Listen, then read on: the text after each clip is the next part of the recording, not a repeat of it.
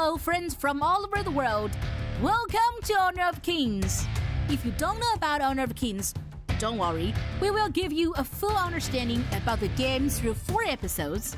If you already know Honor of Kings, you should not miss this program, as you will find all the key information you want to know.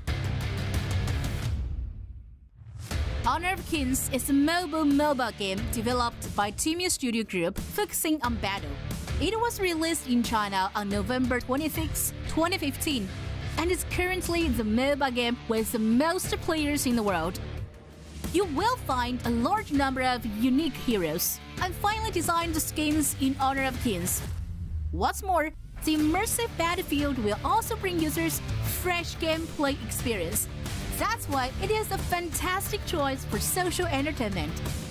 The first season of KPL was officially launched in September 2016, and we have witnessed the birth of 13 champions. After about 2,900 days and nearly 8,000 matches. Honor of Kings International Championship is an annual world-class esports tournament with the highest level of competition. It's worth mentioning that the 2021 Honor of Kings International Championship, which contributed 600 million content views on the day of the grand finals, reached 170 million users during the tournament. 2022 Honor of Kings International Championship will witness a whole update and hold a dazzling $10 million prize pool. The wild card qualifiers will start on November 22nd, and the group stage will start from December 3rd. You will see the strong teams from all over the world fighting for the World Championship. KIC2022 will kick off shortly. Let's witness the wonderful performance of players on the stage of the 2022 Honor of Kings International Championship. Let's high five for highlight.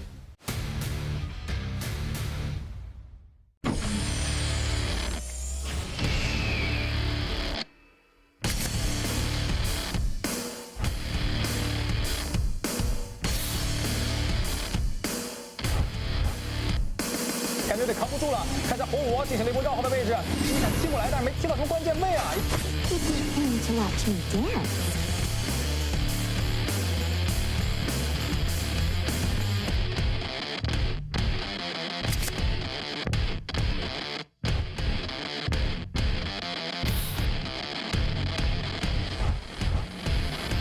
但是阿凯就是不要。这一波往上进场，再来一枪，还能再收一个。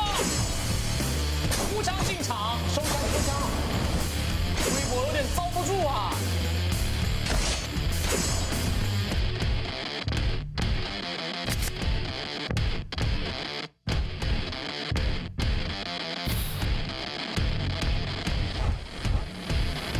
李毅知道已经没法打了，他得换线，又找到机会了。其实，闪现回身再拉到太乙，反杀。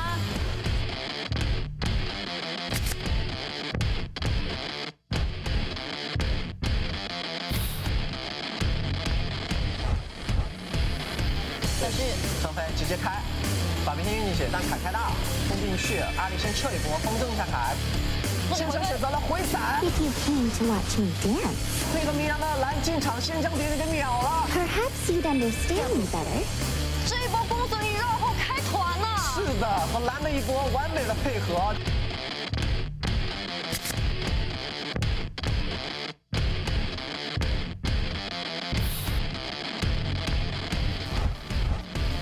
带上，来一口咬进去。 Who draws the shark better? 进上过腰，过腰回头一下。 And the sweet scent of blood. 过腰再一次站了出来，自己还有个多甲，站下后面明刀。公孙离来了，师傅我给了一推。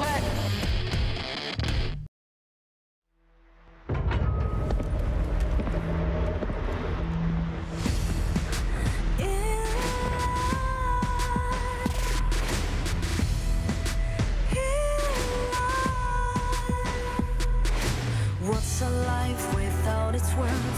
compromising with what hurts inside. When you let fear decide your fate, you don't choose which path to take in life. In life, I'm finally letting go of everything that still holds me. I'm against the odds, but I won't give up, 'cause it's my time to shine. Standing in the spotlight, can't no one let me down. Destiny is calling high light. I'm not afraid to fight for everything I love. Victory is in my sight.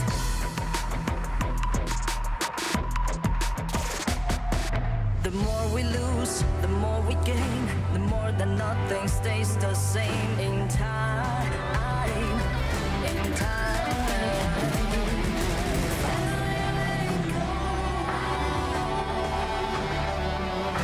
Everything else still holds you. 'Cause it's our time to shine. Standing in the spotlight, can't no one back us down. Destiny is calling high light. We're not afraid to fight for everything we love. Victory is in our sight. It's our time to shine high light.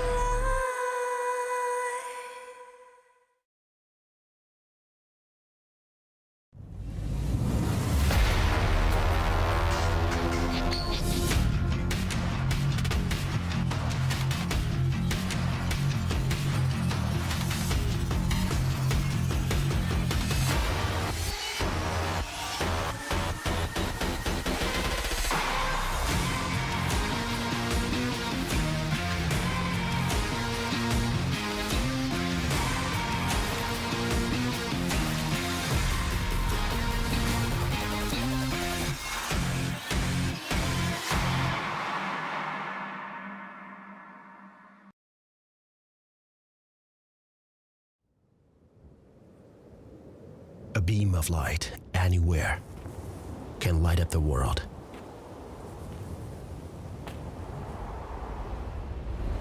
Light, a warm and outpour force, brings newcomers hope.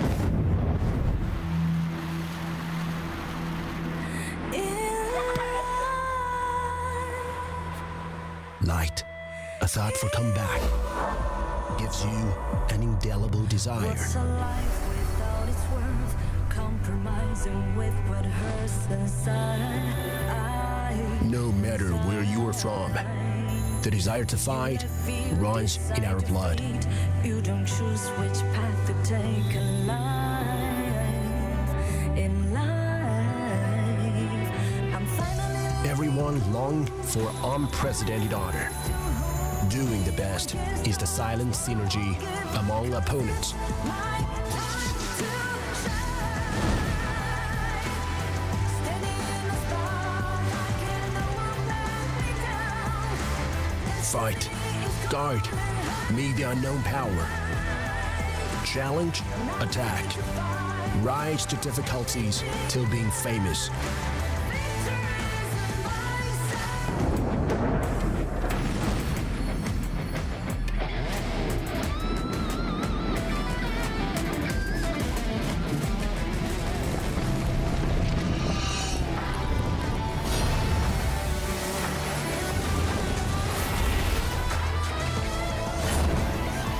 Center of the world, shine like the star.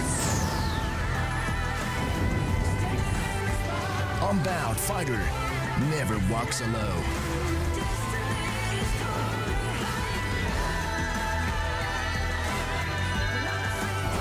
Highlight will be lit by you. Let the world see your light. It's our time to shine.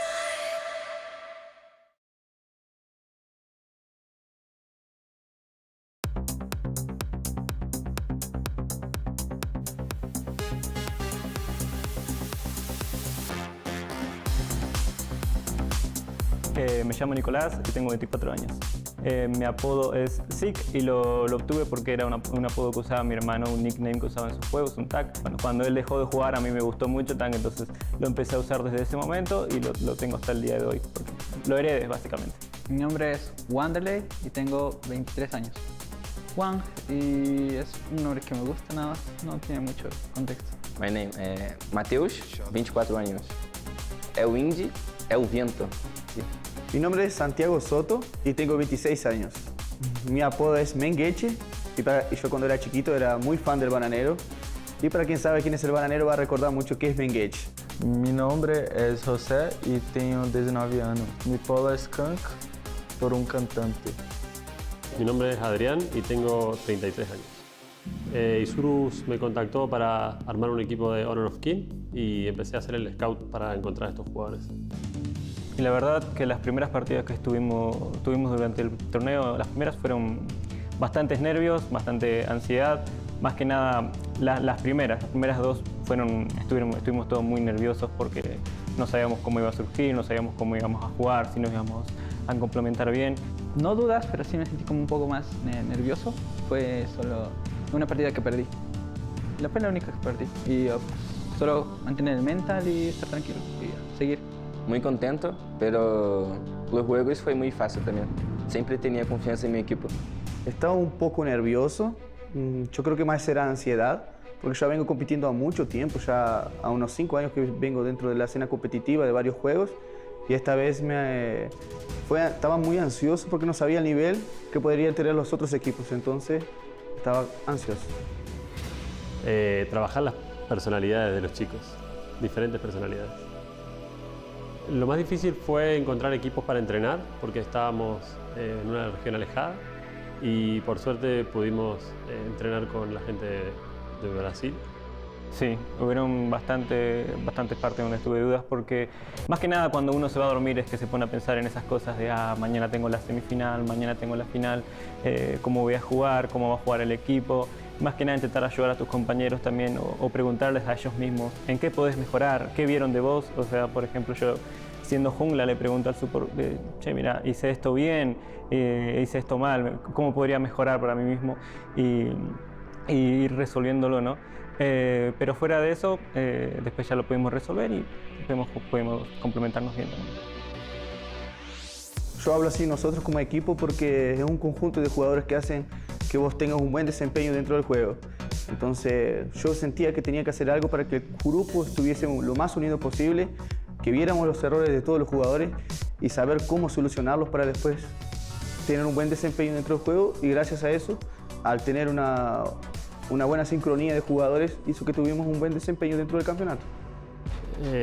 Siempre recordándoles a dónde quieren llegar, cuál es su objetivo final, qué piensan de su familia, por qué hacen eso. La esperanza no muere, pero el que terminó siendo ejecutado fue lamentablemente los de ese equipo de estamina. Con eso quitan poco a poco la inmunidad de la torre. Ya lo está logrando Ini. Con esto acaban de firmar su sentencia. Acaban de firmar cada uno de los nombres del boleto.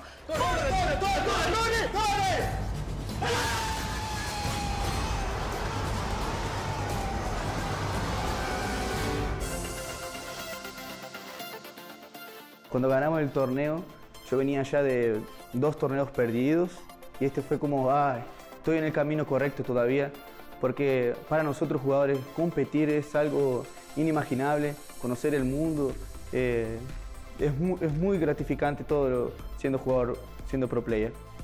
Una explosión de felicidad, muy contento. Increíble, corrí escalera arriba para abrazar a todos.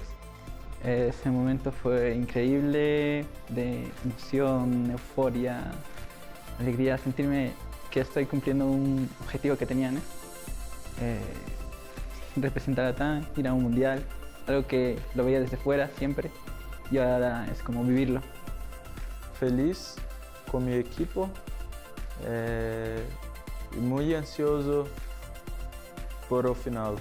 Una emoción gigante, la verdad, un desaforo porque le esperábamos mucho, era un torneo que queríamos todos mucho, que estábamos ansiando hace bastante tiempo. Yo, en lo personal, sé que tengo compañeros que ya han tenido bastante experiencia competitiva, pero en mi caso es la primera vez y como que medio no caí en el momento en lo que había hecho, en lo que había ganado, en lo que había logrado, lo que había conseguido. Y hasta el día de hoy incluso sigo sin poder creerlo. Supongo que lo voy a empezar a creer cuando esté en Corea, cuando gane algún match allá. El mundial, obviamente. Encontrar el mejor resultado en la siguiente competencia. Seguir esforzándose y buscar ser mejor cada día. Vamos a entrenar mucho para poder jugar bien el mundial. Vamos a mirar muchos videos de cómo juega el chinés para poder jugar mejor y mejorar nuestro juego. Sería estudiar mucho los personajes, ver partidas profesionales que son ya de Asia contra los equipos que nos vamos a enfrentar posiblemente. Que tienen que invertir mucho tiempo y estudiar mucho sobre el juego porque no hay otra manera de llegar sino a ser profesional. Nosotros vamos a entrenar mucho, eso pueden contar con eso, vamos a enfocarnos lo máximo. Vamos a tener buenos equipos para entrenar también y a pesar de todo, espero que lo que nosotros esperamos es tener un buen desempeño, solo es eso. Vamos a mostrar a Latam que podemos y yo lo creo mucho. Que cada vez que ganamos nosotros un encuentro, por más que vayamos 3-0, 4-0, 5-0, siempre decíamos, vamos 0-0, esto recién empieza y siempre hay que seguir con esa mentalidad para nunca perder el foco, perder la cabeza de decir, esto está ganado o cualquier cosa similar. Siempre vamos 0-0, siempre enfocados, siempre sabiendo lo que vamos a conseguir. Esperamos una competencia dura por la experiencia de los demás equipos y esperamos estar entre los 8 mejores si es posible o un poco más arriba. Enfrentarme a equipos que antes veía, ¿no? Desde aquí, como los equipos asiáticos, como no sé, eStarPro, Week2. Primero que nada, yo creo que eso sería el triunfo más grande que puedo contener en mi vida, porque ganar un campeonato mundial es algo inigualable, no hay comparación nunca y espero traer más. Voy a dar lo mejor para poder traer ese título o al menos tener un buen desempeño dentro de ese campeonato. Ganar, ser campeón. Quiero alcanzar más cosas como un mundial de KOG. Es muy importante para mí. Y sinceramente, el nivel llega al país y si llego a ganar eso, haría una fiesta con toda mi familia para que todos vengan a festejar ese, porque es un logro, sería un logro gigante y que obviamente merece ser festejado debidamente. Ir con mi familia, celebrar con ellos, porque creo que todo esto es también gracias a mi familia. Un poco lo mismo que dije antes, que recuerden por qué están haciendo esto, qué es lo que les gusta hacer y que piensen para quién quieren ganar. Que nos apoyen mucho, que confíen en nosotros, que nosotros vamos a traer un buen desempeño para ese campeonato, que vamos a demostrar que Latinoamérica tiene mucha fuerza, mucha garra, mucho fuego y vamos a traer este título, con certeza. Al menos esperemos eso, vamos a dar lo mejor de nosotros. Continúen me apoyando, que voy a dar mi mejor en el torneo. Que gracias por todo su apoyo, su confianza y que sigan confiando en nosotros, que les vamos a dar más alegrías. Más que nada, darle mucho las gracias, que sepan que a veces, aunque no parezca, su apoyo es demasiado importante, sus palabras de aliento ayudan mucho, tanto a mí como a cualquier otro, sé que sería lo mismo, porque sus palabras ayudan mucho, te ayudan a seguir adelante, te ayudan a decir, hay gente que a veces te dice, mira, me pone muy feliz verlos ganar, me ayudan a pasar mis tiempos, me ayudan a pasar mis malos ratos, y eso la verdad que te llena mucho y te ayuda a seguir adelante, te ayuda a seguir mejorando también para vos y para ellos también, para que te sigan siguiendo, para que te sigan apoyando de la misma forma, porque la verdad que si algo tiene Latam es que sus seguidores son bastante eufóricos, celebran la victoria como si fuera incluso de ellos a veces, y eso la verdad que te llena bastante y te ayuda mucho y espero poder seguir contando con su apoyo.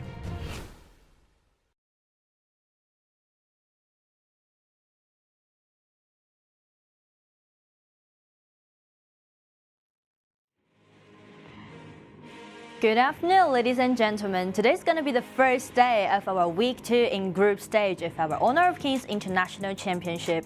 I'm going to be your caster for today. I'm Nora. I'm Jacko.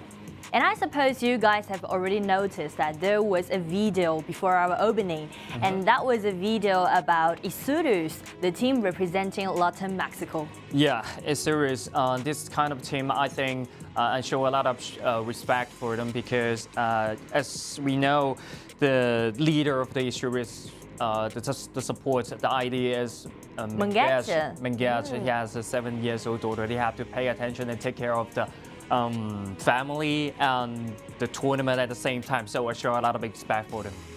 Actually, like all those players from eSurus, they have their own like stories, and actually we don't have like much time to tell to you guys like before today's matchup. So actually we want to have like a little bit discussion about this team. Personally, I really like this team, right? And because of the stories, because of, as you just mentioned, Mengache has his like own family. Yeah. You need to like, and also actually he lost 2 times like of those big huge tournaments before. Yeah, that's a point because he have played as an esports athlete for 5 years. That's quite a long time. He's been joined a lot of tournaments, a lot of experience. He have a lot of experience from another tournament, so he always have the faith on his career. Because like just as he just mentioned in that documentary, he said after they got the championship of Latam-Mexico, their own qualifier, he said like now I'm concerned, now I'm certain about that I'm on the right path. Like I don't like regret anything that I did before, and finally I saw the result came out. And also speaking to experience, actually their jungler Sick was like not that quite experienced, right? Speaking to his career. As a new player for this team, the ID Sig is actually from his brother. Just after his brother don't play the game, so he just played this ID for his brother. Yeah, so that actually mentioned something what we call like family, or what we call what's your purpose, or what makes you to be so insist to play or participating in our tournament. It's all about what you want to win for, and for Sig, for his brother. For his brother, maybe just like he said, who want to bring more title home, bring more title back to the Latam-Mexico area. And I believe that eSurus, after they've been through so many like ups and downs today, I hope they can give us something new. And again, back on track, actually you guys know that we're gonna share you some heroes about our like games for like every day, right? Every day we saw a lot of heroes shows up, just like Mengya, Hua Mulan, and then Monkey. And the core item of the Mengya maybe is it's definitely the Eternity Blade and the Shadow Reaper is a core item for him. And then the Hua Mulan is the Axe of Torment and the Spark Mail, and maybe Star Break is very flexible about his item. And the Monkey is a Shadow Reaper and Master Sword as a core item if you play this hero as a physical damage. Actually, we can see like for Mulan, this hero is not that like normal in our tournament. Yeah. But just yesterday, XYG, like their top laners just play Mulan. Why? He played Mulan a lot, and Mulan actually, this hero has 2 modes, the light sword and the heavy sword. So 2 modes, which means you will create a lot of combos of between these 2 modes. So you have to have a lot of proficiency of this hero. Yeah, you need to, if you want to master the hero, that requires a lot of like mechanics, right? You need to read how you're gonna play with this hero, so that's kind of a bit tricky. And also speaking to Monkey, the last one, actually Monkey is quite favored by those teams from our region, including eSurus, right? So, yeah. Because this hero is so cute. True.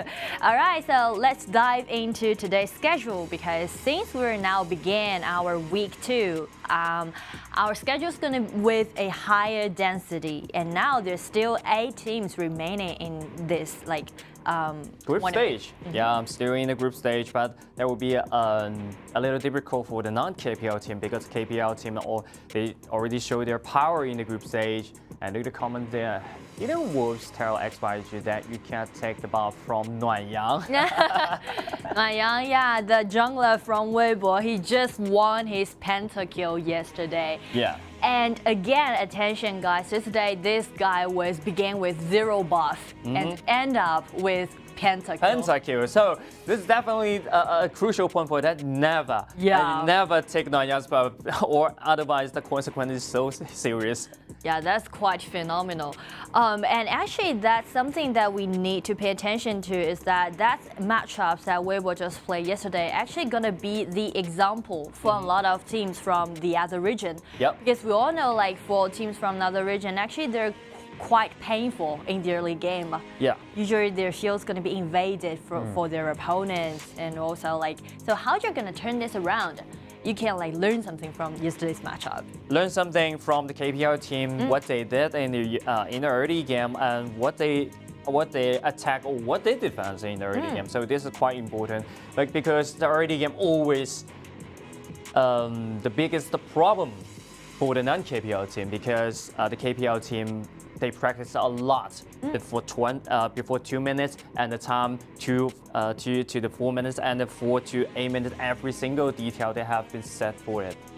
It takes time. It takes time. Time is everything, you know, because like they're quite experienced, so that relies a lot of like efforts behind the scene. We want to know like what they've played this for such a long time. But back to today's game, actually, like today's gonna be the Group A's matchup day. Yeah, Group A's matches, because there will be a little bit difference from the first round, because our Week 2 will finish a group per day. So that would be a crucial thing for us to watch, because today we're gonna finish this group as the A group.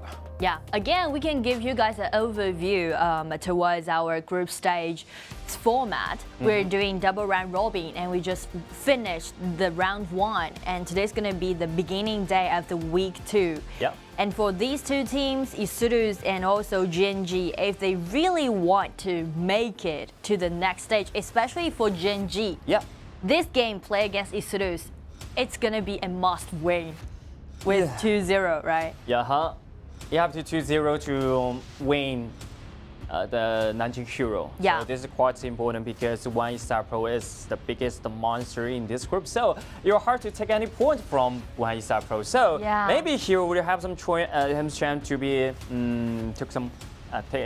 take some points in it. But yeah, it's still a difficult task for them.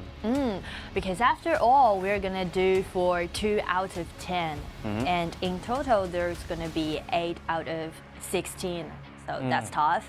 And that's something worth mentioning if we pay attention to Gen.G's starting lineup today, because they actually did some rotations in their Midland, okay. The Illusion substitute the Globe, and Illusion only play only single game. Yeah, actually, this is the second time I saw Illusion came into the first time. The first time we saw Illusion, he played Zhaojun, and he won this game. That was the first day of wildcard qualifier. It seems like a long time ago, but actually, it's just like half a month. Oh, just like today. Maybe just like yesterday. Time flies. All right, so that was the only one and the first day that we saw Illusions playing in the mid. That was playing against Tribe Gaming. And for today, actually, Gen.G, all those matchups gonna finish up in this day, in one day. So let's see if anything's just gonna work out after they did this rotation.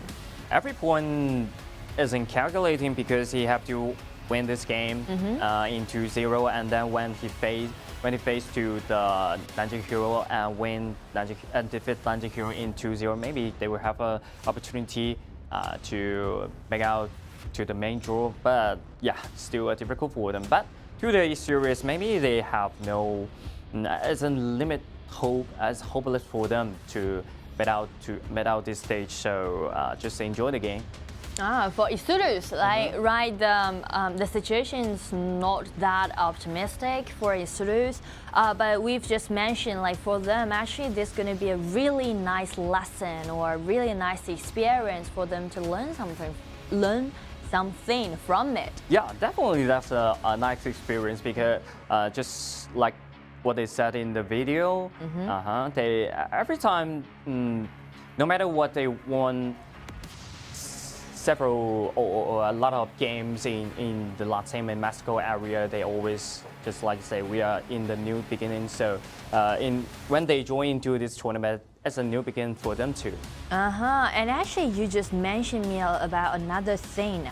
That eStarPro, actually they've been through their own qualifiers in Latam-Mexico, right? And that was a 1 out of 12. There was 12 teams 12 once teams played against with each other in Latam-Mexico's qualifier, and Yeah. they won the spot to participate in our tournament.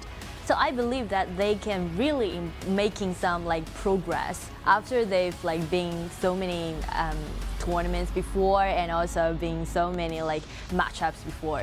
Yeah, which means I admit that I have to admit that you are the champion in the Latam-Mexico area. But the difference is when you join into this international championship, well, everything will be different because you will find a lot of champions in this stage. Yeah, you know, it's like if you guys pay attention to that documentary, pay attention to that video, they once mentioned about they really want to play against eStar. They really want to play against those teams that they only saw their video records before on the screen, and they actually their dreams come true, right? Come true, and they did in the same group. Yeah, and now they're playing against like who's in Group A?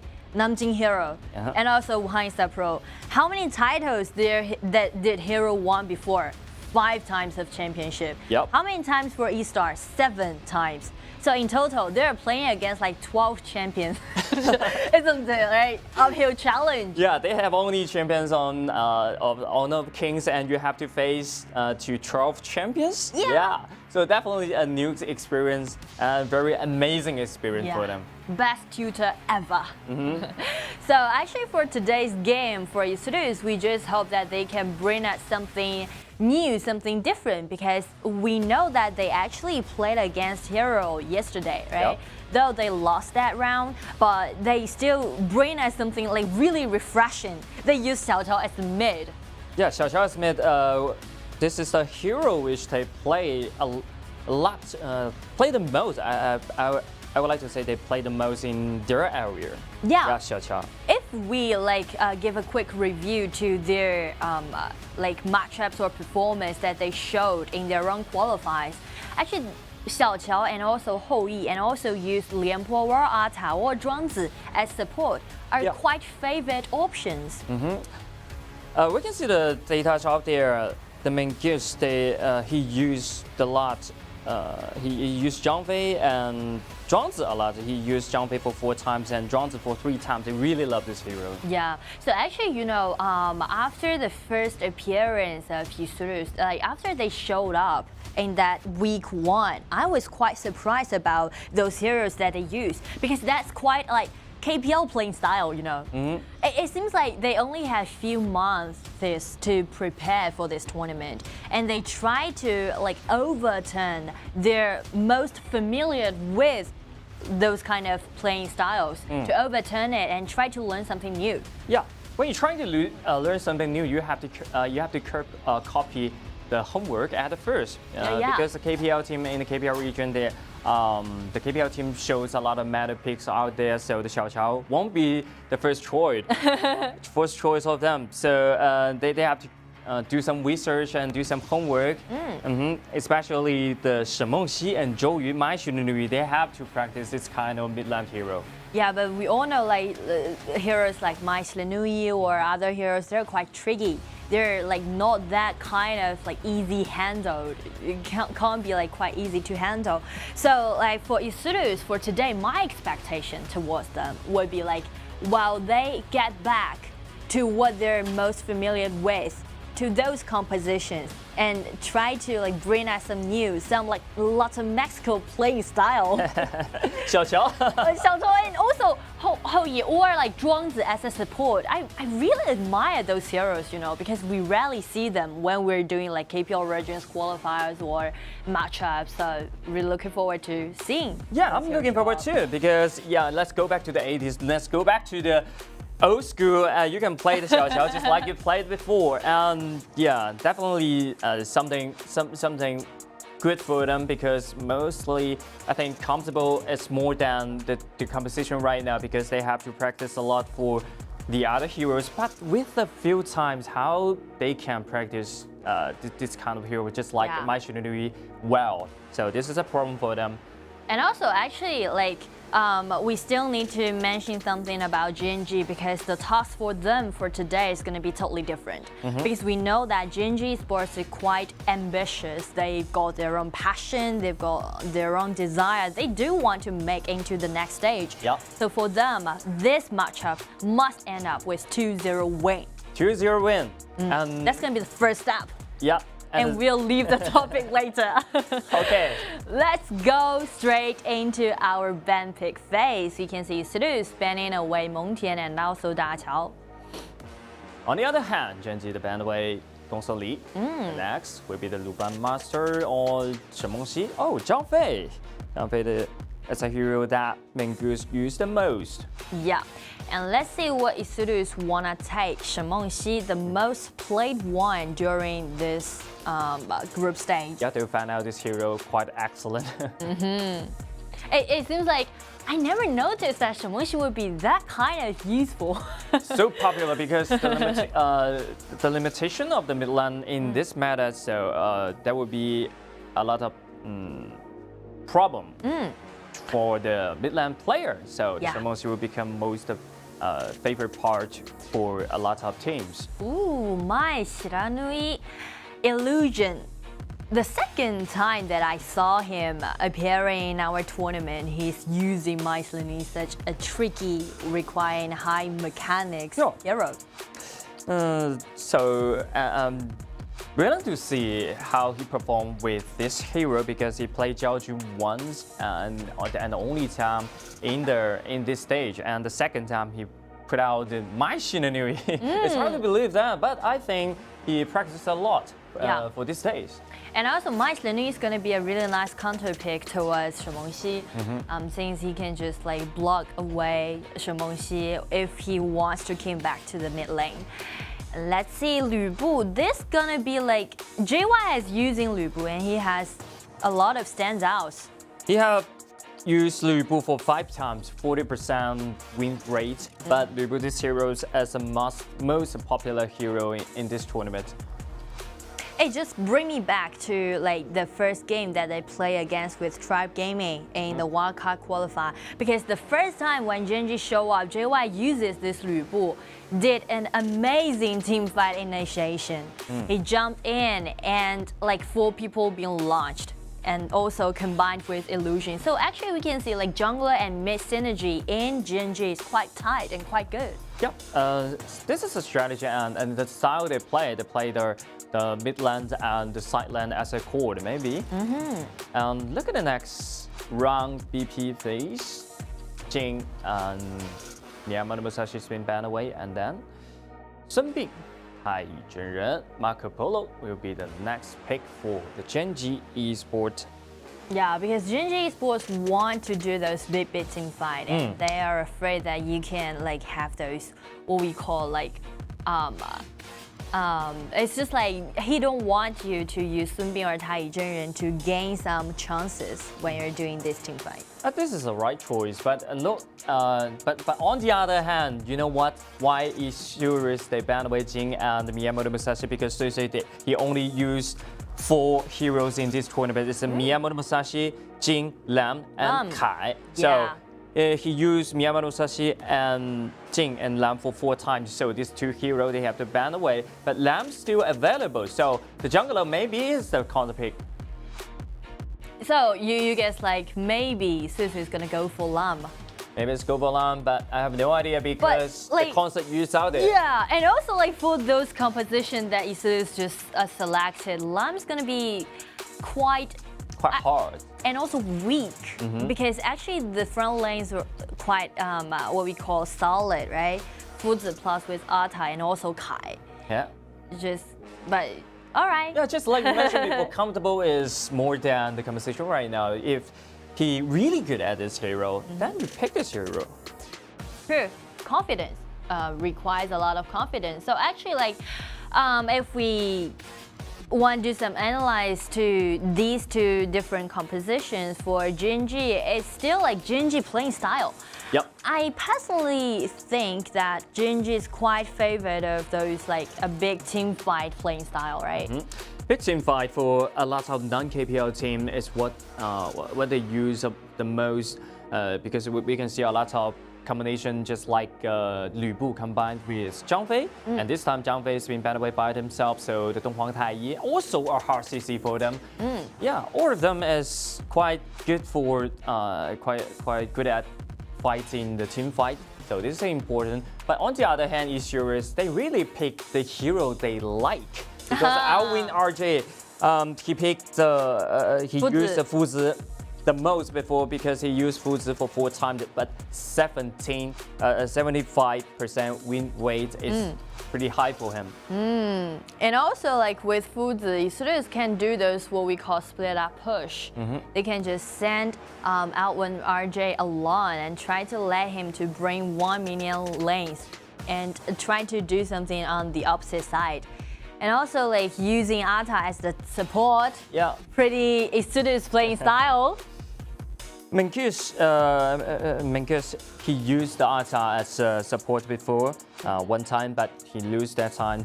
But this time, I think it's more shit for them from this competition because Alwyn RJ really loved to split push. He used Li Xin before. Yeah, Li Xin the dark again. mode. Yeah, just like Alwyn RJ has his own like feature. It really like just like, all right, bro, you're just gonna do that, and I'm gonna carry another lane. Yeah, but this mostly that will depends on your teammate because when you play as a split push, the other 4 teammates have to focus on the vision and the defensive. This is quite important. So actually, you just bring up another idea about eStarPro. Like when they're trying to do this split up push, we need to admit that their front lane is quite solid. They've got Kai, they've got Ata, but how about the output? Because Console is like, right? We have those consensus. Very late game. Quite late. So what about the mid game? Like about the mid game, it's true that the front laner is going to be quite strong. They're going to buy a lot of times. But where's the output came from? The output, well, that's a good question. I have no idea right now because eStarPro, they haven't been to the late game during the group stage, so this is quite important for them. Because concert, you need to take a lot of time for the farming up and Fuzi as well. So maybe Shen Mengxi is the one really true core for them to show them competitive in the early game. Yeah, so actually we can put Kang under the spot because the spotlight because like for Shen Mengxi, he need to use his ultimate or use his ability, try to poking down some HP bars, especially for heroes like Donghuang Taiyi. If you don't like, you're just be afraid of him, like he's threatening you and you just came back and forced back. You need to use those abilities, try to shred down some HP bar on Donghuang Taiyi. Don't let him get close to you. We saw a lot of solution to deal with Donghuang Taiyi from the KPL team as Kai uses ultimate and chase after the Donghuang Taiyi, shut down his HP, force you to use your Forsaken contract to connect with Kai. So this is one solution for them. But I have no idea if that eStarPro did that homework or not. Yeah, because like for eStarPro, what they said, like they've did a bunch of research on those KPL regions team. They've learned a lot of strategy. They've learned a lot of like playing styles or ideas or how you're gonna like read the play. Yeah. So after like they've been so suffering, we can say, like, right? Yeah. They really suffered a lot in the previous series. So we do hope like they can enjoy the rest of the games and try to use what they learned. Try to, because it's not enough if you just learn from something. You need to use it. Yeah. You need to practice it. As we always mention about when I watch your video, yeah, I think I get it because I think I get it. But when I play it on my phone, what's that? I know that I'm feeling. manipulate it. I saw my Shenui being so popular, so prevalent in KPL region, so I tried it like several times. Well, the same. This is the same result for that. So this is a problem. When you watch it, you learn a lot of things, but when you really playing the game, that would be a different situation for them. But the main factor of the eStarPro is lack of some experience because they don't exactly know the timing when your opponents will come. Yeah, so let's dive into the first game of our Week 2. eStarPro versus Gen.G Esports.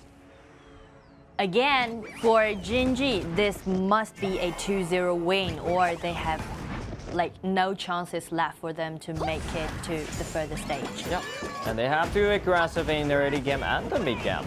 And look at the mid lane there, eStarPro. They gain themselves the priority of the mid lane and start to invade the jungle lane.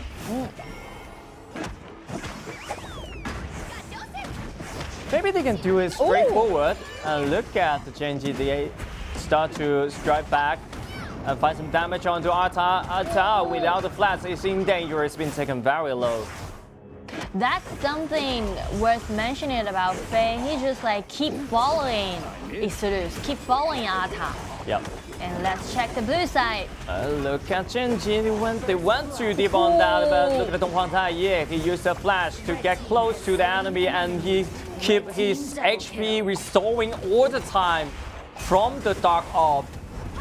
What double kill goes to Donghuang Taiyi, and this is a 3-0 opening, and there's even a solo kill. Oh, Purify! Whoa! Finally, we saw those, like, because there's somehow a 0.3 or 0.1 second. 0.1 seconds for that.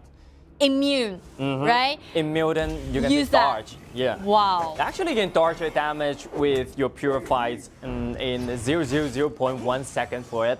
And you have to use the purify to dodge the damage like you simultaneously. You need to precisely catch the timing.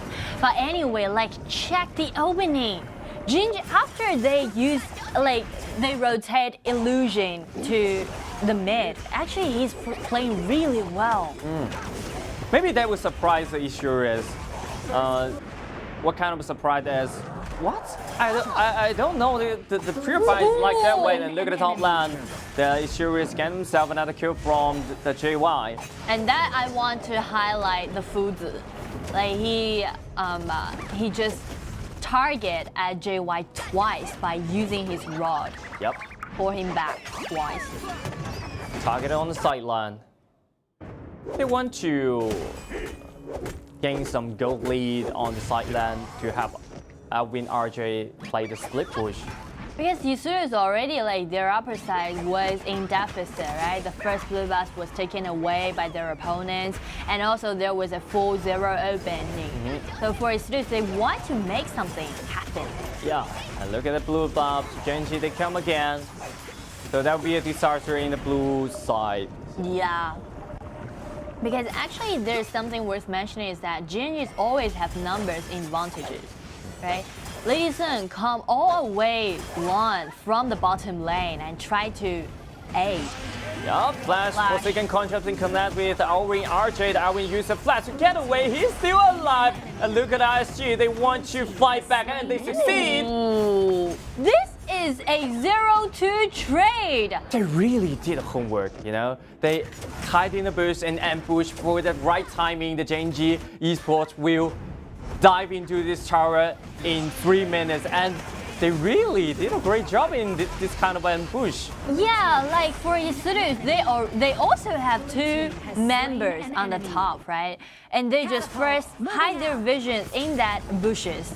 Like let you know, give you that kind of understanding that there's only food alone on the top. Yeah. But that's not the truth. That's true. A trap. It will surprise me about this kind of movement, and eStarPro, they actually improved a lot from this tournament.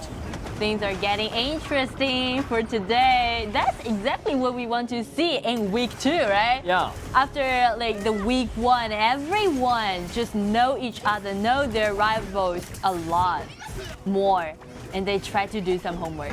It's like we mentioned before, and they will find the gap from between the other teams, and they will fight for it, will improve it. And look at the blue side. Will they defend the blue buff once again? That's quite hard. It's It so had hard for nothing them. to do. They could just hand it over to Gen.G. They can't contest them right now. Because the Gen.G, they core, they have gathering together. Pay attention again. 5 versus 2. Like Gen.G always have those like numbers advantage, right? They really prefer to playing those like big team fight playing style. Yeah. So the ladies will join the team fight at the stage of this time. Only 5 minutes. Wait, Ling will join the team fight and then walk as a unite.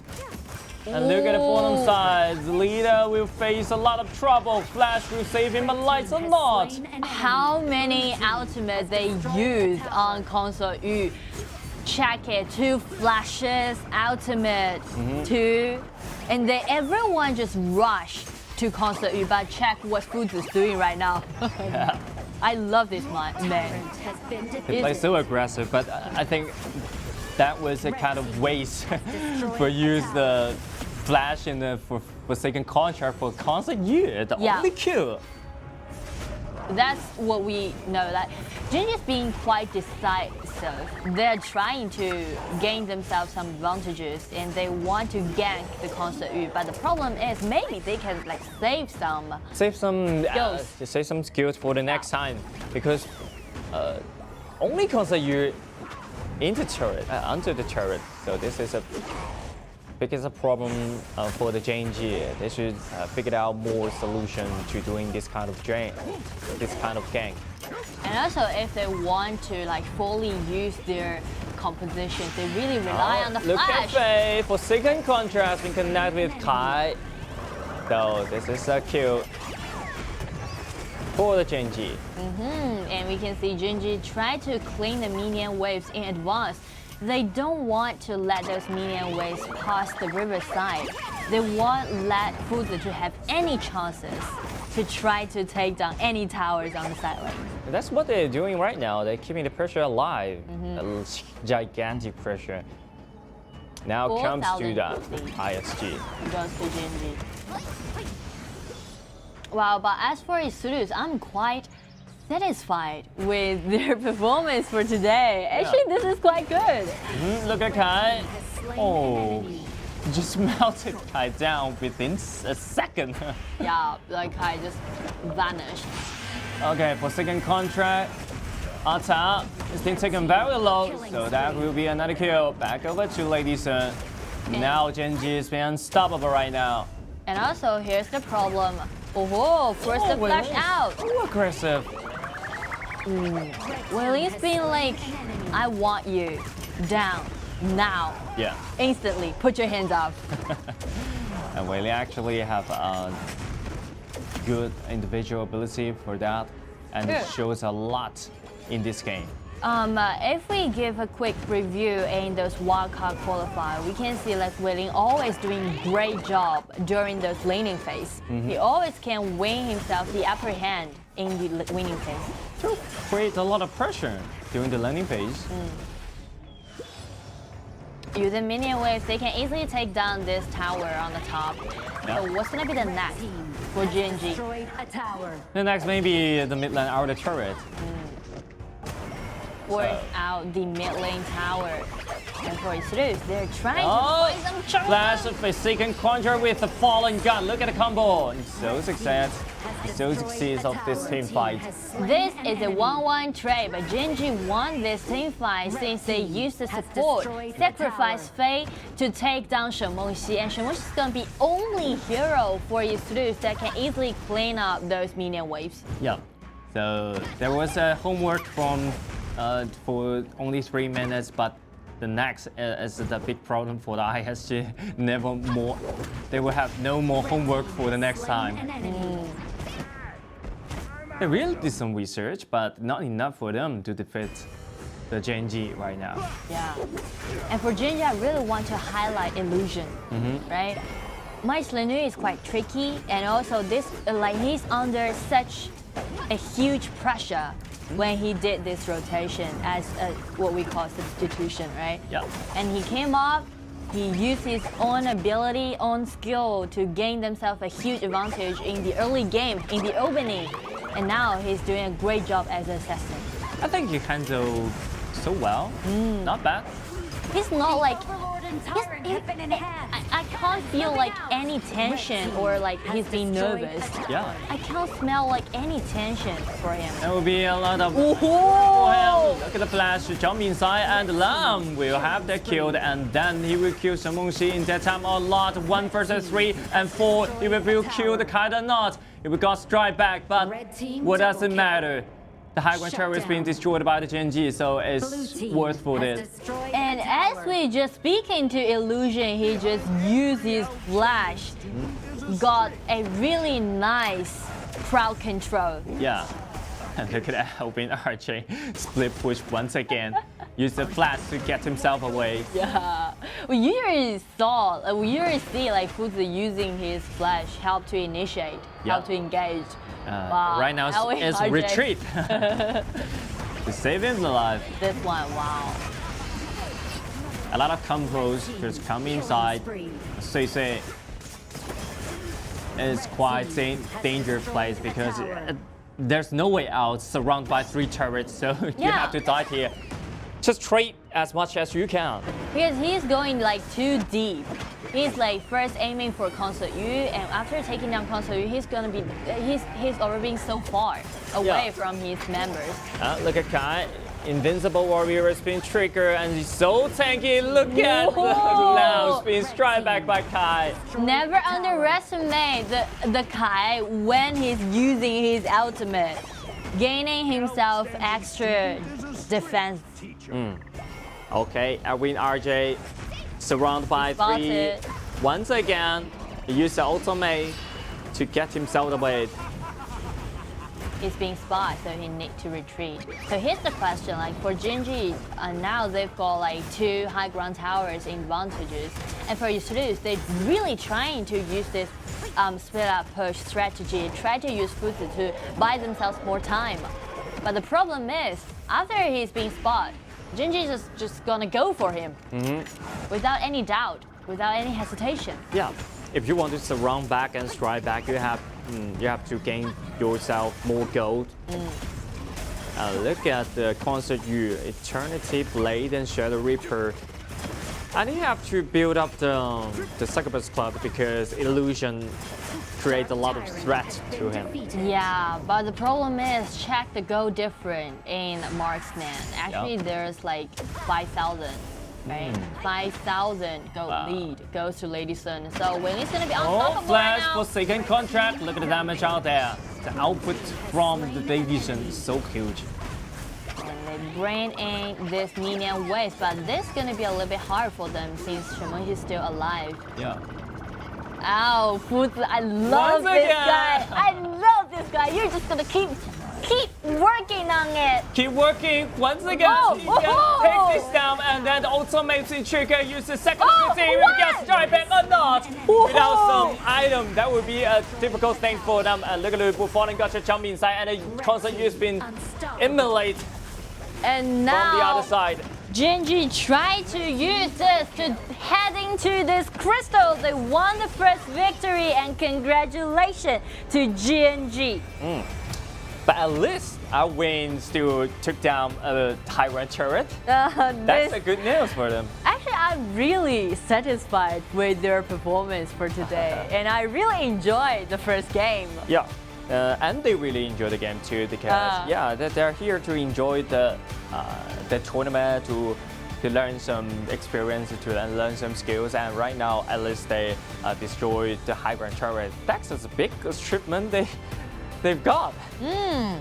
And we can see like they've already made a lot of progress during this journey in our tournament, in our KIC.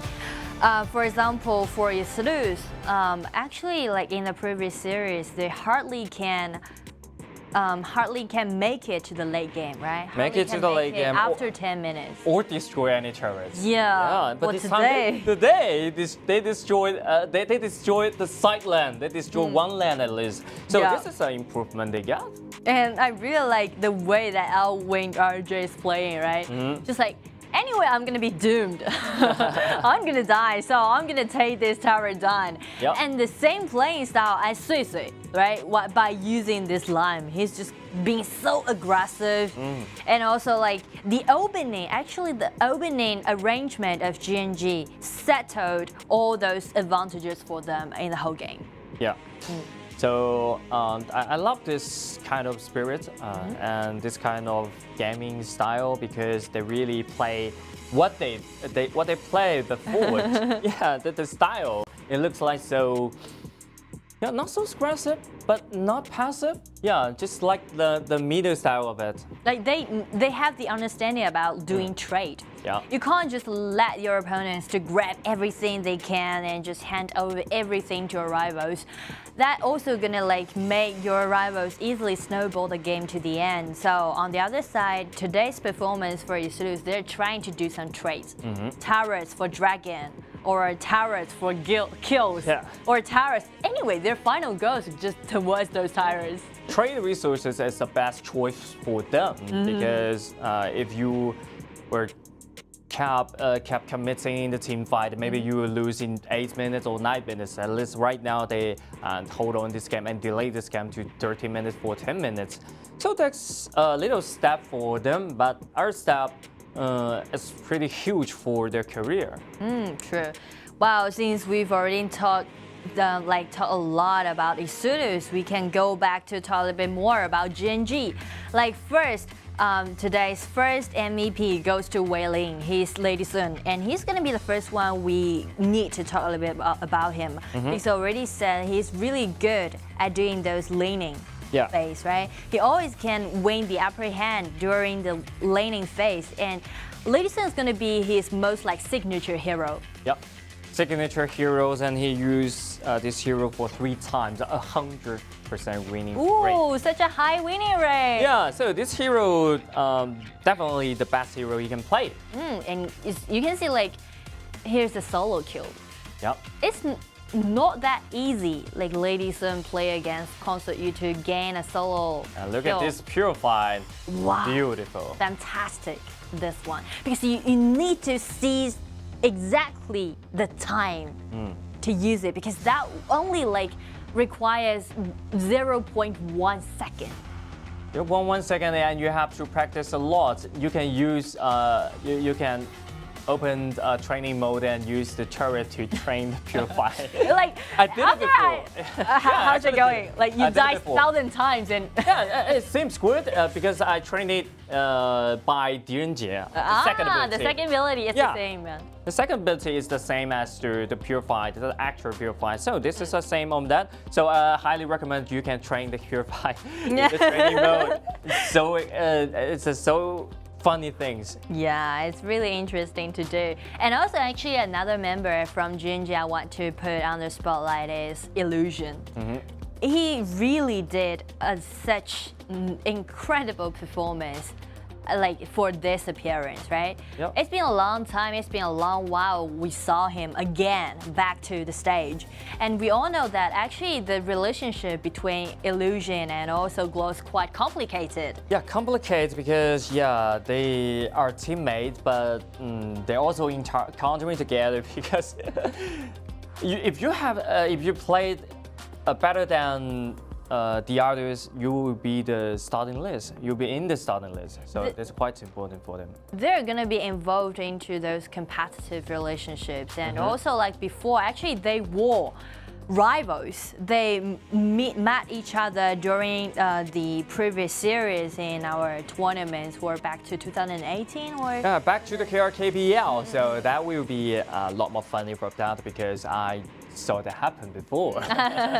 And after like this year's Honor of Kings International Championship kick off, and like these both two excellent mid lanes were involved or participate in Gen.G, right? They serve in Gen.G, but the relationship is quite complicated, and also like it's gonna be a really precious and rare chance for Illusion to prove himself. Yeah, when the better guy just stay in front of you, you have to put yourself to improve, to be a lot more better, because Yeah, I always think about that the competitive relationship is quite good for the professional athlete because you have you have there's a clear hierarchy in every teams, and you need to compete for your chance to show up. Yeah, the other guy will push you forward.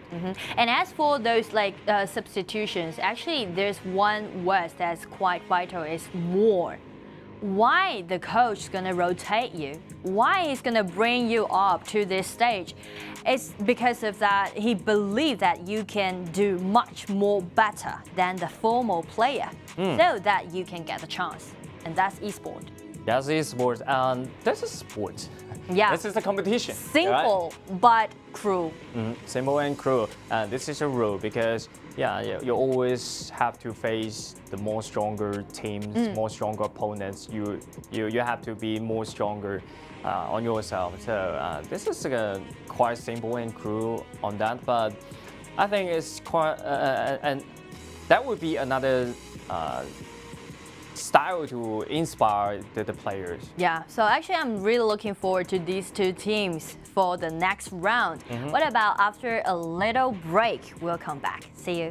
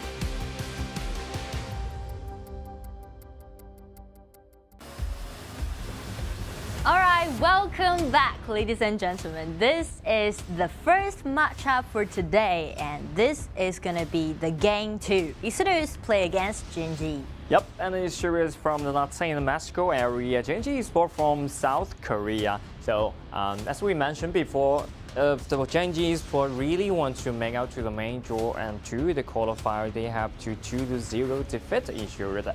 And also the hero, that will be the biggest problem for them. But at least they get themselves 1 point by now.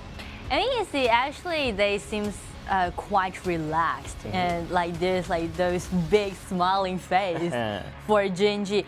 You know, before today's matchup, actually I was quite worried about Gen.G's like what we call status, because yesterday they were playing against with eStarPro, and that was quite torturing. Like they just faced like the strongest teams. Yeah, they learn a lot from that. Yeah, so, and we all know like actually today is gonna, like all those games gonna end up in this one day. And for Gen.G, today's gonna be quite tough. They're gonna first play against eStarPro, and for game 2, they're gonna go straight for eStarPro again. eStarPro, back-to-back play. Yeah, to the eStarPro. So maybe they were happy for this game, but we feel upset in the next game. Yeah, and so that's the reason why actually I was quite surprised about their performance for today. It seems like they didn't really been influenced by yesterday's defeat or anything else. They're quite like being involved in this tournament. You have to involve for every game because tournament, the schedule was so tight in this tournament. So the time for you to reset is so tiny, so the mentality for every day is so important, even for any game, every minute. Those mentality, those mindset, and mindset means a lot to those players, especially when you're doing those offline matchups, right?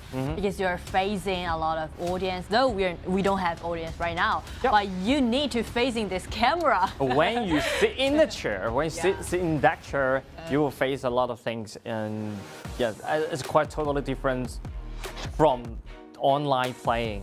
When you're on the stage, when you're being put in under the spotlight, that also means you're gonna be under a lot of pressure. Everyone's just gonna watching you, focusing on you, spying on you. And you have to look at your opponent. Your opponent just beside you. Yeah. So let's dive into game 2. eStarPro on the blue side and Gen.G on the red side. 好，目前大家 still the fixed band of the eStarPro and 蛮喜欢的张飞。Yeah, change a little things. The Gongsun Li is released by the Gen.G, so the first pick will be the Gongsun Li. But quite a little bit curious about that because Wang haven't used Gongsun Li before. Yeah, but since they did this rotation, there's a rotation happening in eStarPro's marksman, right? They've got Wang, they've got Zeta, right? And for Zeta, actually he's Gongsun Li, he showed up before once when they were playing against Hero yesterday. Yep. So that's the meaning. That's the mean of this this substitution. That Gongsun Li, the leader, can play this hero. But Wang cannot play this hero because Wang only used like Lady Sun, Marco Polo, and He Yi, these kind of heroes. So Gongsun Li is quite hard for the new generation.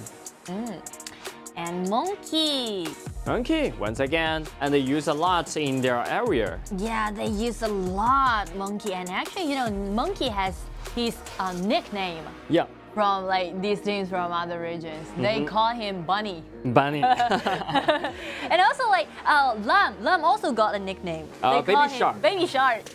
A lot of heroes will have a nickname also, and also they have a lot of nickname in Chinese, right? And Monkey have already used 5 times 40% winning rate, and this time it's the 6th time for Six to use this hero. Yeah, it's like this gonna be the most played hero for Six. He's quite familiar with this hero. And once we mention again, is about confidence. When you're using some heroes that you really understand how to play it, then it's gonna gain you a huge confidence.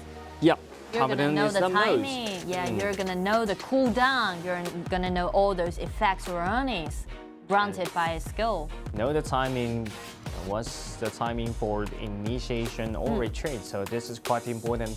And on the other hand, we can see the 关于沈梦溪和干将的莫邪. Wow. Together. It really surprised me because it really surprised me a lot. I just thinking about the Ganjiang and Moye will play as a jungler. I was waiting for it because I guess they were just like, okay, we will just bring these two heroes on the table and see who's gonna work more. So I was just waiting for settle down, and it's settled. And 2 mages. 2 mages. Wow. Yeah, is that serious? But actually, we play Ganjiang and Moye a lot as a jungler in ranking. Yeah. Indeed, so effective in ranking, but in the competition, kind of worry about it. But fine, you can try it. Yeah. So like, all right. So here's the question: like, Ganjiang is gonna go for the jungler. And Shenmue is gonna play in the mid lane. So they're also gonna need another marksman, right? Yeah, the marksman combined with the Tai Zhenren, and they have used Lady Sun before, so maybe Gen.G or Marco Polo. Then what about the vision control? Is it like a bit hard for them to gain the vision control? If they have enough money and enough aggressively, so I think that's not a problem for them. Then how could them like be aggressive? That's gonna be another question. Like if they want to really build up those items, they need money. Garo. Now I got it. 3 pokes. 3 poke. J1 is gonna be riding his horse and just, hurl forward alone. And you can see a super long range damage from this kind of 3 poking damage. 3 poking damage like that. But look, on the other hand, I think Mozi, this kind of pick will really counter something for the Gen.G Esports. Yeah. You change it. But yeah, this is the same. Wow. That's the same. Yeah, and I guess maybe it's because they are afraid if they pick out Garo, there's too much magical damage. Much magical damage. So they go for Huang Zhong. Yeah. And also Huang Zhong, by using his ability to put those traps like into that bushes, can gain themselves some vision. Yeah. But still a question for the Gen.G Esports. If they want to play Huang Zhong, why they just choose the Luban Master, right? Yeah. They choose a Tai Zhenren. I think the main purpose is accelerate the itemization for that. They want to accelerate the pace of the game. But maybe there will be some danger for them. You cannot underestimate these series. True. Yeah. So, well, let's wait and see. I didn't expect this, especially for Gen.G, right? Yep. Because we know that they need to win. They need this 3 points. Need this 3 points, but they also play a lot of tricks on this kind of Yeah, competition. that's quite tricky, and also that's quite risky. If you win it, everything's gonna be done. But if you don't, I don't know if they're gonna regret for this decision, but let's wait and see. Let's wait and see if they can get some gold leads in the mid game, at least 3,000 or 5,000. They don't have worry about anything.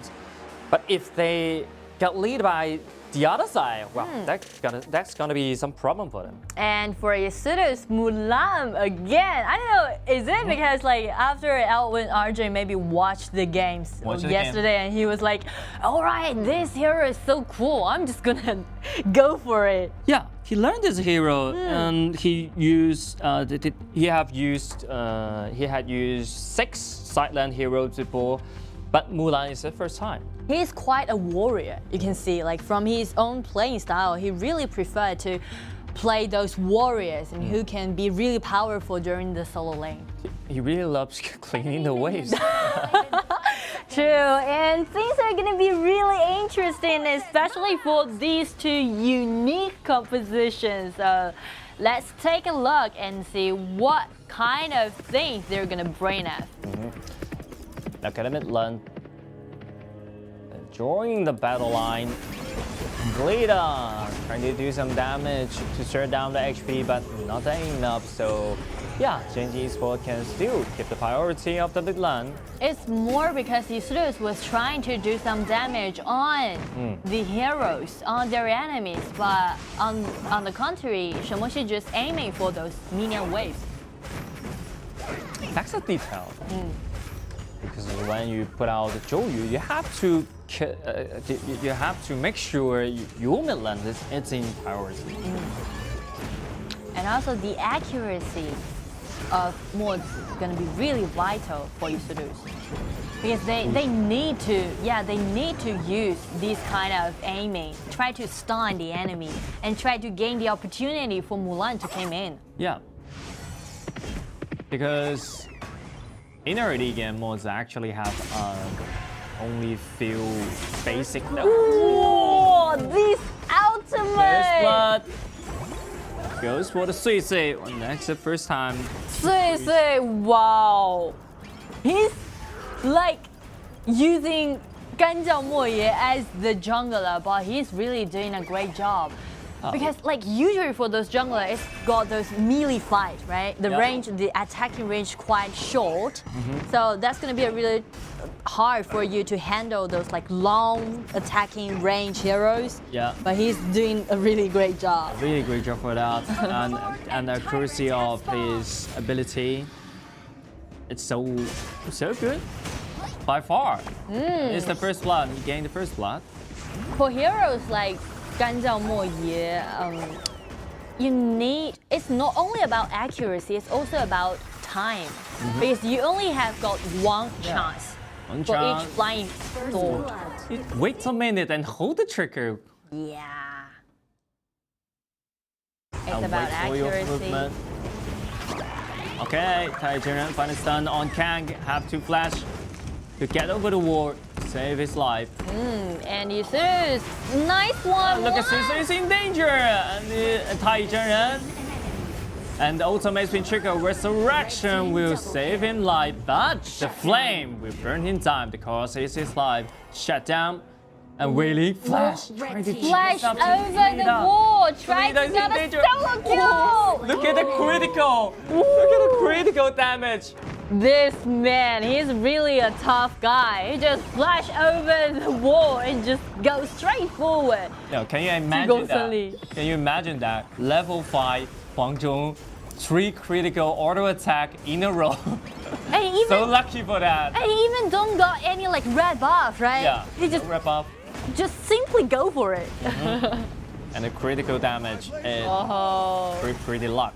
And we maybe that's see, a fate. Yeah. Now the battlefield is totally go crazy, go chaotic. Everyone's trying to see some opportunities. Yeah. Everything's trying to do something. But it seems like Gen.G still got the upper hand.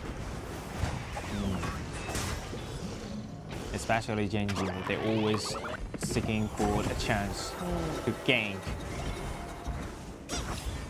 But you know that brawl that was happening in the mid, when Mulan tried to use his skills to silence people and try to deal with like sick, it was quite a pity because the light sword didn't aim at the target. Didn't aim at the target, so we missed the silent. Yeah. The silent. So. And though like the coordination is quite good because once he dealt that damage onto those laners, Sick immediately followed up by his ultimate. But that's the key point. They need to focus on those small details. When they're doing those roles. Yeah, the coordination in some skirmishes is so important, especially in the early game.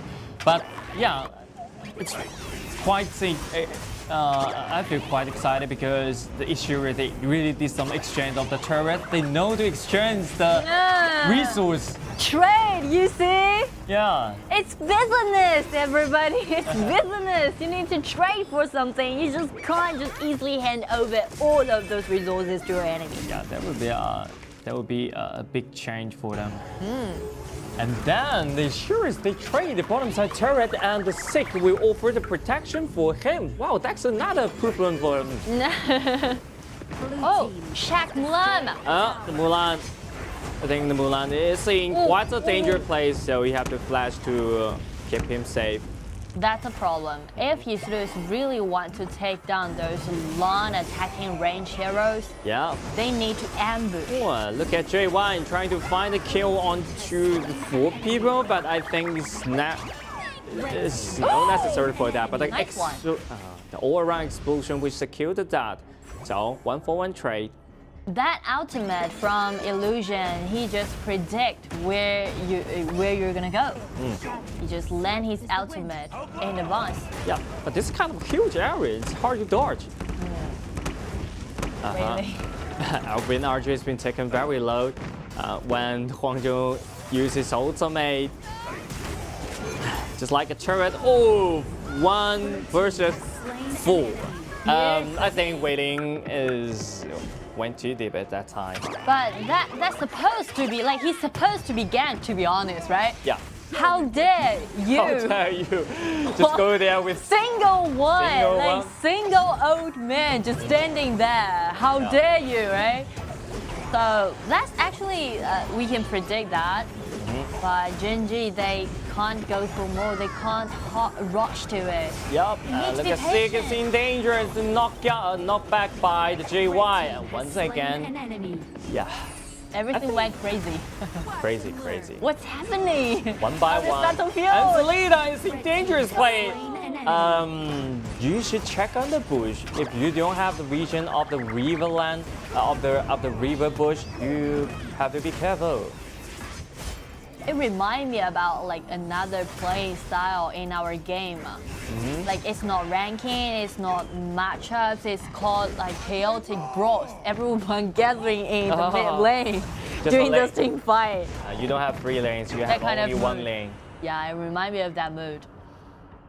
Yeah, but anyway, it's quite visually stunning, but it's still the matchup. They need to be serious. For Gen.G, they need this point. Gen.G didn't need this point, but I think they play a lot more fun in this. Oh, 1 more critical damage, 1,157. Well, they always use his flash to try to chase something. Chase after the kill. And then Sig, without the ultimate, it's hard to escape right now and knocked back by JY. Once again, eStarPro were killed by the opponents 1 by 1. So this is the biggest problem for now.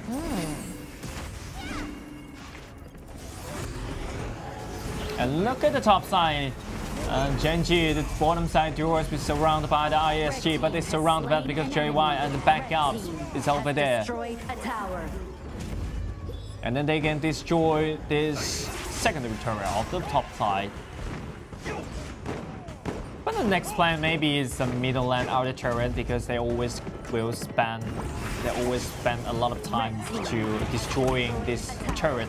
But I see definitely they secure this turret very well. But Sig once again been taken down by the Huang right now. And now check the gold difference. Huang already got 3,000 gold lead, so actually Huang is gonna be the most tough one for eStarPro to deal with, because the only assassin they got is Mulan. Oh, nice one! Solo kill, nice one, Elwin RJ.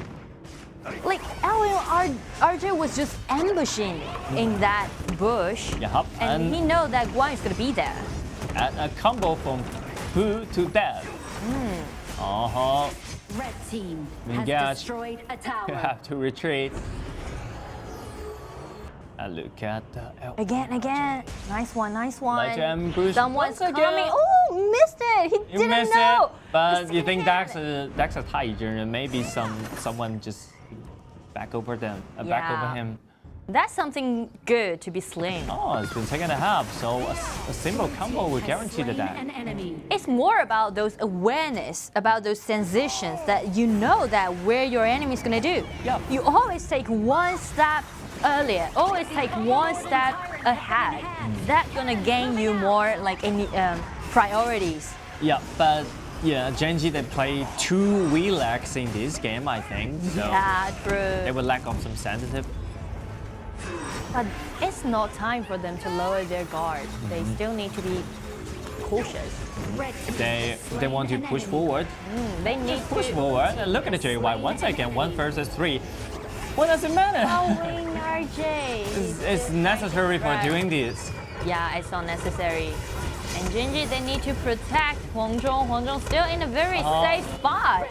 He just stand there. Because like the ultimate that Huang Zhong got will allow him to have a really well-rounded and like long attacking range of those like field. Yep.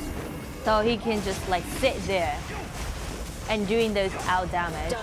They actually play with a lot of fun. But ISG maybe they can find a chance to fight back. Yeah. Strike back. But if they really want to push back, really want to do some counter attack, but the thing would be like both Mulan and also Monkey gonna directly go for Huang Zhong, right? Take him down. It's getting together. And again, that's quite important for them. But look at the goals out there. It's been lead by Gen.G. Quite a 10,000. significant goal difference. 10,000 goal lead. Huang Zhong is his ultimate. Set, just like you said, the turrets right there. The high ground turrets been taken out. Maybe we're taking that right now. Okay, the high ground turret has been teared down by the Gen.G Esports. And the next maybe is the mid lane. It's hard to defend right now. That win RJ has been taken very low. Look at the damage. Look at the output from Huang Zhong. It's invincible right now. Oh, true sword taken a half. Esports, they already got such a significant goal deficit, but they still need to fight back. They still need to like put all those effort in and aiming at one person. That will be Huang Zhong. Take him down even once. Yeah. At least they need to try. They can't just standing there and like their HP bar just been poking down. It's been poking down on one simple pick for that. What the Day1 is doing? Wow! Run into the fountain, but they have enough gold. And look at the minion waves and crash into the base. And RJ is the last remaining guy, last standing guy, trying to do something, but yeah, it's not available to do a lot of things like that. And it was a ace down by Gen.G. There's still 4 people remaining. With this minion wave, they can go for their second victory. Congratulations to Gen.G Esports. Yep, and Gen.G Esports' second victory make them reach the 0.6. And they have 6 points for that. But the crucial battle is in the last game, the Gen.G Esports versus Hero. The last one game, the game 6, will be the fate of the Gen.G. Yeah.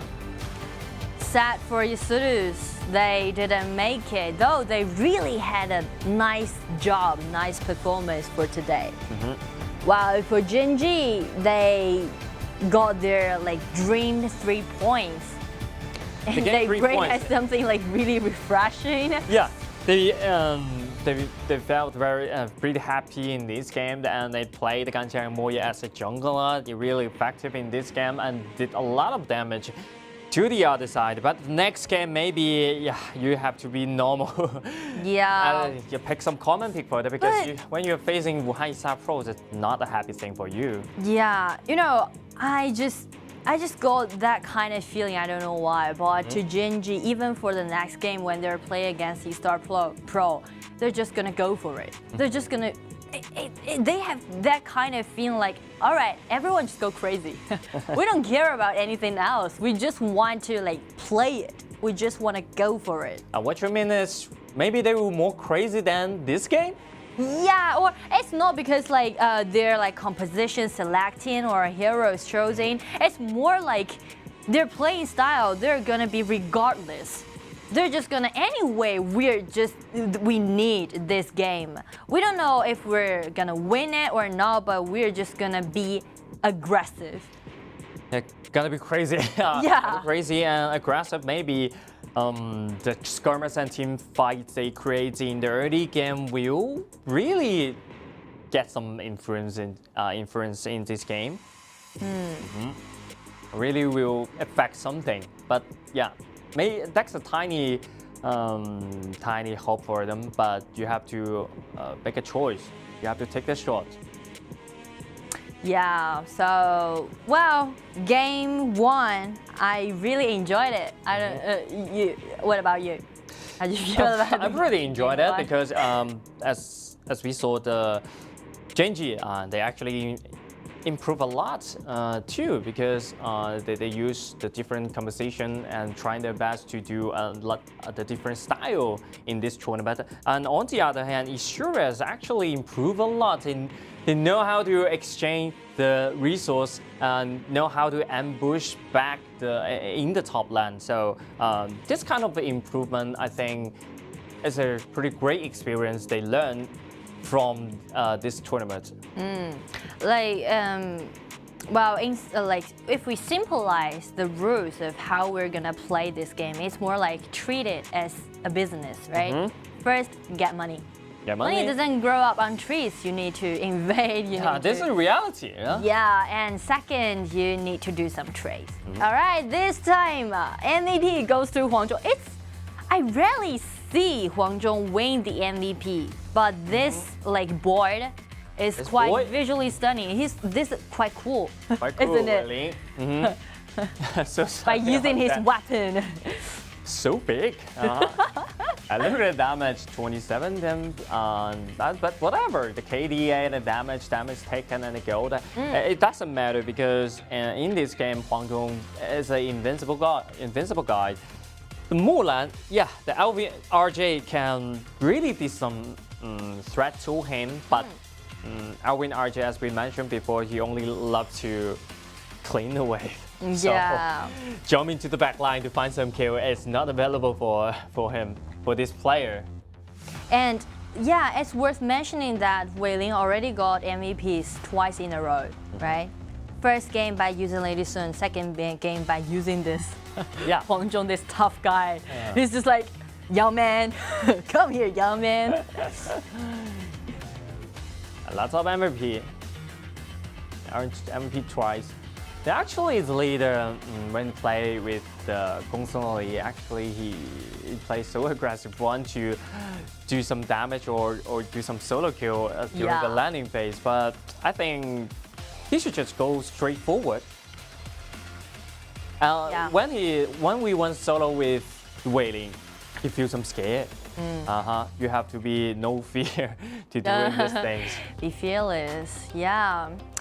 Wow, I'm so happy for Gen.G and also for eStarPro. For eStarPro, they showed us their progress that they made, and for Gen.G, wow, it would be a quite inspiring game for them and help them to cheer up. But they still need to be cautious about the next follow-up matchup because they're gonna play against eStarPro again, and we saw their performance yesterday. That was quite painful, that was quite torturing. So what kind of preparation that they did if they want to play against eStarPro again?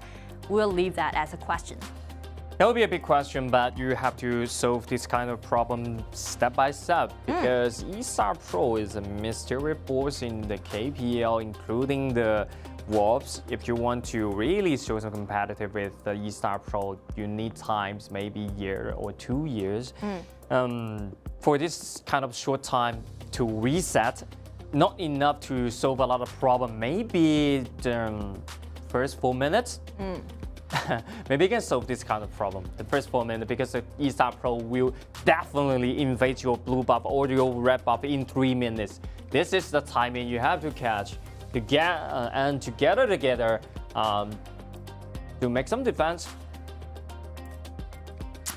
So let's check the standing, the ranking right now. We can see for Group A, as we've already mentioned, today is going to be the Group A's matchup day. So after Gen.G got another 3 points, they still be placed in the 3rd place, but they've already got 6 points in their hand. Yep. So they've already accomplished mission 1, right? Mission 1 completed. The mission 2 is going to be first play against eStar.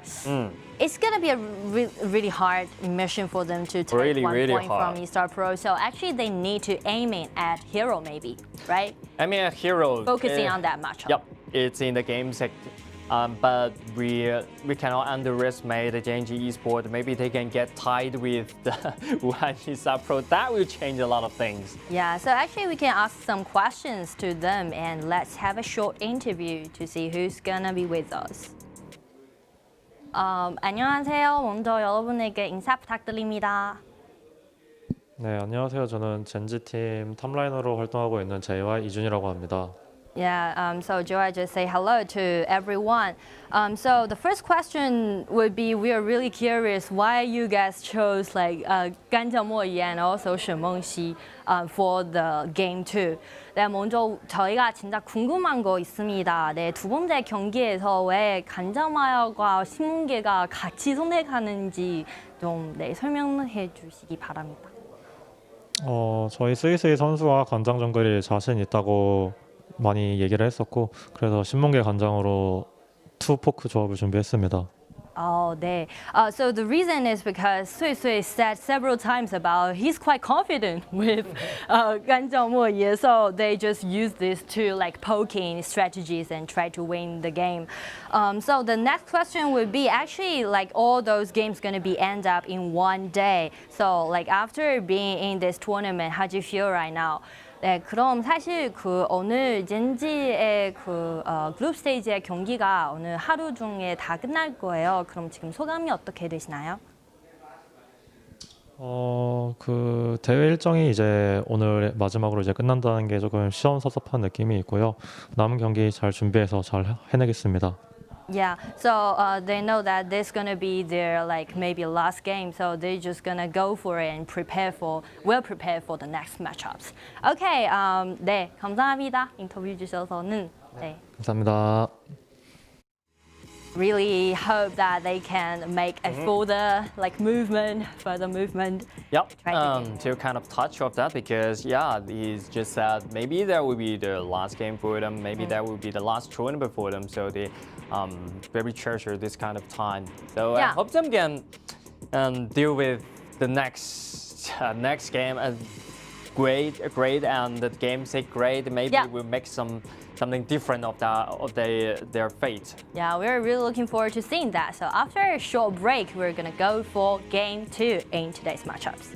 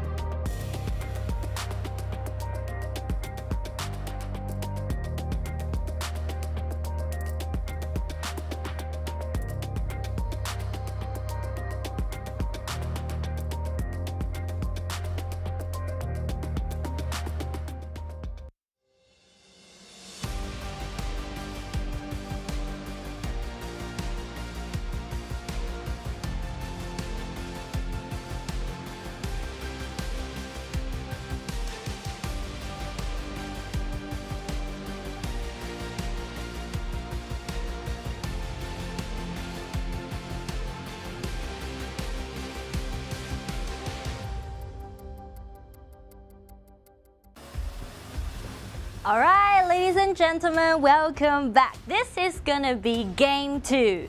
Wuhan eStarPro playing against Gen.G Esports, and we really looking forward to what they're gonna bring us for this game. Yep, especially the Gen.G Esports because they performed so well in the previous game, and they used Ganjiang and Moye as a jungler.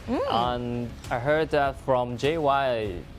Sui is really confident with his heroes. Yeah, he said maybe there will be some opportunity for Sui to bring this out. Actually, that's gonna be another solution about how you're gonna face those strong teams, right? Just like do something unique, do something unexpected. Unique. Right? That's not unique, that's called weird. Weird, okay. A little bit weird, maybe unique thing, maybe weird thing. Just show some surprise to the others. It's all right. Ganjiang and Moye definitely a surprise from the Gen.G Esports, but I think it's not so not effective when you're facing the KPL team. Yeah, we all know that because for Gen.G, this is gonna be their the most difficult matchup to playing against with eStar because actually they played against with each other before. Actually, that was yesterday. Yeah, and we remember the yesterday. They remember the yesterday, so it's the biggest problem for them. But they have to solve this problem one by one. As I mentioned before, they have to solve the problem from 3 minutes because eStarPro they will invade your jungle in 3 minutes. 4 people or 3 people, I have no idea. But the top side, they have to care about the top side. Like for eStar, they're quite strong, and also we know that actually their dominance more about not only about their strategies and also about how great they are doing those team fight, right? Yeah, the individual ability and the coordinary and the teamwork for that execution in the game is pretty great. Every detail they can catch in the game. Actually, yesterday's performance, the first game, eStar just ended the first game in 8 minutes. And for the second one, the kills, they got 26 kills. It was a 26-5 play against Gen.G. So actually the game 2 went chaotic. Everything just went crazy in the game 2. While for Gen.G today, they still need to face this, what gonna be their nightmare, right? Nightmare for that because when you're facing a lot of pressure, you will lose your patience, you will lose your strategy, lose the plan you were trying to stick on. So I think maybe there will be a big wave is trying to impact your island, but you have to keep steady, keep your home steady. Yeah, the mindset. Yeah. The mindset is more about when you're in the game because like from game 2 that they played yesterday, it's more like Gen.G already lost their mindset. They always following up what eStar is doing right now. They're trying to follow up. And the more they want to do something, the more panic they are. Because there's so many things they need to focus on, like 5 enemies, all those resources, how they're gonna guard it, how they're gonna vying for that dragon. They're quite in panic. So after yesterday's deficit, there's actually something different for Gen.G right now. First, it's about they're quite relief. They're quite relaxed. Yeah, for today's maybe they will felt relief just after yesterday's matchup. Yeah. They're gonna anyway, I cannot defeat eStarPro. Let's just enjoy this game. Just cut off the part of the panic. Just enjoy the game. Yeah. And also the difference, we need to put Illusion under the spotlight, right? Yep. Because Illusion was doing quite a good job in the first round playing against lsurus. So today, it's gonna be his first time facing against eStarPro, right? Maybe Glow has been Glow's mentality has been destroyed yesterday, so Illusion have to come out and suffer the next time, suffer it twice. It's gonna be the first time for Illusion to face such a huge difficulties, and let's see what he's gonna bring Gen.G Esports today as they did this rotation. Yeah. So for game 1. 11 scene. And will they be consistent with the composition that they selected yesterday? We have no idea. Xiaoming to the BP phase of that when eStarPro is in the blue side, Gen.G Esports in the red side, Meng Tian. Zhang Fei's in bad way, and then Da Qiao, a good the first pick up of Wuhan eStarPro. My shooting for Qingrong. Oh my god. That's gonna be more terrifying. Yep. Like, it's okay to ban in Da Qiao away or Agudo away, but my Shlenui in Qingrong's hand. Wow. Like he's gonna lead. Like a spear. Yeah, because it's like one of his most signature hero. So, I don't know. Let's see. Show your competitor, Lambert and Gongsun Li. Not bad. Wei Ling is really confident with using Gongsun Li, by using Gongsun Li. Yep. Lambert try to build up a quite solid front line and try to do some engagement. eStarPro, actually those compositions quite different with the one that these two teams selected yesterday. So different, but the illusion he put out Zhao Jun as he played in the first day. So Zhao Jun is more stable. Then what about Lu Bu? Lu Bu will be the best choice for them, but the one eStarPro have to kick Lu Bu out of the table. Yeah, they can ban it away. Because we know that Gen.G Esports actually they really fancy to do those big team fight and those synergy between their their top lane and the mid is quite tight. Yeah. Let's see if eStarPro is gonna dealing with Lu Bu or not. Ata is the first ban. The Lu Bu will be the next ban for them. Yeah, You're definitely for that. All right. So what about Gen.G Esports? Because actually, you know, when they're doing those banning phase, also during those ban pick, I always give those composition as 50-50 if we cover the name. They won't put themselves in deficit during the banning phase. You're right. The sidelines in banned away, but Lu Bu is a good choice for them. But why he will like to select Xiaodun? He just want to show some. Ooh, Xiangyu. Xiangyu. I think it's that might be the even worse choice for that. But yeah, if JY feels that they feel that so confident for playing this hero, yeah, I think it's fine. But this is his first time to bring out Xiangyu, this hero. Maybe that's something we call secret weapon, something unique that we're looking forward to seeing, right? Okay. So for unique is that thing. Anyway, like since is it like the first appearance of Xiangyu in our tournament, right? Not the first time. Okay. Yeah, but for JY it's the first time. So actually we can talk a little bit more about this hero because for his passive, actually it's gonna grant him a kind of like strong power when he's under a certain HP bar.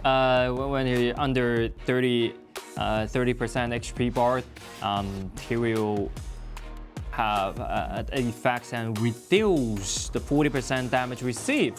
Yeah, so this is quite important passive. So keeping your passive alive before the team fight, it's a key. You win the team fight or not. Yeah. And also I guess maybe it's because once they pick Xiangyu as the top lane, they try to let someone to keep watching Mai Shlenui or Guanyu to use his like first ability when he saw them came in and try to block them away. There would be a way for that, but it's quite hard for them right now because when eStarPro right now, they always do those insta kill.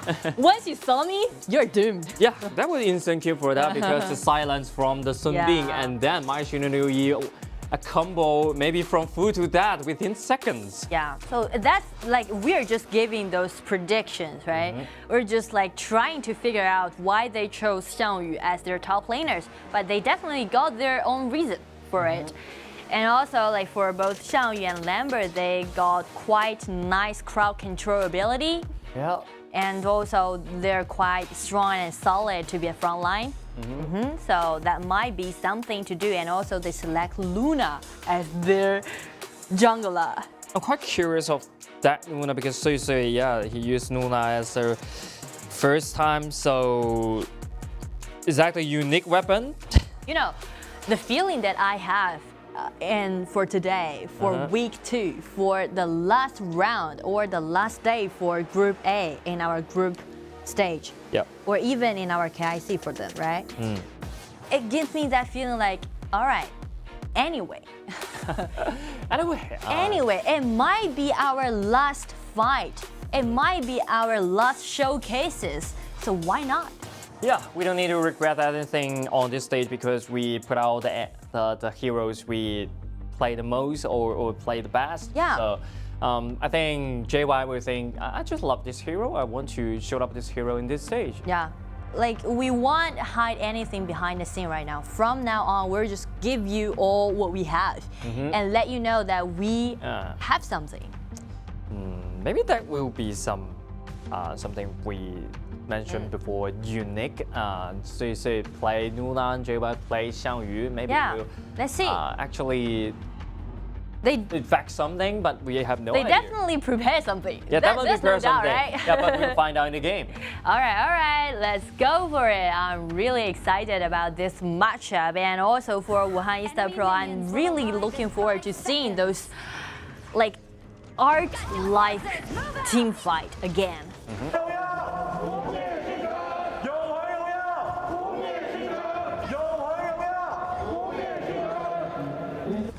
For eStarPro, they're quite stable. And though actually they're the first team that won 9 points in their hand. 9 points and easy as a pie. That 9 points. Yeah. They're so stable. And every team in this group, they will win or lose with no tie in this group. And look at Wei Ling use a frenzy and trying to do some damage into 3, but yeah, look at Faye's been taking a half and he's in danger. And the red buff is pretty hard to defend. And look at Suisei, that would be the first blood goes to the Mai Shinonui. That's a little bit hazard. Actually, Gen.G is doing really great. You see those rotations they did. Yeah. They put Luna on the top, try to let him to have the first minion wave to upgrade to level 2. Yeah. But it's still too hard for them because Nuna lose every buff. The blue buff was taken by Huahai. Like, Gen.G really tried to do something, and they set the early game arrangement, but the problem is just like they're a little bit too naive. But they're trying. Really trying, but you really cannot do anything. You have no ability to stop this happen. But you know, actually, like if we take a good look to Wuhan eStarPro, I got that feeling like Yizhen is always known as playing as like defensive marksman, right? He's always under a lot of pressure. Yeah. And I can see something happening the same in this game. You see Gen.G like at least like 2 times just go down to the bottom lane and trying to get Yizhen in trouble. Yeah, but Yizhen Wu said it doesn't matter. Just come. I'm used to it. Yeah, I get used to it. Right, I get used to it before 2 years. 2 years ago? 2 years ago. All right. I suffered this kind of pressure for 2 years. How can you imagine about that? Gen.G trying to guard the first round. Oh, look at TianYun flash with the first ability, then bring back Nuna and instantly delete Nuna, and then the invincible warrior jump into the backline. Another kicks from the Guan Yu. TianYun will guarantee another kill, and Wei Ling jumps inside, use a flancy, trying to find a kill onto the Guan Yu. He succeeded, but the cost is his life. 1-4-3 trade. 1-4-3 trade. eStarPro just tear Gen.G up in such an early game. It hasn't been 4 minutes, but that's what we call whenever we are looking at eStarPro using those team fight. It's like art. And look at the Nuna, just fly to the back line, but without the damage insufficient, the biggest problem for the Gen.G right now. And look at Huang used his ultimate, trying to dodge some damage and has been taken very low, but still alive. Because he got his ultimate and check Yizhen, he's so peaceful. Yeah, Yizhen is doing the thing that he did the most before, pushing the turret. While this team fight, you can see like every member, every individual in eStar just go straight in and tear off Gen.G and using this complicated landform. Yeah, there's no way for Gen.G to stop this. Look at TianYun's been taken very low, but they say without gold, without item, not enough damage for the kill, even though he used 2 combo of that. Look at the bomb at the mark. Wow. Is that a mage Sunbeam? Yeah, but you can't underestimate. Okay, so you say that again. The good news for Gen.G is that I can feel their momentum, their desire. But the problem is, which is quite critical, is that they're too rushing to something. Yeah, rushing to something. They really try to make something happen, really try to overturn and really try to seize every moment that they see, but they need to be patient, right? Yep, romantic might happen right now, but I only feel some romantic right now because they play so romantic, just keep giving the goal to the opponent. So romantic, and look at Nuna just jump inside, but yeah, how can you do? It just makes me feel like I'm watching the replays of yesterday's matchup, especially for Game 2. Yep. And more, it's just like a familiar game. Really familiar. 5,000 gold lead or now 6,000 gold lead. 6,000 gold lead in 5 minutes. 11k, no, just 1,000 and 100k gold lead per minute. That's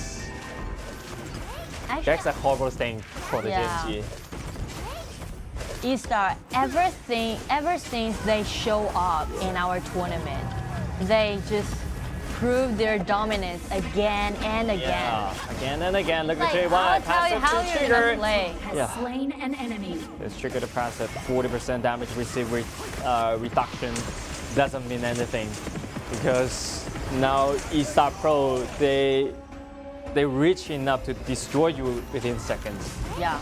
So that's something that, like, once again, back to those compositions that Gen.G got. They chose TianYun, definitely have their own reasons. Yeah. Maybe they want to keep watching Guanyu or keep watching Mai Nui. But the truth is, once they want to engage, eStar won't get you any time for you to react. You have no time to react, and now Huang has been taken a half. He received a lot of damage from 4 members from the Gen.G, but yeah, still a half HP. By using this Vanguard, and also we can see there's already 3 level lead goes to Huang in jungler, and Luna. This is a hero definitely needs to be wealthy if he wants to carry the team. He have to, but there's no way for him to become wealthy because Nuna haven't gained any buff right now. Anyone. Look at JY without a passive. He will be destroyed by the enemy within a second, and Wei Li's been taken very low. TianYun will guarantee the deck in the back line. Killing spree. They already got 14 kills in total in 7 minutes. That also means 2 kills per minute. 7 minutes. 8,000 gold lead. Wow. That's the biggest gold deficit I have ever seen.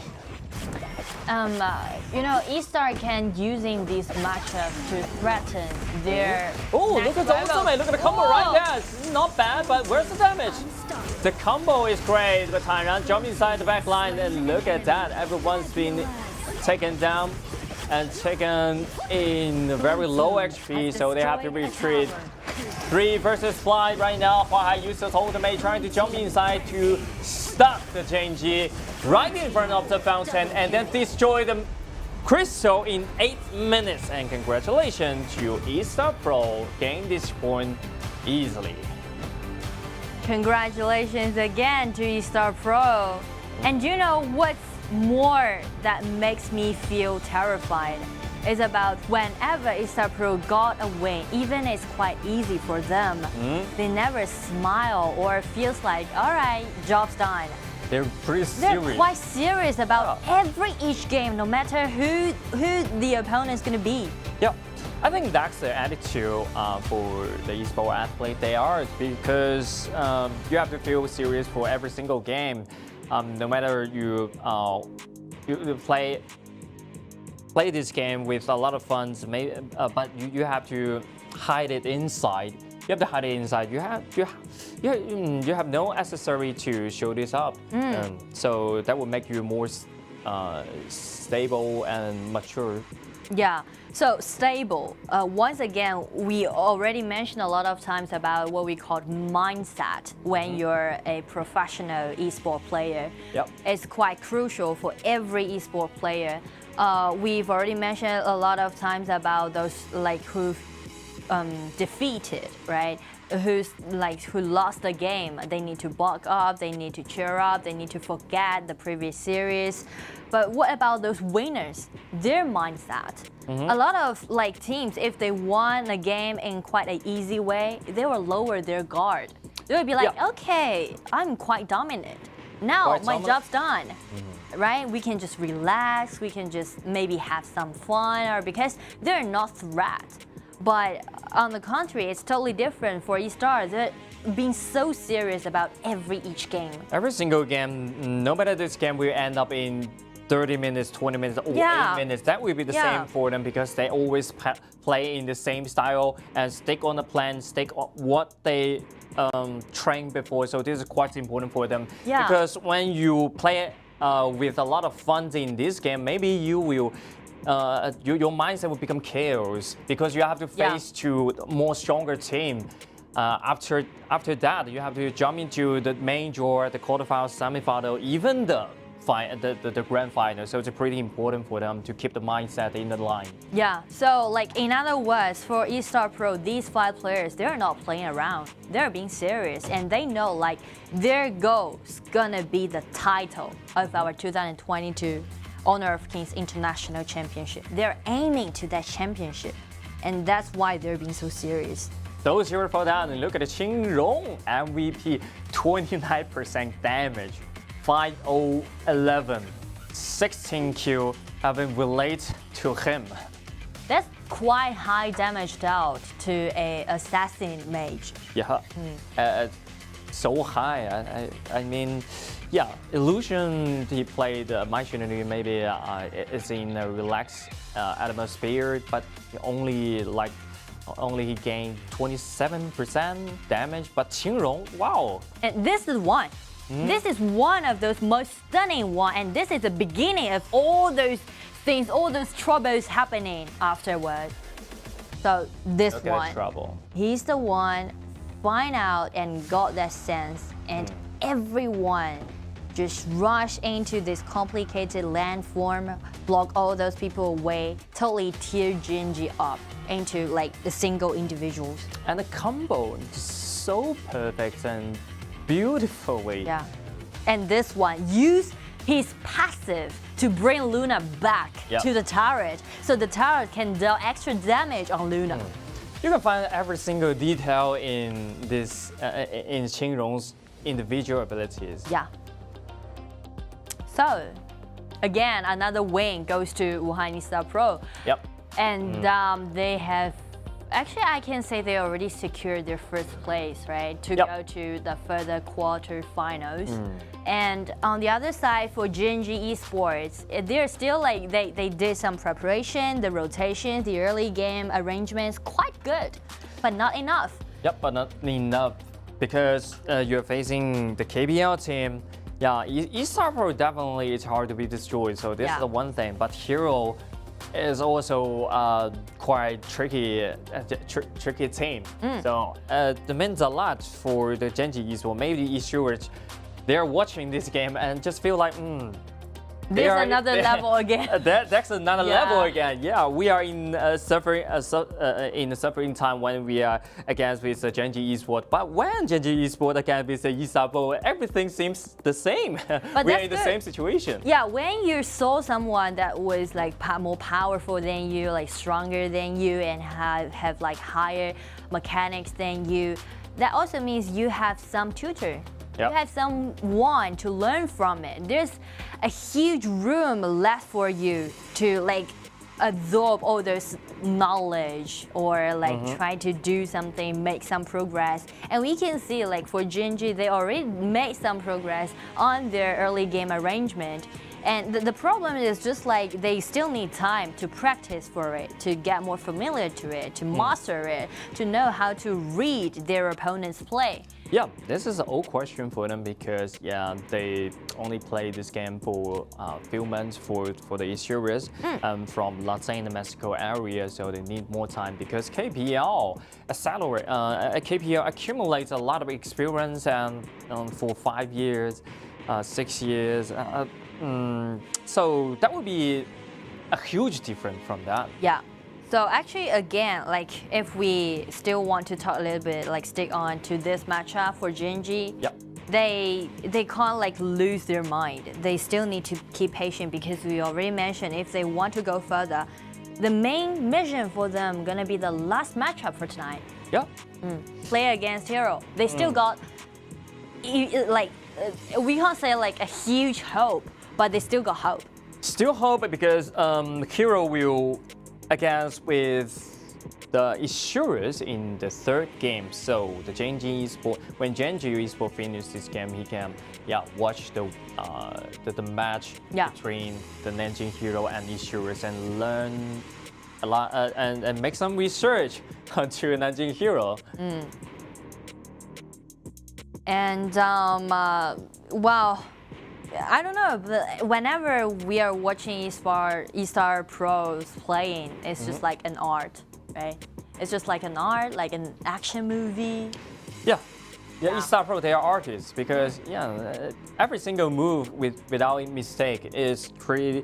It's not easy in this game. I mean, they have to practice for a lot of time, spend a lot of time for training every single detail, every single execution in the team fight. So definitely your art. Everyone in the team in this team is artist. Yeah. So after game 1, we have a little bit short break for Gen.G. Try to let them bulk up, and we're really looking forward to seeing their next round of play.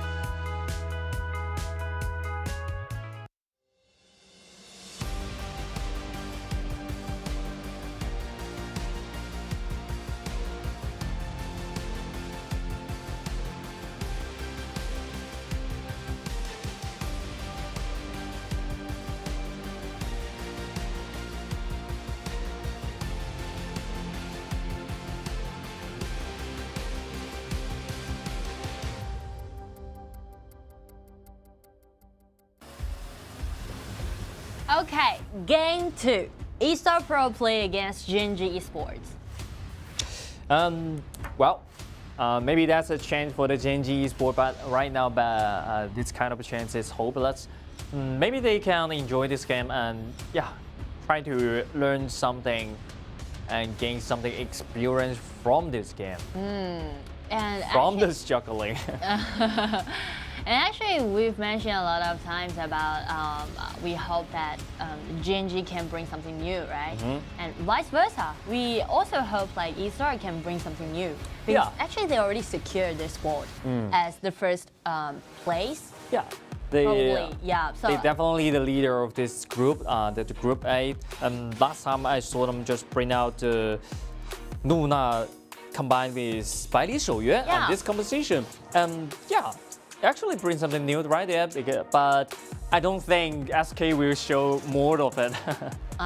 True. Because why we mention about those like new things, new composition, it's because actually there's some variations in our meta. So especially for those mid lanes, but due to our format, if we go for the knockout stage, that's gonna be best of 7. That's going to be best of 7, and now we're doing best of 2, which is basically just like best of 1, right? Yep. You don't need to save anything. There's no more like quite like trickies or strategies. It's more like you just go for what you got, a best of 7. So the hero pool they've been discovered is so important for them. But I think that when eStarPro, they just stick to the plan and just play this kind of meta pick and this kind of hero. They won't show a lot more things, more than they need to hide their viewers. secret weapon. Yeah, they need to hide the secret weapon for the BO7. Yeah, and look at the BB face right there. Zhang Fei, Lam, Zhou Yu, that's okay. But Meng Qian Shimengxi is on the other side. So it's hard to deal with Meng Qian right now. Qin Rong in Shimengxi. I think the next one maybe the support, or you can shoot up the jungler. It's the all jungler. Right. Jing or something. Wow, Zhang Liang plays in support. Try to use Zhang Liang to counter Lam. Zhang Liang counter Lam is a one solution, but I think Zhang Liang is the way to accelerate the game pace. Like once they got the vision control, once they successfully did some ganks, those like duels, Zhang Liang paired up with the jungler or like the marksman, they're gonna be like quite stunning. Quite stunning, and every time can surprise you because when you're in a huge goal lead and with a lot of vision control, the Zhang Liang will become a ghost. He will be everywhere, and you will be scared of anything, scared of any bush you cannot get outside because everywhere is dark. So actually that's gonna be what we call psychological pressure, just like when you're playing with Prince of Ling, right? You don't know where he is, you can't spot him, but you're afraid of him. I think it's the same formula as Prince Ling. Yeah, this is the same. But yeah, in some conditions, only if they have a huge goal lead, one eStarPro definitely can guarantee that. And about Gen.G, they want to speed up. Okay, this is the only chance for them, is to speed up the game pace and create the skirmish as much as they can. Let's have fun, let's do it. Don't be afraid, we don't need to farm up. We just need to join the team fight. Oh really, Byron, they want to do a counter pick, 1 versus 1 on the top lane. 1 versus 1 is in some advantage, and also Byron is so aggressive in the early game. Yeah, I guess like somehow Tyrant's a lot of like excellent performance just kind of triggered JY's interest. Like, okay, you're doing quite good on top laning. Yeah. You're quite stunning. Then I'll just go for 1 versus 1. Yep, you want to go for 1 versus 1, but why is always 4 versus 1? True. On the top side, so that coordination, yeah. Yeah, why the coordination is the one factor why they become famous and so strong in the KPL, because in this game this is a 5 vs 5 game. You never you never know, you never want to 1v1 and solo in the land, because you have to you have to invade the jungle land by cooperation. True. Anyway, like to these two compositions for Gen.G Esports, actually it's quite solid, right? It's quite well-rounded, and if they just do it peacefully, just slowly like farming up, and they can just speed up in the mid game. I think the early game it's quite important for the Gen.G. As we can see the previous game, they destroyed the jungle land. Within 1 minute or 2 minutes, that they have no early game. That the Gen.G they had no early game in the previous game. So, maybe that the game will actually finish before 4 minutes. Before 4 minutes, and the rest of time, the 4 minute 4 to 8, maybe it's the chess time. So actually, like it was based on just not only what we call like farming lineup. It's more like eStarPro definitely gonna do something. Definitely gonna harass you in the early game. So while you guarantee you're gonna be in a like quite even situation. Like you can't fall behind since like 2 minutes or 3 minutes. That's gonna be really hard, right? Yeah. So you need to make it even and then try to do something. Do not rush. Actually, from the last matchup, we can see Sui's kind of be a little bit really rushing to something. He really trying to see the moment prove himself. That's the point, but you have to be well farmed up and with some item and gold that you can perform yourself. So, guaranteeing Gen.G is gonna be like well farmed up. That's gonna be the prior mission. Yeah, prior mission. It's gonna be really difficult. Let's see. I just want to say one point. Gen.G Esports have to show the competitive before 4 minutes, trying, and they have to, and they try to.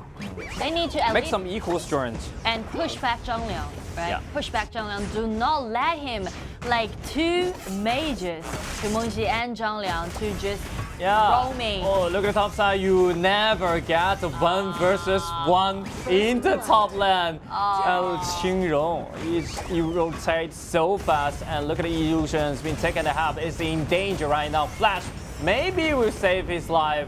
There's a turret there, but look at the blue buff once again. There will be a trouble for Sui. Sui is taken down once again, just like the previous time. I think the same movie just showed up again. Okay, the disaster happened and the nightmare happened just from 1 minute, just like I mentioned before. Ooh. Okay, you have to. How would I say that? You have to be careful before 4 minutes. At least farm up peacefully, and when Byron reached level 4, maybe that will be a lot of competitive can show will showed by the Byrons. All right. Anyway, I changed my mind. You change your mind? Yeah, do not try to guarantee the early game when you're playing against eStarPro. For Gen.G, enjoy this game. Enjoy. That's it. Like, give whatever you want. I don't mean like hand over all those resources to eStarPro easily. It's more like you just trying to enjoy the game. Yeah, look at Wei Ling trying to kill Yi Zheng, but this is a bait. And look at Hua Hai. Get out of the mirror space and trying to find a kill onto the illusion. But look at the bottom side. Jonas right there between level 4. So? Whoa, I really want to see that replay. Because the one that when we transform our vision to the mid, that was like, Sui tried to gank Yi Zheng, right? And Yi Zheng was in such a low HP bar.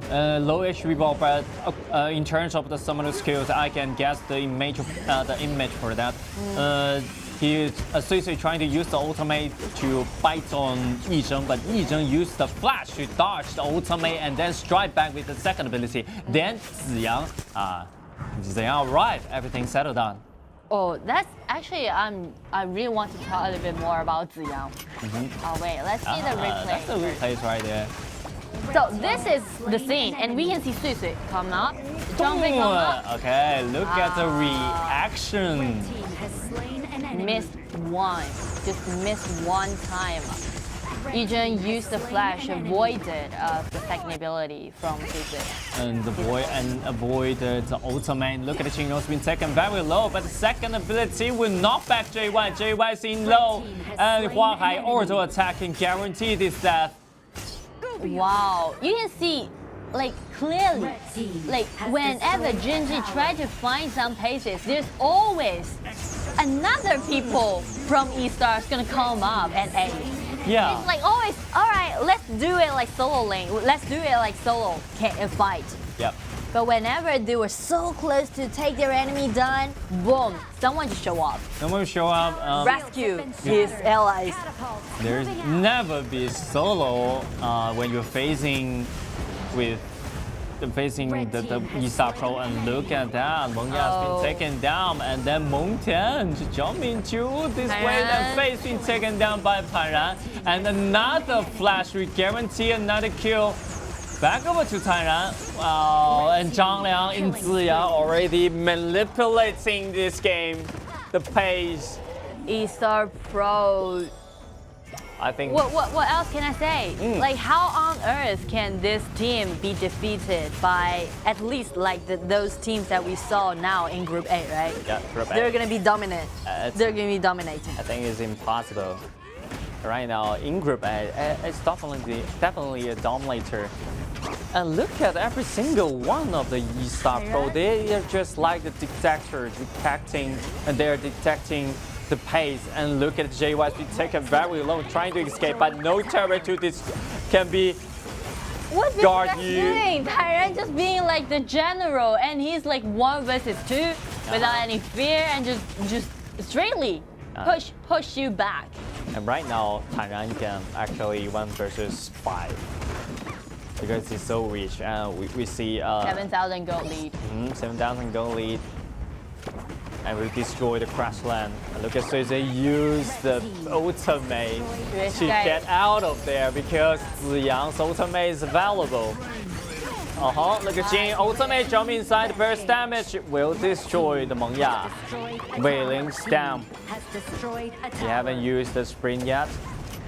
6 minutes. That's quite quick. They can easily take down the high ground tower. 8,000 gold lead. 8,000 gold lead in 6 minutes. And wow. That's more than 1,000 gold lead per minute. Maybe 1,200 for that. Maybe 1,300. I think that's a new record. Look at that. JY is trying to do something, but Ziyang's out there, Zhang Liang's out there. I think Gen.G, they actually want to do something, but there's they want nothing to they can do right now. Yeah, nothing they can do, but they're doing this one by one. I think maybe they can do something by cooperation. You can't just say like, all right, let's do something, but all right, just think about it. Realistic, like for this turn, for this game, there's little things that Gen.G Esports can do. And for eStar, they can just easily using those minion waves to pushing forward, taking down this high ground tower on the bottom lane, and check Tanran. This guy, he's just being stand there in front of all those allies, gain a huge shield, and also like he also can deal like an immense of damage. Yep. I was speechless at that time. Maybe they can try to have some cooperation to fight a 5v5 team fight, but and I was just thinking about that. What does it matter? Enjoy the game. Enjoy the game. That's Enjoy the game. Excellent point for them because no way back right now because 7 minutes at 10,000 goal lead. That's a gigantic goal gap. It's hard to cross that gap. You know, that just reminds me about something else that I've watched. Flash, it's ultimate, and then Tanran just come inside trying to find the damage inside. And the Huahai jumping to the back line to the burst damage. Double kill back up with Huahai. killing speed back over to Yizhen right now, and the two remaining from the side of the Gen.G. It's hard to defend this But base. that's gonna be a little bit tricky because without the ultimate, they can easily just using this minion with 4 people remaining attacking the crystal. Second game, congratulations to Wuhan eStarPro. They end this game in 8 minutes 3 seconds. They still the dominator in the group 8, and they still showcasing their power in the group stage. Wuhan eStarPro, it's right now it's a team undefeatable in this group. I was trying to say, actually, this kind of scene just remind me about another stuff. That is, I've watched neither Gen.G or like teams from other regions. They've done some like interviews before, like before our tournaments kick off, or they've did some like questions. Like every team want to play against eStarPro. Because eStarPro is reckoned as like one of those strongest teams in KPL region. But it's different when you're trying to like, I have a dream, like I want to play against eStarPro. But when you truly confront him, when you're truly facing him, it's totally different feeling. It's totally different. I'm a basketball team player in my college. I always have a dream to play with Yao Ming. But when you face Yao Ming, wow, that would be another story. Okay, your dream is your dream, and this is a reality. But the main purpose is you're actually facing the eStarPro, the team you are dreaming at, right? As I think that's a good and great experience for them, and that's enough when I face to Yao Ming. Am I dreaming to win Yao Ming? There's no way. I just enjoying. I was just enjoying to play with him. Yeah. So what's the concept? Like hiding in this kind of scene? It's more like eStarPro is gonna be the role model. For a lot of teams, especially for teams from other regions. They can learn a lot of things. There's so many things you can read from their play. There's like their coordination, their synergy, their strategy. You can learn so many things. Like they give it all, right? They showcase it's all they have. And the thing that you need to do is that after this defeat, take it over, just overpass it, never mind about those defeated. It's more like what else you can learn from the play and how fast you can make progress, you can improve in those like certain times in that kind of like off-season period. Yeah, you actually can learn something from the eStarPro, but not at all, because a lot of details you're hard to learn. Because you can do some research and discover the roles of their rotation. You can, definitely you can do this, but that depends on the exercise and training for I have no idea how many times, what times, and individual ability and the information they collect, every single detail. It's hard to copy.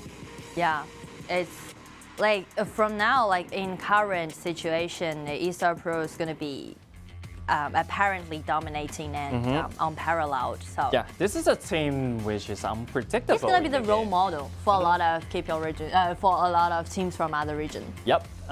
Look at Qingrong getting himself another MVP, 28%.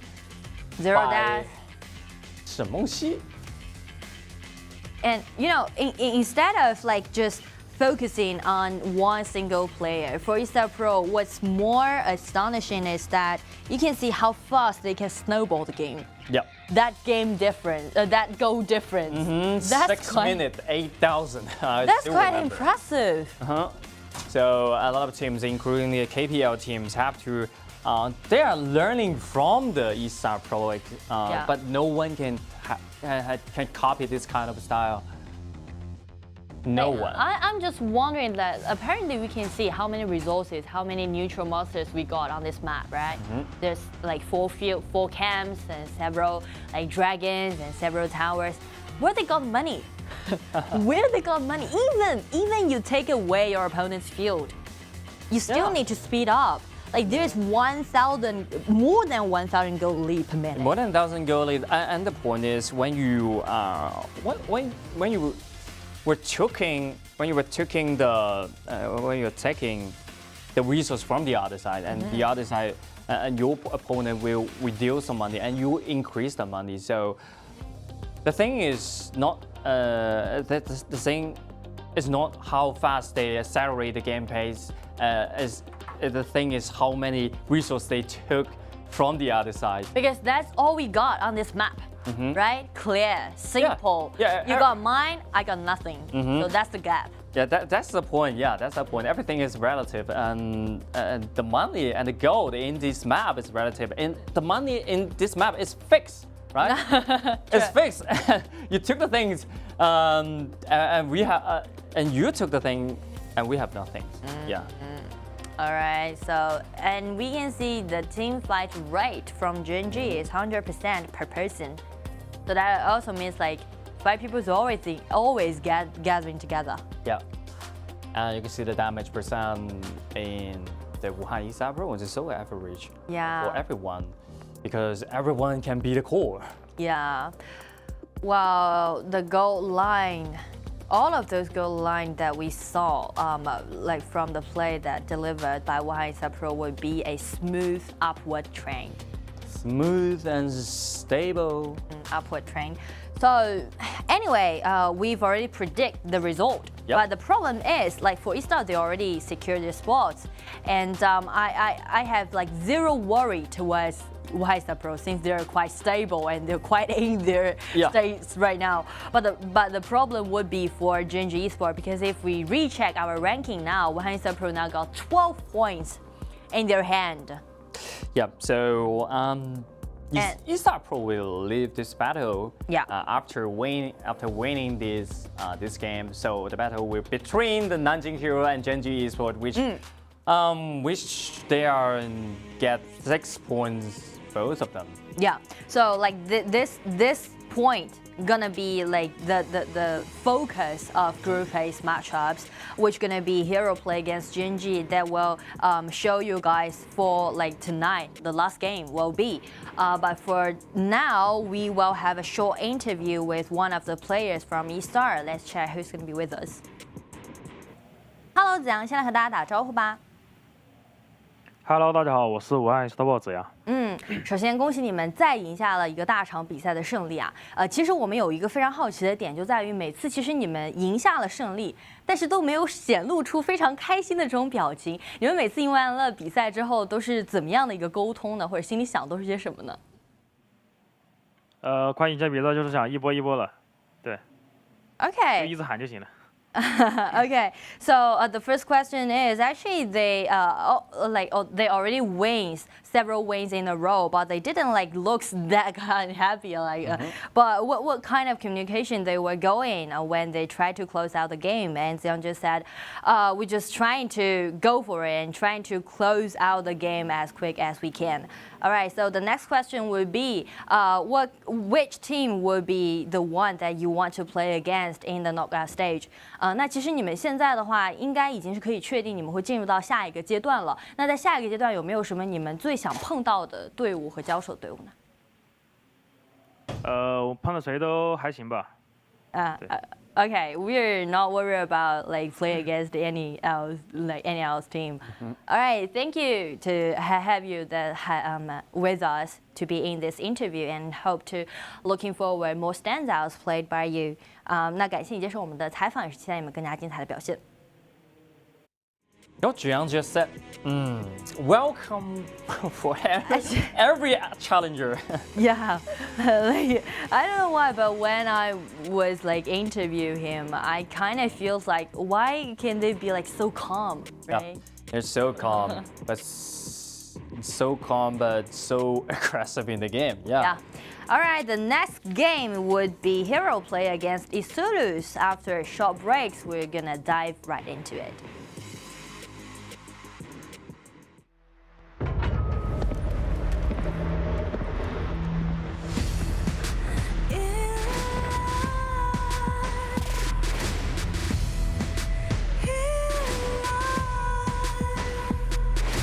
What's a life without its worth?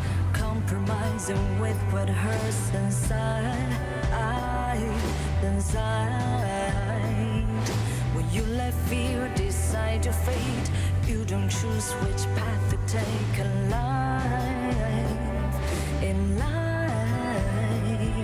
I'm finally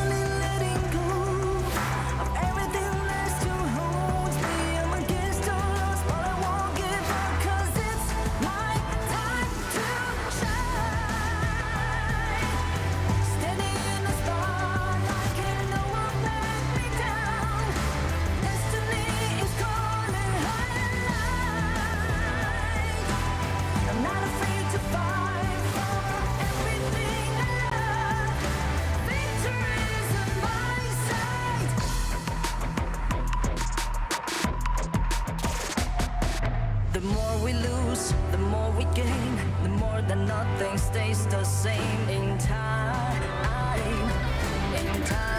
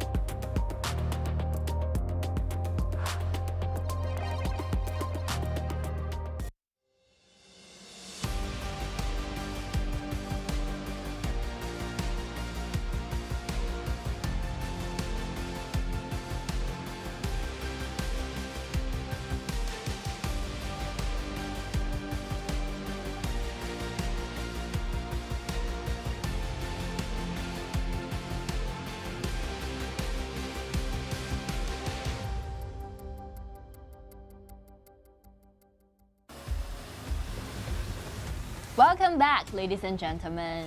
Game 3. Nanjing Hero play against eStarPro. eStarPro. So, not an enjoying moment for the eStarPro because Hero also a difficult task for them.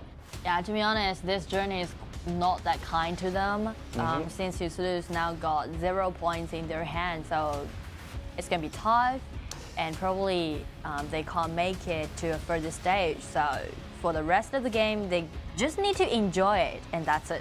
Yeah, they have to enjoy it because the last 2 games is one is versus Hero, one is versus eStarPro, and these 2 games won't be happy for that. So just more enjoy it and learn a lot more things from this stage. Yeah, and on the other hand, for Hero, they still need to be careful about this game because they need a 2-0 win. 2-0 and they lose 1. They have 6 points. It feels not so happy from Jiuzhe's play, Jiuzhe's phase. And this is a point of that because they got defeated by the eStarPro with 2-0. So this is a big problem for them. If they want to go even further, quarterfinals, semifinal, quarterfinal is definitely, but semifinal is definitely the point for them. They have to be more stronger. Yeah, just make it sure because we are doing the Group A matchups and we know that there's only like 2 teams gonna make it. And eStar already secured their spot, secured 1 spot. So there's only 1 spot left. That's gonna be neither Hero or Gen.G, right? So for Hero, they need to be consistent with those results that they had for the Week 1. They need to, even they lost the game to eStarPro. Yeah. They need to clean 2-0 wins, then can promise that they can go further. 2-0 win, and when eStarPro coming out against the Hero in the game 5, if Hero can get 1-1 tied with the eStarPro deck, the fate of the Gen.G Esports will be settled down. Yeah, and I will be so thrilled if we can see that. Okay, so anyway, so this is gonna be their first mission. Hero play against lsurus, and actually we can notice that Hero got some rotations on their top laners. Replaced Dongfang by Hui. So that's a different style for the Nanjing Hero in the side lane. This team has been through a lot during the off-season. First, they got Heng, which should be the top laner, rotate him to the mid, and only in like 2 months or 1 month. And the same thing happened to Jacko, right? So this is a big problem for them in the southern lanes because they don't have a really strong mid laner because Heng he used to play the side lane and he learned to play the mid lane recently, so definitely some gap of it. Yeah, and if we want to count some heroes in for his what called signature hero, Nui might be one because actually in those rankings, he did a great job on Nui and a quite good ranking. That's assessing, just like he played at Kuang, Ma Chao, just like run into the back line. Just dive into the back line and destroy everything. This kind of hero he loved the most.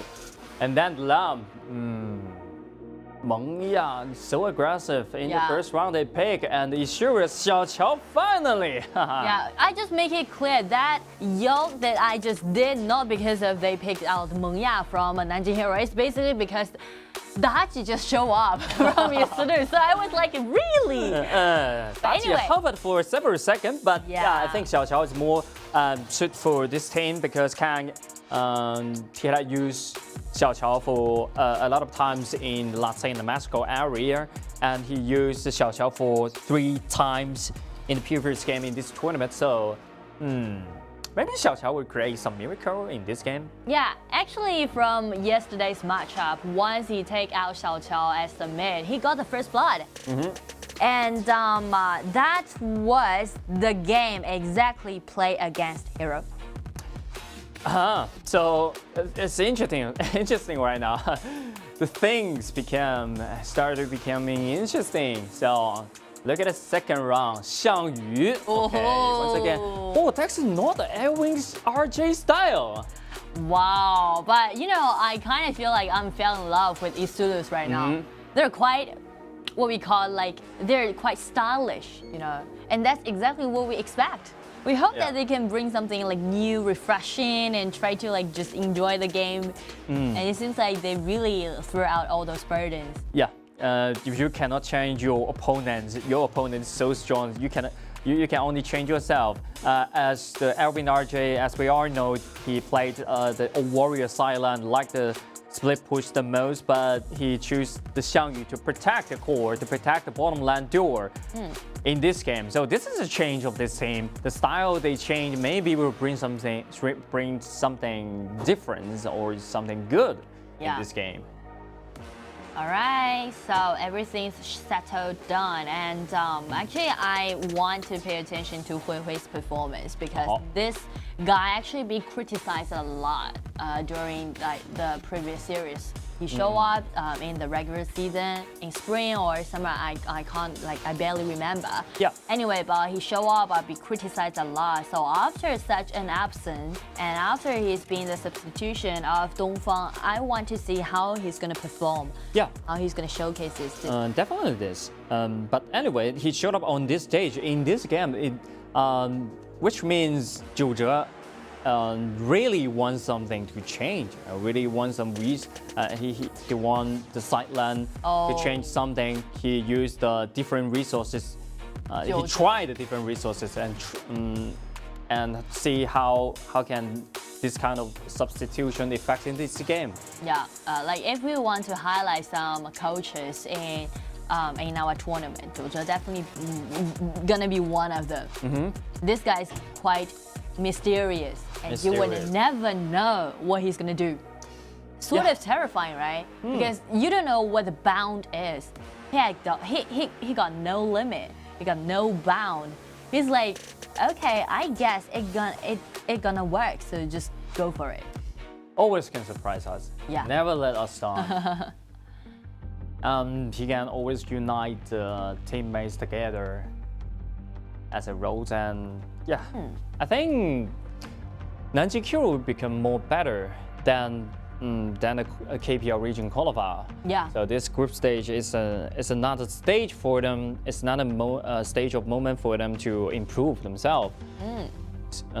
So for the eStarPro, it's the same.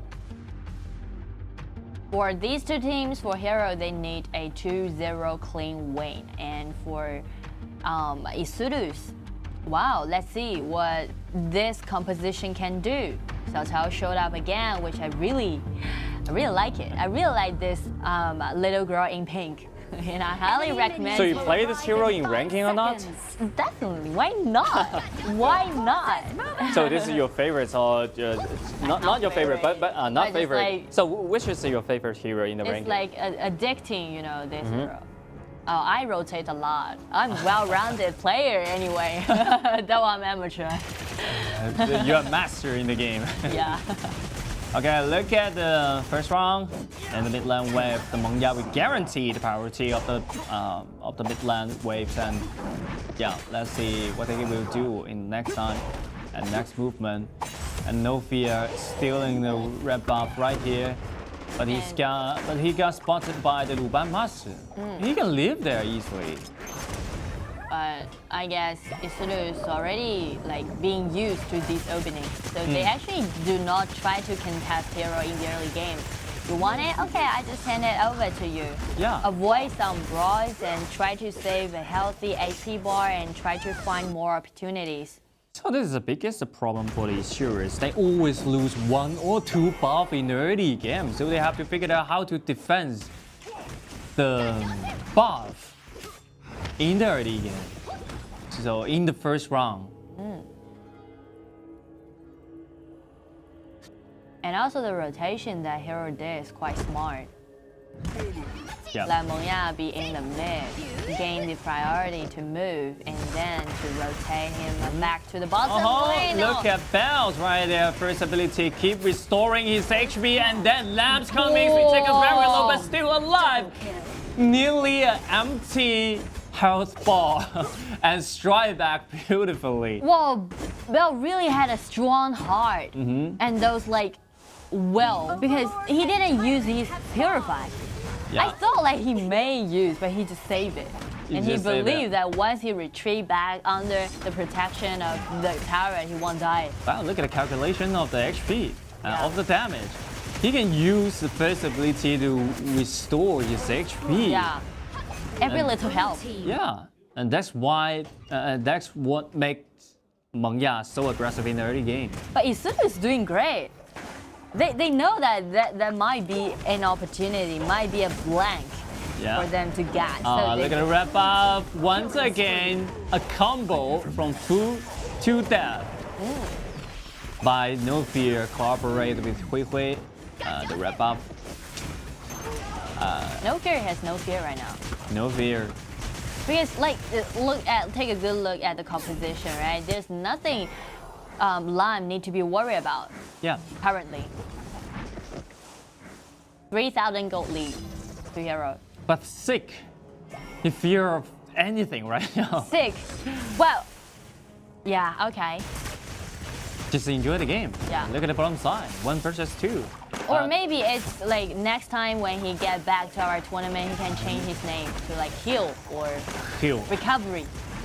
But there's no way. That's Oh, my name. Look at my Shinunui, yeah. Flank in the back line. And the Mengooch will be the next one. This is a 4 versus 4, but end up with a 0-2 trade.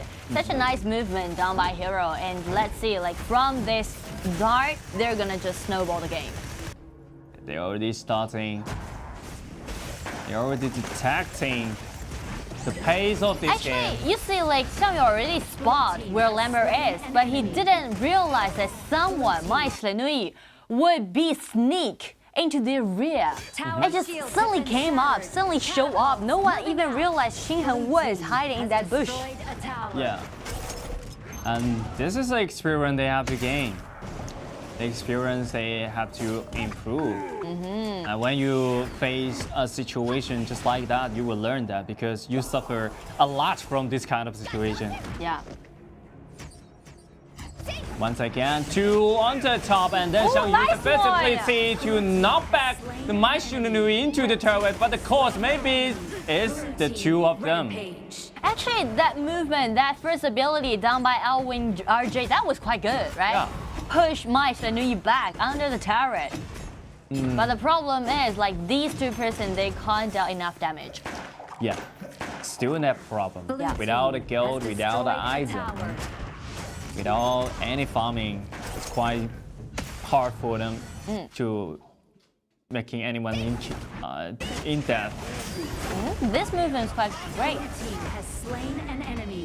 But you can see Hero's backups again came from behind of like the turret. But this kind of movement, and look at this. Oh, another combo just rolling inside. Look at the damage from the lamps right there.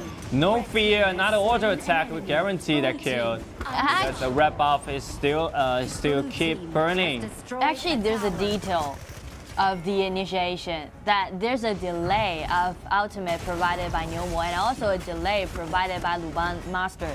So after Luban Master pull Niumo back, that's pull Lambert back, that's exactly the time that Lambert used his ultimate to launch 2 people. That will create an extra dash, okay? Yeah. Just like you flash into that way. So this is a detail when you playing with Niumo again, playing at Niumo against with Luban Master. Okay, so this is a point for that.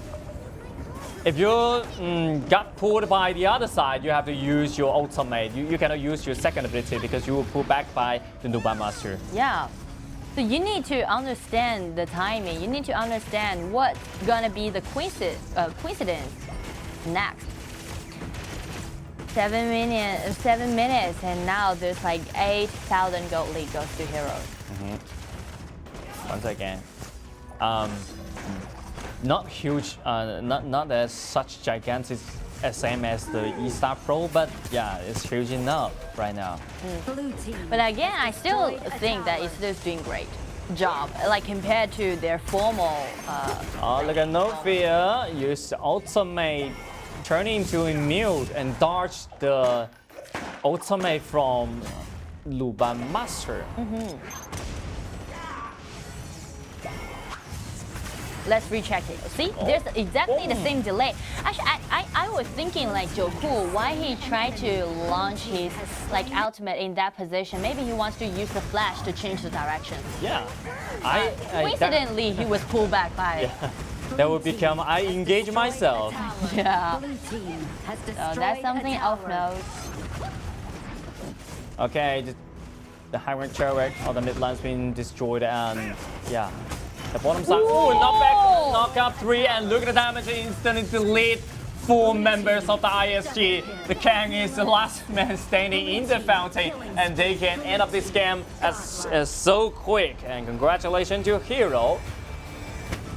At the same time, And we all can see like those engagement, those initiation that Jacko did was insane. And that remind me of some standouts that he had in the previous series, such as his Luban Master, right? Such as his Lambert. And also I was quite surprised about how fast he is. Like he's truly grown up. So fast. He's quite new to the new position to like being a support because he used to play as the marksman for several years. But after he rotated to the support, he's now really like adapt to this position right now. Just like he said during the interview in the previous game, he just said he felt so good in the support because he know marksman. He know what marksman will need. He knew what kind of support the marksman is favorite and was favorite. So it's pretty important for that. And for another position, just like Heng in the mid lane, I think is a huge improvement too. And so it's a process for the Nanjing hero, but I think they ran through a lot and just like they are already on half of their way. Yeah, true. So actually, I feel really happy for Jacko that he can being so fast, like adapt to this new position. And also for hero, I also think that their synergy is quite mature right now because after we see Heng take out Nui several times, he's doing a great job too. Yeah, Heng, he performed so well with the Nui, but I think a lot of heroes he have to show us in the BO7. So just wondering if they can play other mid-lane heroes well or not. Yeah, so actually, you know, the main problem for hero is now they only been for best of one during that KPL region qualify round 2. And in our group stage, we're doing best of 2 format. So actually, they've never tried best of 5 or best of 7 before. And since we're doing like global ban pick, once you use some heroes, it's going to be adapted, so you can't use it anymore. That's going to be a huge challenge for hero. Huge challenge because this new starting list, I think, is more adapted to the BO1 or BO2 because the hero pool, you don't need to very deep hero pool for that. But for the BO7, that would be another challenge for Jacko or for Heng as well. Okay, look at the MVP of the hero. No fear. A baby shark. That would be a big shark. The nickname of Lava. Yeah. So No Fear is truly being fearless in this game. He just single, alone, individually get into the opponent's field. Take away the blue buff, take away the red buff, take away all those resources that they have. And he's just being like nothing he need to be afraid of. And nothing to be worried about, just like his name, No Fear. And a lot of vision provided by his teammates, a lot of damage provided by his teammate too. And he just needs to come into the back line and clean up the battlefield. It's okay. Yeah. There's 2 brawls that I want to put the spotlight on. Well, these are those invasions that they did. We're getting used to it. It's more like the first brawls that happened on the bottom bill, right? The Mengya used his first ability, buy a lot of time for his allies to come up and aid. And also that was also happening on the bottom lane. 4 people gathering around with the Nui support, they successfully take 2 people down. That's a nice cooperation in the bottom side. And Bell also performed so well at that moment because he really calculating every single damage from it. Yeah. He actually know he's not gonna die, so he just used the first ability and push back and pull back and then just wait for the allies. Yeah. So as we've mentioned before, the main problem or the main measure for Nanjing Hero right now is just like how much hero pools they have, how deep it is, how many compositions they have. We'll just let them let it as a question, right? We want to know, and the first thing would be make it to the next quarterfinals. And for eStarPro, did you notice that actually they did a rotation on the marksman? Yeah. They replaced Leda as for Wang, and actually Wang is the one that eStarPro have the composition, had the lineup for such a long time, back to their own qualifiers. Yeah. I think now we come to this kind of times, just let the players enjoy the moment on the stage. More than that. Like we are equal. Yeah. Everyone has their own choices to showcase in our tournament. Yeah, we are equal. We are. If you want to make out to the quarterfinal, no, that's a hopeless. That's no way for it because you already lose 4 battles of that and gain no points. So that's hopeless for them to make out to the main draw. So just enjoy the game one by one. Maybe they have a lot of substitution for the next time. But this is the last game. This is the last 2 games they have. Maybe the Zleda will come back when they against with the Wuhan eStarPro. Okay, that's gonna be the next matchup. All right, this is the first highlight. Oh, Bao. Right, by a lot of time, and he's nearly been taken down. That was so close. And this is the second highlight. Second highlight from Heng. Yeah. The nice flanking by Nui. And this is the standout I want to mention about is for L Win RJ. The second ability, quite good. The first ability, quite good. Yeah, but too cool. Yeah. This is a nice detail that you have to, that we have to mention about it.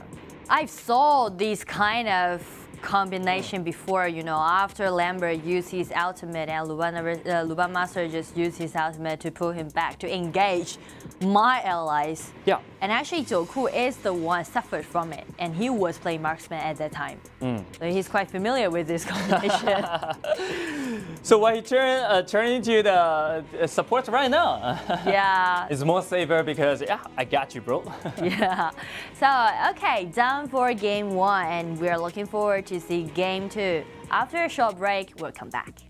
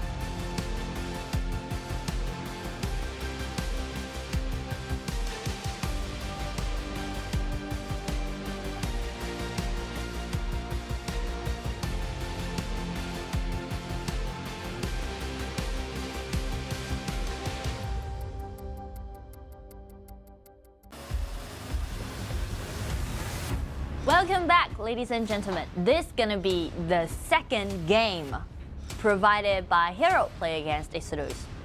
So this is a game pretty important for the Hero because they have to win this game in 2-0 so that they can make out to the group stage. This is the first step, and the second step they have to face to the Wuhan eStarPro in the game 5. They have to get tied, or they have to get tied in this game, or they have to win Gen.G Esports in 2-0 in the game 6.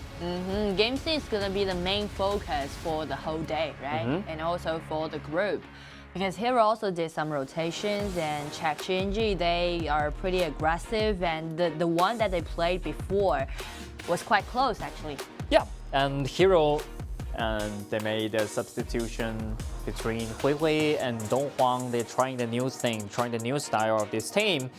But I think that's a good sign because you can try a lot of things during the group stage. When you join, when you really make out to the quarterfinal, there's no time for you to try anything. Yeah, it's not only about those heroes you use. It's also gonna be like you need to give more opportunities and chances for those people, for those players, to try to be used to this kind of atmosphere, to this vibe, because they're doing offline competition. So that's quite different when you're doing it online. Yep. Let's jump into the VP. eStarPro in the blue side. They choose outside the side lane. They will play it by Alvin RJ or Mengage. I have no idea because Mengage have used two times for this hero. This is a swinging pick. Yeah, swinging pick right there. So flexible. You kill touch banner. Gen.G. Wow, a fresh choice. Fresh experience for them. I don't think I saw Sick play Ukyo touch banner before. One time. One time. Only one time, but he lose that game. But Gen.G for Wang, this is the first time. Especially they can't choose Wang right now. So how they're gonna pair up with Gen.G or Ata is actually being the support. And they tried to do the counter pick on the top. Yeah, you can play as a support, or also you can play as a side lane because Alvin RJ play Ata for only one time, but he lose this game. Okay, look at the second round. BP, a Gudo. They are afraid the Gudo combined with Ma Chao. I don't know, but maybe. Maybe. Zhao Jun, and then Zhou Yu. They just ban away the hero which can clean away so fast. Yeah. They don't need. They don't want issue with defense or delay the game.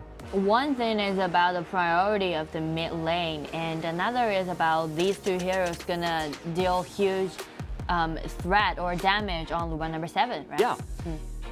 Angela! Yes! I love those little girls in pink, I told you. And Angela, that's exactly what I want to see. You know, girls in pink, let's go for it. Angela, okay. They really enjoy their game. Angela showed up in the mid lane, and then Zhang Liang showed up as a support. So there's gonna be the combo. That will be a big combo. But the point is, can you find the timing to cause this kind of combo? I know who's gonna be careful. It's Bell. He needs to be careful because from the last matchup, you can see actually eStarPro put a high priority on the bottom lane, right? They tried to gang the bottom lane several times, so maybe eStarPro is gonna do the same thing.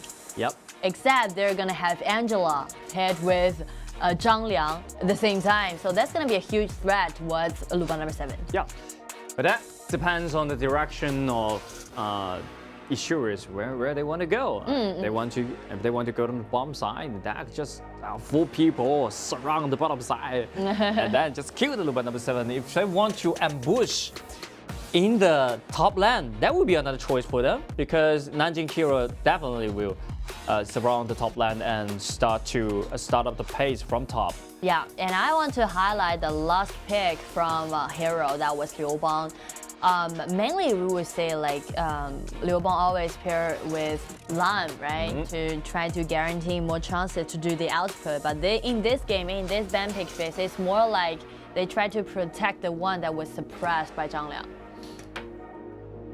Well, so this is a point for this is so difficult for Zhang Liang to really make some rotation because you have to depend on the Alvin RJ to open the vision for Zhang Liang, but I'm not so sure Alvin can do this kind of job or not, can get this job done or not, because Alvin always in the sideline, always cleaning the wave. So the vision will provide from himself, Zhang Liang himself, I think. That's not Alvin's style. Yeah, so let's see. But after Alvin RJ chose Ata as the hero that he's gonna play, he definitely need to rotate or someone need to bring him down. You can't do a single laning if you play with Ata, especially who you are facing with. You're facing with Liu Bang. After Liu Bang got his ultimate, he won't just playing around with you on the top thing. After Liu Bang got ultimate, you have to send Yukio Tachibana to clean the wave, which is sick. You have to go to the top side and clean the wave, and then Ata can go to the river and the middle river bush, open the vision for the Zhang Liang, for the Angela. It's okay. Let's see, we can see the two main things we give it to Angela and also Liu Bang number 7. Trying to highlight these two key characters in both teams. It's like kindergarten feeling. Yeah, maybe, I think. Right? Both small, short, cute. Just like kindergarten style, I know. Yeah, yeah, I admit that. Because Angela, she's like a princess. Princess. Yeah, princess. And Zhang Liang, just like the horseman with a book. Okay, you're now really treat our game as a movie. Movie, animation, or whatever. And this is a story from this kind of conversation. I would like to highlight it. The opening is quite smooth and peaceful, and let's see, so it's really show their priority on the bottom, you see? Yeah. Trying to do something in the bottom lane, but it's not available because this kind of duel is hard to catch. So Bell need to be cautious, need to be careful in this matchup. Okay. And I guess one reason for eStarPro to choose Yukio Tachibana as their... what happened? I heard that you would like to focus something into the bottom side. Sorry, I will do it first. But that was Hero who made the first move. Yeah, they made the first move. That's why that's what we call the execution. If you want to do it, you do it quick and do it. Yeah, just like you do it quick and don't hesitate. But I can see some progress made by eStarPro that they try to trade the dragon. It's the first time I see that trade the dragon. It's the first time I see eStarPro trade the dragon. Oh, that's a good sign. Yeah. They can exchange the resource. I think they really learn how to exchange the resource right now. And they're ambushing. Use Angela as a bait. And what about Hero? Okay, the Alvin RJ, the opening, opening the vision. And look at that, Liu Bang combined with the Jing come inside for another burst damage. Everyone staying low. They have to retreat. 1-for-1 trade. But eStarPro win the upper hand because they sacrifice their support, trade for the jungler on the other side. Yup. But still, the issuers have some little bit. It's a little bit rushed to. Yeah, it's kind of about the coordination. But anyway, they're like trying to do a lot of things and trying to do ganking. Yeah, which is quite a surprise to me. At least we saw the good sign of it. It's a really good sign. Maybe they can be slower. Look at the Mengage.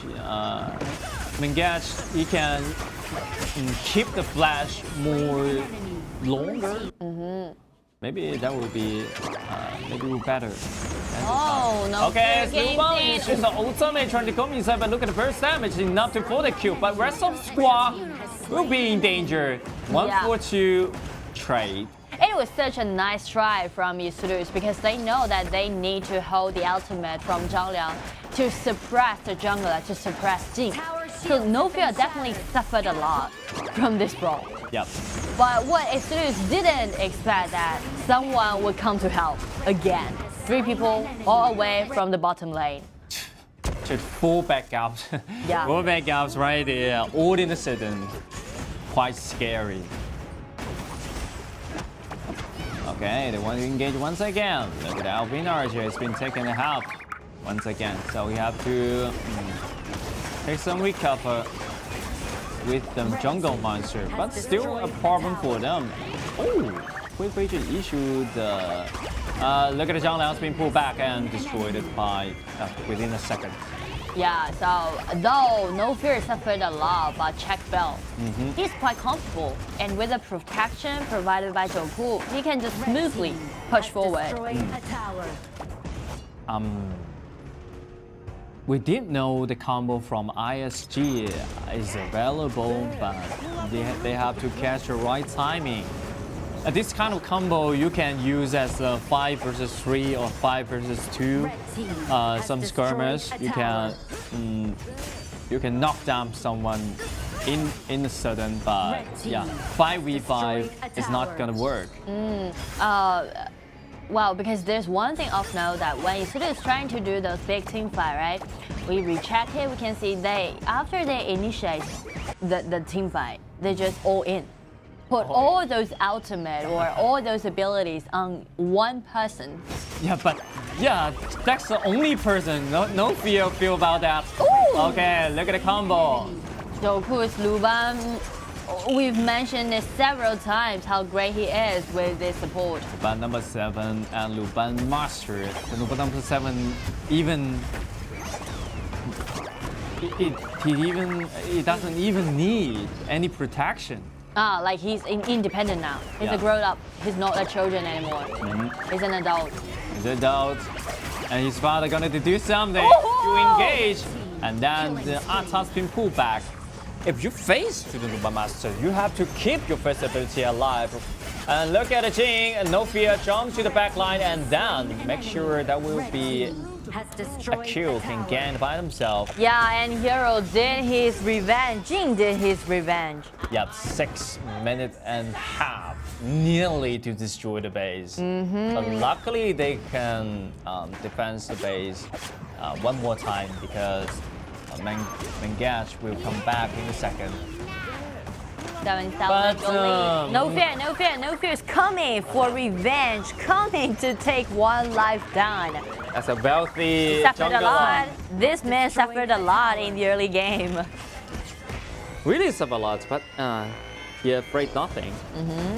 Because he knew that you can only destroy one person with such kind of that combo. Just like ISG is a one round dropped. Yeah, that's what we were talking about. Like when they're doing those team fights, they try to like all in, right? Put all those abilities onto one certain target. But after what is done. But what else they can do? All in is what they can do now.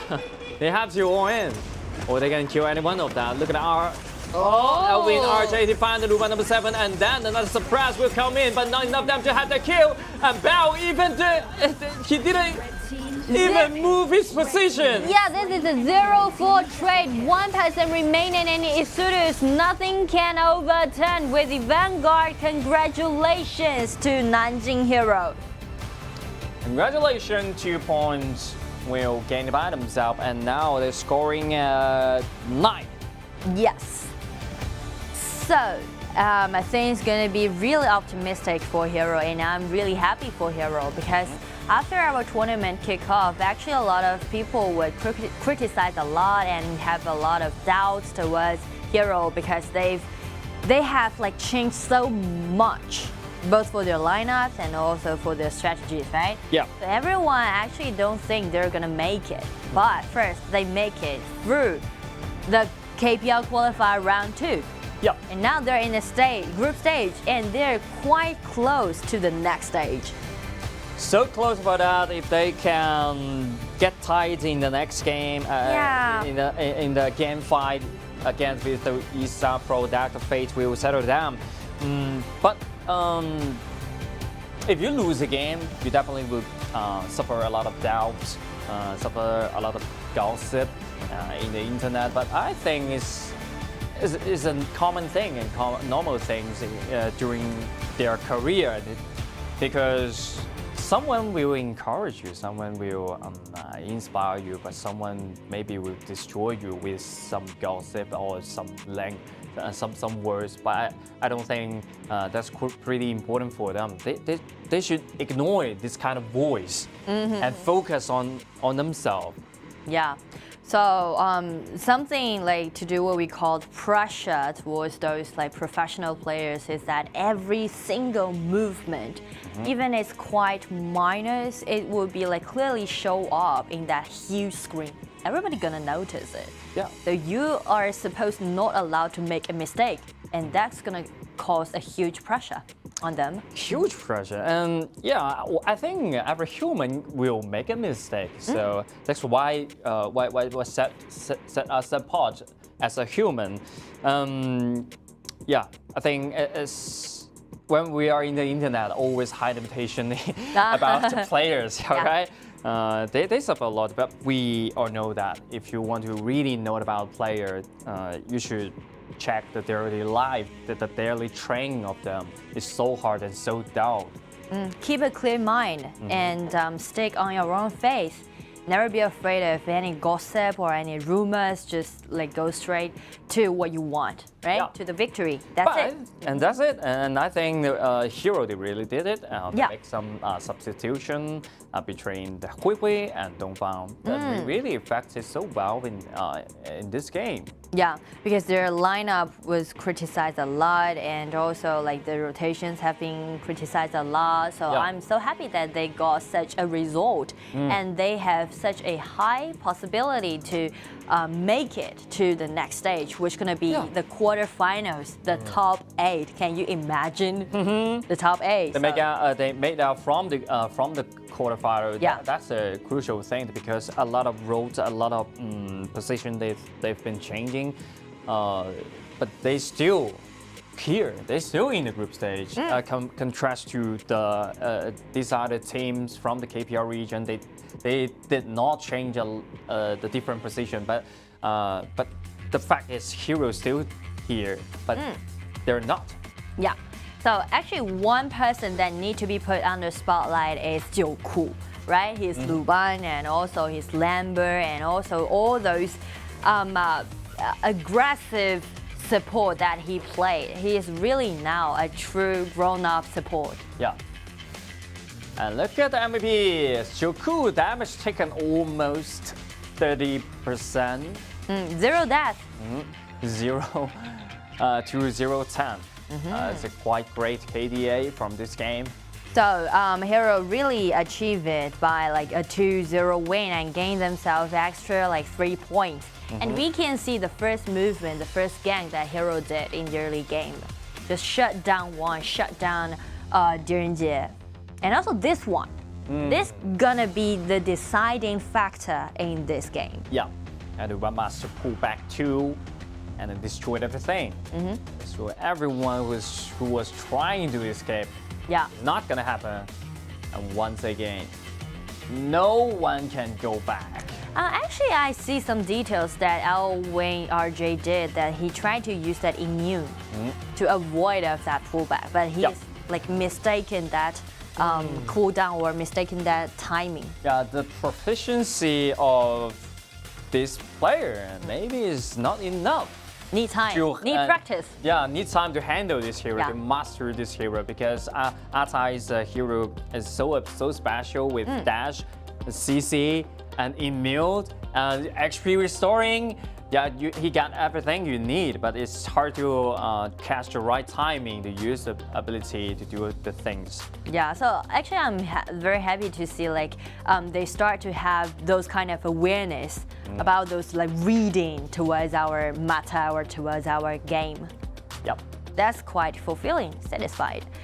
Okay, so for Hero, glad that they got another 3 points in their hand, and also they still got two games left. One play against eStarPro and one play against Gen.G. Gen.G. This is the first game of Hero today, and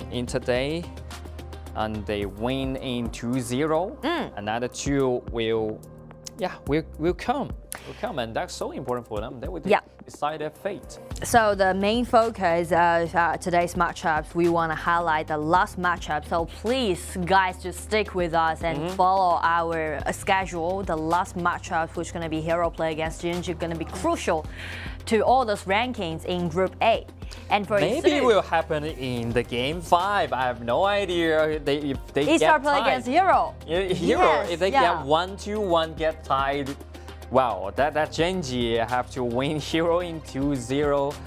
I think it's hard to happen in this kind of moment. Yeah. Oh, if they get tied, Gen.G will be settled down. It's no way to make out to the quarterfinal because Hero they won Gen.G Esports in 2-0 in the first round. Yeah, so Hero actually got more chances. So the question is only like, can they catch it? Can they seize the chances? And that's it. And after seeing the performance that Hero showed to us in the previous matchups, actually I'm quite optimistic to it. And I'm really looking forward to seeing them to play in the next matchups. And for eStarPro, there's only one matchup left, and that's going to be the last matchup they're going to have during the whole tournament. I think that's the last enjoying moment. Yeah. Play against the one that they most want to play against with. Yep. They played against with the Wuhan eStarPro before in the first round, but the second round is more exciting for that. So let's just give them some time to prepare, and before that, we're gonna have a quick interview. Let's see who's gonna be with us. Hello， 铃铛先来和大家打招呼吧。Hello， 大家好，我是南京 Hero 9铃铛。So the first question would be, is there any preparation that you guys did after this rotation, and is there any preparation you did towards the next few rivals? 那你们这一次做出了这样的一个轮换，是为了做什么样的准备吗？然后包括对接下来的比赛有做什么样的准备吗？轮换不方便透露吧。Okay, so the reason, we'll keep it as a secret. So is there any like preparation that you did for the next stage, for the next rivals? 那就是说你们就是对于接下来的对手做什么准备的吗？打好自己的吧。Okay, do our best. So, okay, so is there anything you want to say to 九库? Because actually you guys had a really tight synergy in these few matchups. 那最后一个问题想问一下你，就是有没有什么想对九库说的话呢？因为看到你们的这个配合其实还是蛮紧密的。感谢他教一些我所英雄的一些细节什么之类的吧，还有他包括对我的照顾。Okay, so Bell said he really thanks to like what Jacko did for him. He teach him a lot and be a really nice tutor. Okay, so hope that you can get well prepared for the next few matchups and really looking forward to your next performance. 感谢你接受我们的采访，希望你们可以好好准备其他的比赛。Well, it seems Bell, they are just they are focusing on the next two matches of it, so they don't need to speak anything. Yeah. If they won, if they really successfully to make out to the quarterfinal, that will be more word to say there. Yes. So that's gonna be all for the former 3 games, and we will have 3 games left. And I'll be done for today's job. I'm gonna rotate with TianYun for the next few matchups. And I'm today's caster Nora, and see you guys. And we will come back after a short break.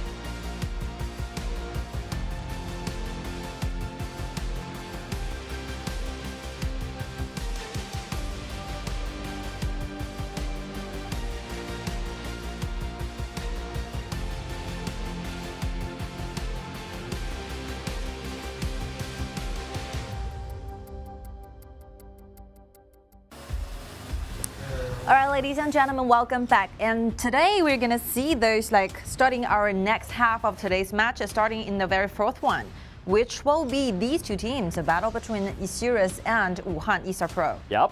And this is the last game of eSurus. After 2 games, they have been played. They lose these 2 battles, but they really enjoy this moment, enjoy this stage, and learn a lot of things. So in easier words, the first week of the group stage is quite different with the next week.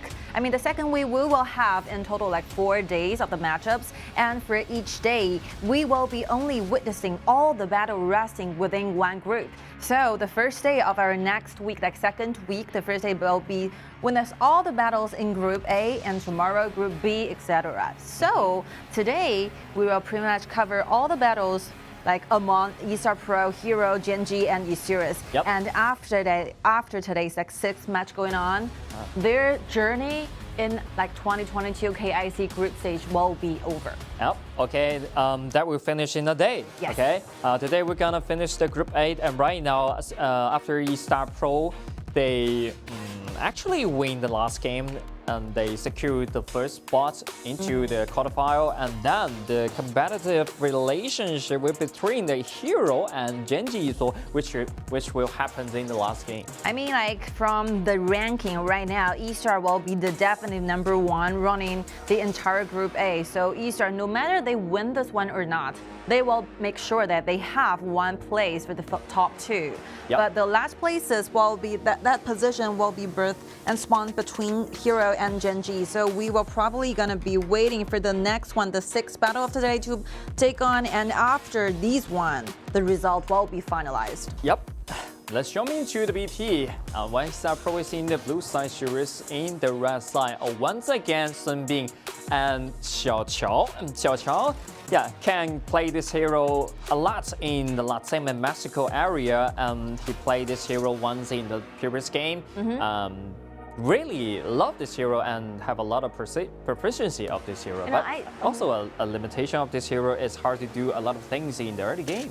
So those of you who are not fully understand how the Chinese caster and the English caster are going on, we will try to explain more. So basically we're gonna do the same interview, 2 interviews all at the same time. So at the Chinese caster just now, they're just interviewing with the coach from Nanjing Hero, Yep. Zhe, and our caster Ying Kai asked this kind of question: what do you think of the hero of Xiao in this current meta?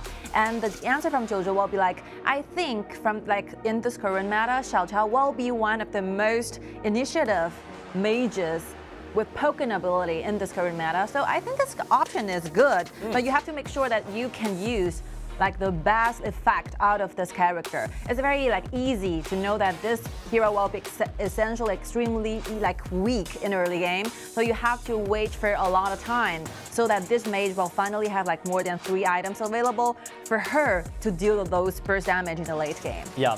And this hero is easy to expert because this is quite easy one hero for that. And they choose the Marco Polo combined with Sun Bing, which is pretty weak in the early game. Pretty weak. Yeah, including the Xiao. And wow, they're really enjoying this game. I love it. I love this. You have land one last time and 1 last chance on the stage. You'd better just leave some memorable seconds for you to remember. Yeah. This kind of hero definitely will keep you in mind every time. Heng is not a very common hero when it comes to KPL matches, because this hero, I would say it's a very risky choices, because this hero need a lot of time. Basically the same scenario like Xiao. So these 2 heroes together are very late game and very, very weak in early game. Yeah. Not many things can be done by these 2 heroes. So maybe the early time, the early phase of the game, eSurus is gonna face a lot of problems. A lot of problems, but whatever they choose, whatever conversation they choose, they will face a lot of problems because you're facing the One eStarPro. Yeah. So enjoy this moment and play the hero what you want to play in this at the stage of this moment is quite important for them. I highly encourage our players, our teams to trying to have this kind of attitudes. So you don't want to leave any regrets on the stage. It's really take them a lot of times, a lot of energies trying to practice, trying to go for this 2022 KIC. And here we go, you are in your last stop. You'd better like leave something on the stage for us, for the whole audience all over the world to remember you. It's good. And it leaves Nanjing on this stage. And it's quite interesting because Nanjing is the hero. You can do nothing in the early game but farming up. Yes. And you have to farming up in 3 lanes, including the jungle lanes. But this hero is good at split push and waves cleaning. So this is quite suit for this team. I would say like Nanjing is a very special type of the assassin of the junglers. So not like the normal ones, for example, like the Lam and the Jins. You expect this kind of jungler to like do the kills for your entire team. But if you're like dealing the fact that you're using Nanjing as your jungler for your entire team, maybe Nanjing will be dealing with the wave, trying to do the split push strategy all the time. And Nanjing is very special because a lot of dashes are like existed in the abilities. Let's just count how many dashes does this second specific ability like hero has. Yeah, second ability is a 1 dash, and then the first ability have 2 dash and short CD. So there will be a lot of dash with a lot of combo of that. But because of that cooldown, it's very short. So basically, you can see that the use of the first one and the second one will be that connected very closely with one another. So flexible, this hero. Yes, and also you got a state of immunity using your ultimate. I would say if like Nanjing have some time, have some room to like farm up to the late game, I would say the burst damage coming from this hero will be huge. Yep, only if they can delay the game to the late. Of course. Because they're facing the Wuhan eStarPro, which is the most aggressive team in the early game. And look at the hero that Qingrong is going for, directly showing no hesitation like my Nui in the mid. Yeah. Constantly looking for initiation it is. Okay, change of lanes. So aggressive, and then my Nui already jumping to the blue. Oh, this is a complete new like method to open up a game. Yep, and the ISG sends some bodyguards right here and trying to protect the look at that number. Wow. Second ability with flash. Jump inside and knock out 3. Ziyang. Oh my god. It's very difficult to challenge Wuhan eStarPro because they have so many waves, so many like methods to open up a game with advantages taken in. Yeah, and once again they lose blue within a minute. And on the top lane, like Marco Polo going against solo. There's a solo kill on that, but 6 only the level 1. Level 1's right there, and still a minion can absorb the shield by the TianYun. I mean, this is like personal challenge. It never happened when you use Marco Polo to doing the lanes against Lu Bu. Yeah, it's hard to deal with Lu Bu because you're so weak in the early game, not enough damage. Even though you cannot stack full, you cannot full stack of the true damage. I think we can leave some space for the like replay to see how like TianYun got the solo kills on the top lane. I was wondering if maybe the first ability hits on Marco Polo every single time. 2 times. Yeah. 2 times enabled to make the Marco Polo staying low. I mean, just to rewind for a little bit. So the truth is, eStar choose to let Luban number 7 go to the mid for the very first wave, and then using the mobility from my Nui together with Lumber make an invasion, waiting the teammates to come and get the blue and get the first kill. Yep, look at my Nui use the first ability trying to engage the Kang, but Kang starts to strike back. A full combo on that, but not enough for the kill. That's a fair trade. Huang Hai making rotation down. Force a flash out. Nice reflection. Look at the top side. 3 members getting together and trying to find something onto the top side, but no minion waves. And wow, Nanjing is a hero which is highly dependent on the blue buff, and every single time the blue buff and the red would take out by their eStarPro. I mean, with or without the blue will completely change this hero. You need the cooldown, you need the blue constantly offered by the blue buff so that you can continue doing your farmings. Yeah. Oh, flash. a combo, zoom away all the members of the ISG, and then they can take this round easily. I think from now on, eStar can just choose to go wherever the jungle they want. The red, the blue are all available, and I think they're trying to make sure that they got 4 total like jungle area available for them to choose to pick. They're trying to do something, trying to kill Yizhen, but without item, without gold, it's hard to do such a burst damage into the marksman. I mean, the gold flanking is like gradually climbing up to quite a difference, like already almost 3,000 gold differences in favoring eStar. Yeah, and eStarPro, they have lead 8,000 in 6 minutes in previous game. Okay, ultimate in. Look at Purify, still not available, so they have to be killed by the Hua. It's so hard for the ISG right now to farm up. It's no room, no space.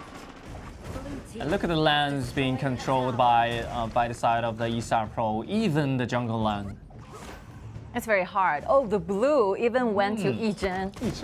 Well, Yizhen is feeling extremely happy in this like battle, even though he's not prepared with a Luban, but okay, he can stand on his own. It's okay, and the only task for him in this game is to push the turret. Oh, and now I think the personal gold aim is enough for Yizhen. Yizhen can be protective of himself and aggressive with those team fights at the same time. You have enough damage and enough tanker. Look at the positioning from Lu Banqihao right there, standing alone in the mid lane. And look at that, Sun Bin is going to be killed by Lu Bu, and Xiao will die. And those crit damage coming out of from Lu Ban number 7's passive, it's very hard to handle right now. Okay. Even Ling is not tanky enough to deal with this kind of damage. You know, this situation is like complete showing off of how like early game is different with those late game heroes. So if you select to put up a strategy and the whole composition with these kind of 2 heroes, Xiao and Hanxing, for example, you need to be extra careful to your jungle, to the like first 4 minutes rotation, to make sure that these 2 like very late core can be like well enough to buy those items needed. Yeah, so maybe they knew the theory in the game, but when you're facing the Wuhan eStarPro, every single plan will crash by this kind of aggressive movement. You look at the movement and look at the rotation in detail. They're not just focusing on one lane. Every second, they're making sure they have at least 2 lanes advantages within one single action. And right now, 6 minutes, 6,000 gold lead. 1,000 per minute right now. Another combo comes in. Look at the Xiao, always in the sky. Then Sun Bin with 4 as well. And they have to stuck in the fountain. And the minion wave still available, so the high ground turret destroyed by the eStarPro. And also the bottom turret. The bottom turret will destroyed right now. And look at the rest of 3 of the ISG. We killed by TianYun. And again, they're waiting for the waves to come. I think 5 members standing together, eStar can finish this game within this one single action. 4 available, and they're still waiting for 10 more seconds for Sig to revive. Yeah, look at Huang just jumping inside and trying to kill the Sun Bin, and he succeeds. And look at the Marco Polo, Viva Brush jumping in and trying to clean the wave by the bottom side. Minion waves still available, so within 7 minutes, eStarPro, they end this game. This will be the 5th battle for Wuhan eStar. The next one will be taking place between these teams going against Nanjing Hero. So with no doubt, I will introduce, no matter we are stuck in within the range of Group A or within the range of the whole teams, like the total teams, all 16 teams in our group stage, I think Wuhan eStarPro will have the potential to fight for the number 1. Yeah.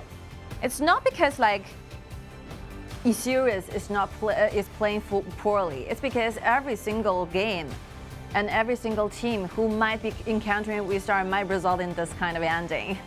This kind of result. Maybe it's the same for the KPL team, other KPL team, because eStarPro is so strong right now. They keep the high quality of every single team. They never play so relaxing in the game. Yes.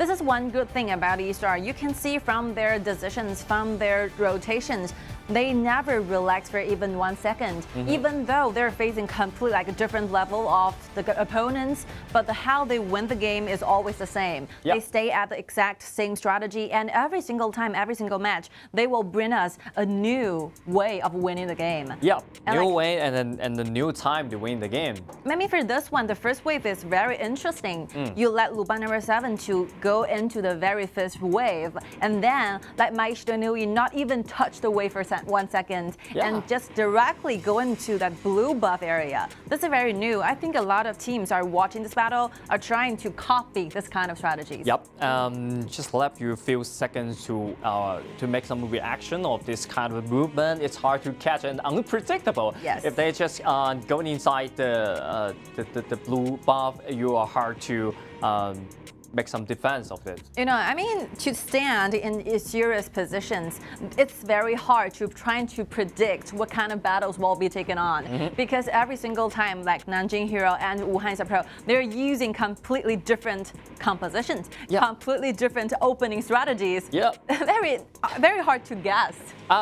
Maybe it's serious. They said I did a lot of homework. Maybe this time I can make some defense on it. But every time they surprise me. What else can I do? They're completely like brand new for each single matchups. So it's very difficult to trying to prepare for what's coming about. So this will be the like gap differences we talk about all the time during the group stage. And hopefully like Esports is trying their best to enjoy the game because this will be the last fight for them. The whole like journey for 2022 KIC will be stopped here. Hopefully they had a great time. But they can learn a lot of things from the eStarPro. That actually every time they get surprised, it's the time they should learn, right? Because Wuhan eStarPro, maybe they will select the same composition but with different opening strategy. Yes. So this is the point we have to focus on because when we join into the quarterfinal or semifinal, that will really impacting the KPL team. I've been talking about this for a very long time. I still can remember like how many times I've been said this. So there's a lot of teams, a lot of different leagues, a lot of different levels of tournaments. A lot of esports players are spending a lot of time trying to be the best player for the entire KPL, and you actually have the time to study from the best team from KPL. It is really like treasurable moments and trying to enjoy every single second and trying to learn stuff from the best ones. Yeah. Okay, the MVP, the most valuable player. Oh, that's the third MVP of TianYun right now because the last game he won 2 MVP for himself, and right now, Mai Shidonui once again. It will be the MVP, the third MVP of him. 3-0 for KDA. What does it matter of this data? He's just so effective in the early game. Like the rhythm controller. Wherever TianYun goes, there will be some winning points there. It's just like a museum. Yes. Yeah, musician. He's like a detector, detecting the pace in the game. So normally we will expect who is ever being responsible to the whole rhythm will be the jungler. But if the whole game will be only last for around 6 or 7 minutes, the mage, the mid laner, will be the one who is behind all the movements. Is that the detector and everything is on his court? Because Mai Shidonui actually is the all-around hero in this game because in the early game he can use the dash, use the CC to engage the enemy, and then in the mid game and the late game the burst damage can destroy the backline. I still really admire the spirit from Esports trying to come up with a very newly developed compositions. But after this composition has been picked out, we have been analyzing this for a long time. So with the support being Sun Bing and the mid lane being Xiaoqiao and the jungler being Hanxing, they're extremely weak in the early game. Extremely weak. And the marksman being Marco Polo. The only one can only role can show them competitive maybe it's a Lampo, but it's a 5 people game. Yes, 5 people game. The one hero cannot change anything. And this time, Alwin RJ, he played Marco Polo and Wang played the Lampo. They changed the position. Yeah, they changed positions a lot. But I think that's a good sign. They have to practice or not. Alvin actually, he played a lot of silent, but maybe his talent is some kind of marksman talent. You know, this is a very common thing. I could still remember like the early starting at around the year of 2017, those KPL teams, they also have those players who will be switching positions with one another during a best of 3 or best of 5. This would normally happen because sometimes you just have those players who can play this hero better than the others, better than the other ones. So you will switch positions and lanes constantly. This is very normal, especially when you're in a very early state of your like development, trying to fit in HOK. It's completely okay. So don't like worry, don't be anxious. You got enough time to figure those things out.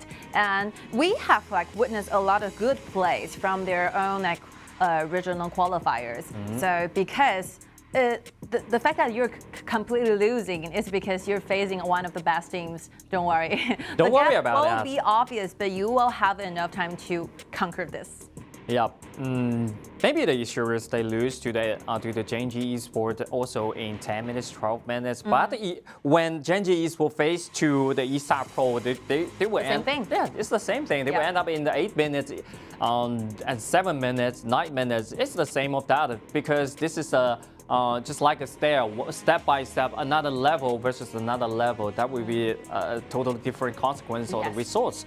I like the arrangement and the schedule for the second week of the week stage because we're seeing all the battles taking place within one group, which means that little simple like calculation here, maybe one team will have like 2 or 3 battles within one day. So you're gonna see the first one, the second one, and the last one, maybe trying to find some differences, how like well the players are feeling about their day. So if you arrange to have 3 battles for one day, you will be feeling tired. Yeah, you're feeling tired of that because we're so special in the round 2 because week 2 we have to finish a group in a day. So they have to play the second round in a day, which means they have to play 6 games in a day. Yeah, it's really hard to keep concentrated and focus on one thing for a very long time, especially including those times you have to wait for those battles to come. So being an eSport player is really hard. It's really like challenging. So hopefully every single player can enjoy their time and together we'll wait for the second battle to begin.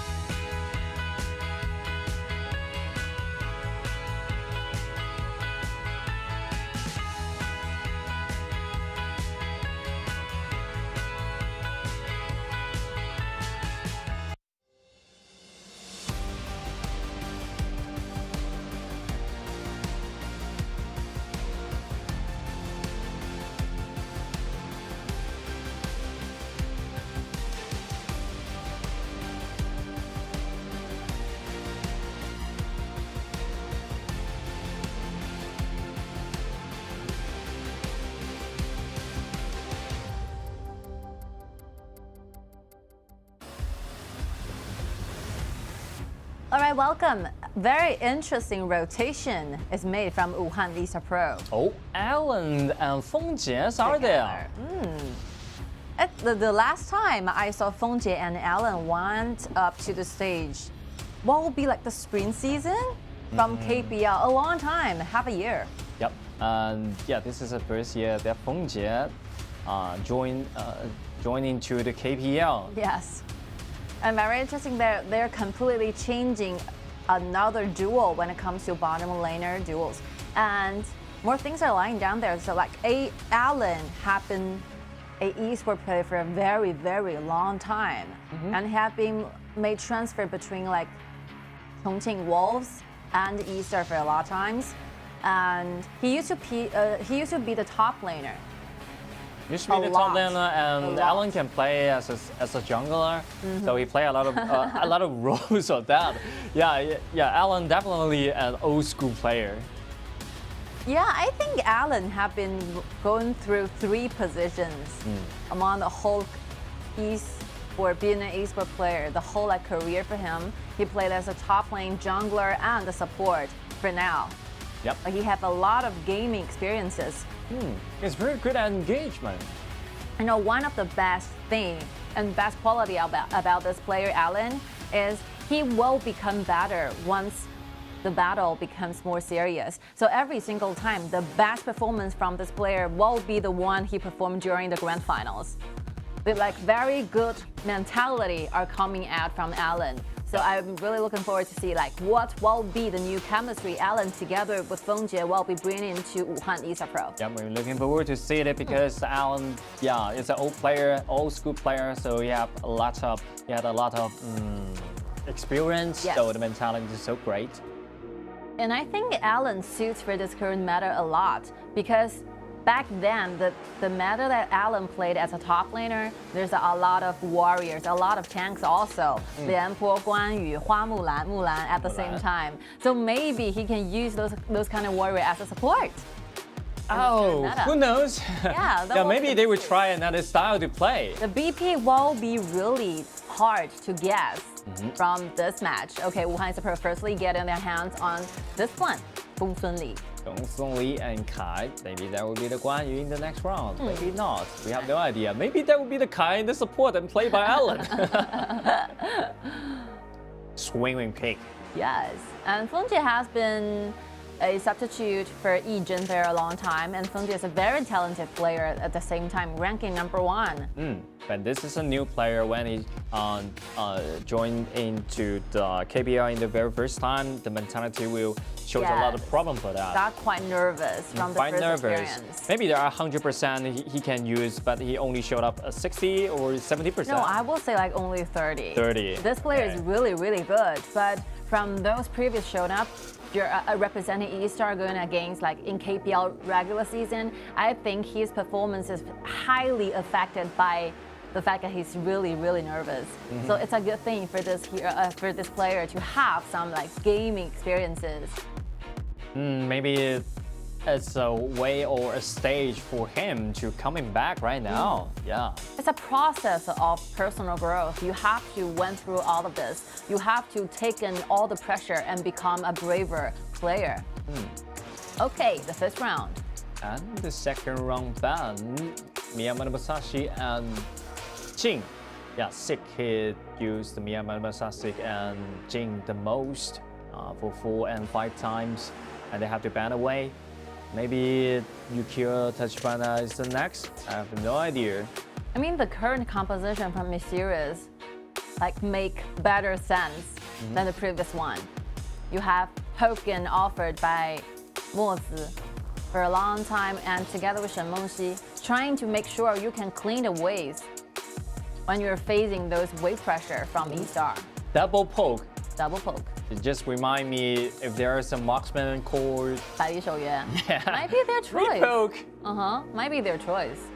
But Bali Shoyu actually didn't show up in this team. It's okay. Everybody has their first time. You tried Han Xing in the previous game. You can try Bali Shoyu as well. I can accept seeing any kind of marksman going on at this point. Bali Shoyu is a good choice. Yeah. You take a deep look at Wuhan eStarPro's compositions. Like Bali Shoyu can work using the 3 poking going against those very short-handed warriors.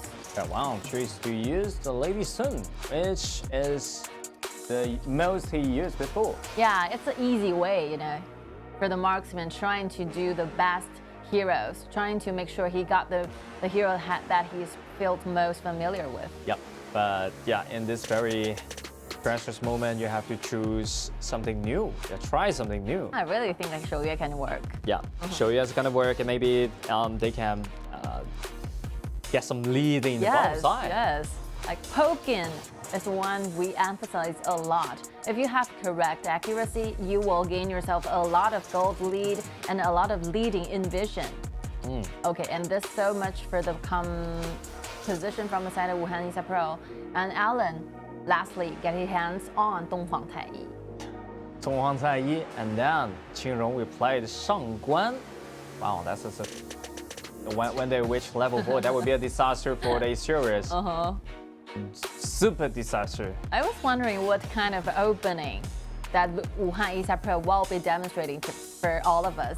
I think this time maybe the Isurus can defend at least 1 buff of it. Yeah, because Isurus always lose double buff in the early game, so they have to find a way to protect the double buff. Try your best to guard for your own resources. You don't want to open your entire jungle area up to your enemies. They will be everywhere. Yep. And you have to be extra careful when this Shangguan is being disappeared from the map. Watch out for those little ambushes in the side lanes. Especially level 4. Yes. So in series, this kind of composition looks great, I think. It's so great in the mid game and in the late game, but unfortunately there's no late game for the from the Wuhan eStarPros invading. So that will be I think good luck for them. I think. I mean, they can consider to choose this mods going to the mid at the very first time. If like Wuhan eStarPro is choosing to do some kind of invasion, you can at least use your stuns trying to slow their pace down a little bit. Stop them. Yes. To cause a little bit stunning effect there. So they have to keep the priority of the mid lane. They have Shimeng Xi. This is a good choice. Yeah. You can clean away more faster than Shangguan. There's quality more than Hua Hai. So aggressive to doing this thing, but Hua has been taken very low. Isurus actually can have some chance to harass the blue buff. Yeah, this laning is really once good. again. Hua Hai has been forced away. Wow, this is the first time I saw this vision. Oh, but the first spot also has been spawned in the mid where Feng Jie got his hands on Ken. Okay, and look at the TianYun. It's in not the right position right there. And then the Feng Jie will clean up the battlefield, I think. Okay. So our whole attention is gonna kind of just attracted by the fact that they're using mods to try and gain themselves in very first blood. Then Hua Hai can manage to find a way to escape while the rest of the squad are facing a lot of threats. Because they're facing the fact that Feng Jie reached level 2, have a lot of dashes available, and with the use of Frenzy, a lot of burst damage are coming out from Gong Sun Li. Yeah. So I think Isurus really did a great job. At least they played so aggressive in early game. They didn't play passively during this team fight, but unfortunately, Feng Jie is there. I mean, their urge for gaining the very first blood, gaining 1 kill to their team is very, very obvious. They really wanted to take that kill. Yeah, look at the blue buff taken by Lu Bu right now, and Flash trying to find a kill on the Hua Hai, but not enough damage, and then double kill back over to TianYun. Still not. Let's see, like, to stop this. What a strategy played by eStar. They are using like Hua Hai with very low HP as a bait, trying to lure ISG's members out. And at that point, like TianYun have a perfect angle to dive in. It will be the time he uses second ability, engaging the team fights and making ISG unable to move. Replay here. Yeah, that's a trap. Very low, very low. Only 1,000 HP remaining. This will be the part, the moment where TianYun dive into the squad and making sure that the following damage is sufficient. Yep. Why is smiling? Nice strategy pulled out, bros. Nice strategy, but eStarPro already tried their best. They want to strike back. They don't want to defend once again. I mean, the gaming style from ISG, they're very straightforward. Yep. They don't hide any ideas. They don't hide any strategies. They just want to go for the kills. Just give me one kill to my side, written on their faces. Yep. And look at TianYun. Oh. Sick. You want to dodge the damage from TianYun, but it's hard to dodge from TianYun. No mobility it is, no matter it's a Mai Xianui or a Shengguan. Yep. The common thing about these two characters and these two heroes is that they all shared a lot of dashes, making TianYun very hard to catch. Exactly. Right now the blue is being spawned in, but this time they have no ability to stop them to have this blue, even though and the blue even goes to the Alan. I think Alan asked for it. Yes, Alan asked for it. Deliberately, I'm very low in mana. Give me one because you know Hua, you have your own one. Get it by yourself. I can carry it. I'm a core. I mean, TianYun used to be a brother, like elder brother than Hua. So Hua right now is given the respect towards Alan. Yep. Show some respect. And disrupted the download. 4 members gathering together and trying to do some damage into the turret, and they destroyed the turret. Did that? Yeah. They really know how to exchange the resources. That's a huge improvement of the day. Yes. But the kills are very hard to chase back. Really hard for that. Look at the Fengjie. Well, he found another kill onto the report. Not. Flash can keep our win safe or not. No way, because TianYun is everywhere. Double kill. Back over to TianYun. Like every single diving positions is carefully calculated. You can see another suppress using the ultimate to lock down Kang. Another triple kill went to TianYun. I have a vision that the TianYun will be the MVP again. MVP again. But I think Fengjie really did a great job. Yeah, Fengjie really did a great job. The early game, like team fights, Fengjie played very good. Yep. And using all the dashes available to be everywhere, using the umbrella, trying to be at the safest positions, dealing the maximum amount of the damage. But the kill was grabbed by the TianYun. Definitely the highlight. This is team fights, you know, you have to have someone who is responsible for the first-hand damage, and then the assassin diving in looking for the kills. Yep, just like this time. Wow, eStar is not given any space to breathe. It's very hard to breathe for eStarPro. Yep. No space, no room for them. No time, no kills. 11-0. Clock's ticking right now. The Fengjie on finds damage onto Wang. Wang's been taken in half right now. A single mini wave is hard to destroy the high ground turret. So the secondary turret of the mid lane is the choice. Disrupt. This is the first time I've seen the ISG use disrupt this kind of summoner skill. Another Pokken using the ultimate from Shengguan, trying to steal away those HP bars. But one lucky news for ISG, they're getting side by side with one another. So the ultimate, the power and the damage will be separated, evenly distributed to each member. That's one way, one strategy when to face Shengguan, this kind of hero. Just a little detail. If you face to Shengguan's ultimate when you fly in the sky, you have to stay with your teammates. You cannot leave your teammate away. It's very interesting. Let's see the composition from eStar Kai, Guanyu, Shengguan, and Gongsun Li. These 4 characters are very, very powerful when it comes to 1 versus 1 solo matchup, solo laning. All good, best solo fighters. You cannot take this kind of damage alone. You have to stay together. Okay, next blue buff. Waves are rushing in. Okay, Howling Emblem. And then zoom away all the members of the ISG right now. They are hard to clean the minion wave except for the Shenmengxi. Yeah. That's the only only hero they can count on. And right now, facing the fact that TianYun will be gaining this blue buff, and eStar having two tanks, Guan Yu and Kai at the same time offering the vision, it will be very hard for ISG trying to fight back and trying to go to the outside, the other area. Ooh, and the flash of that at hard CC with Allen, it definitely can guarantee a kill of that. A little damage, double kill back over to Qingrong. And then Guan Yu used the first ability, long range sword, to guarantee the kill. And then the mini wave was cleaned by the Kang. So maybe the next round.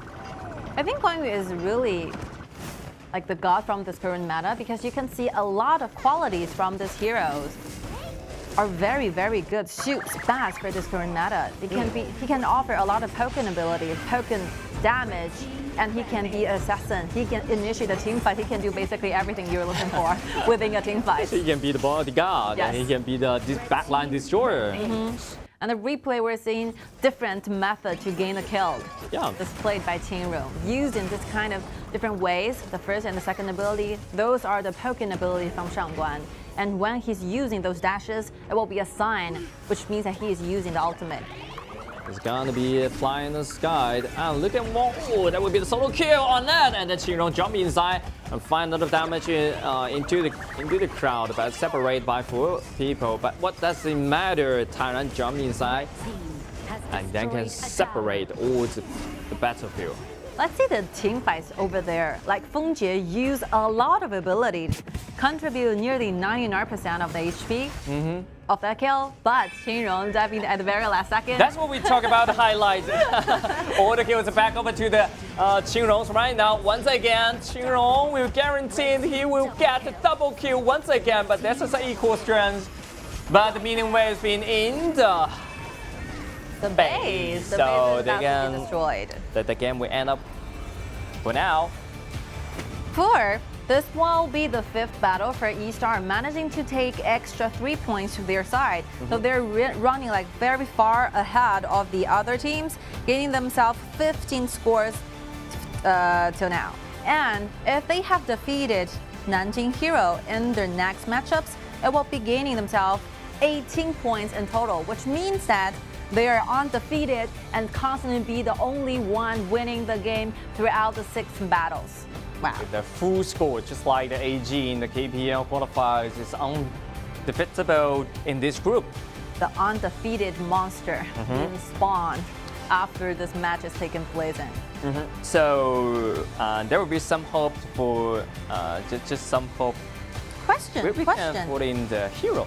I mean, question being raised here. Who do you think is going to be the MVP for this match? I think 2 possible answers.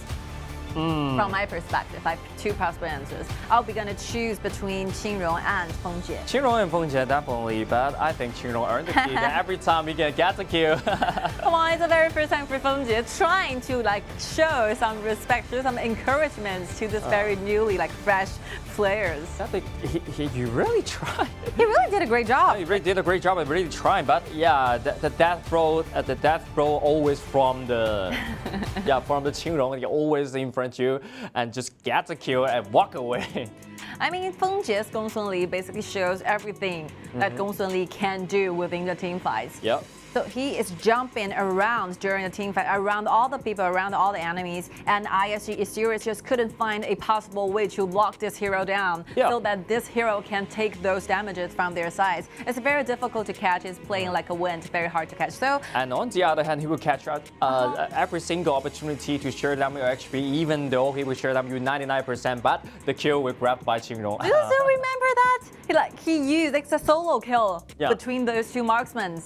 This is a solo kill. Using the frenzy, dashing onto the high ground tower, giving almost 99% of damage onto the Lady Sun, and go back to where it is safe enough, and then the very last hit of the damage would be offered by Shangguan. It doesn't matter. You do what you want, but I really did my job. Yes. I mean, it's a very perfect work to show that Wuhan eStarPro work as a team. So every single kill, they will make sure that they will not be missing it.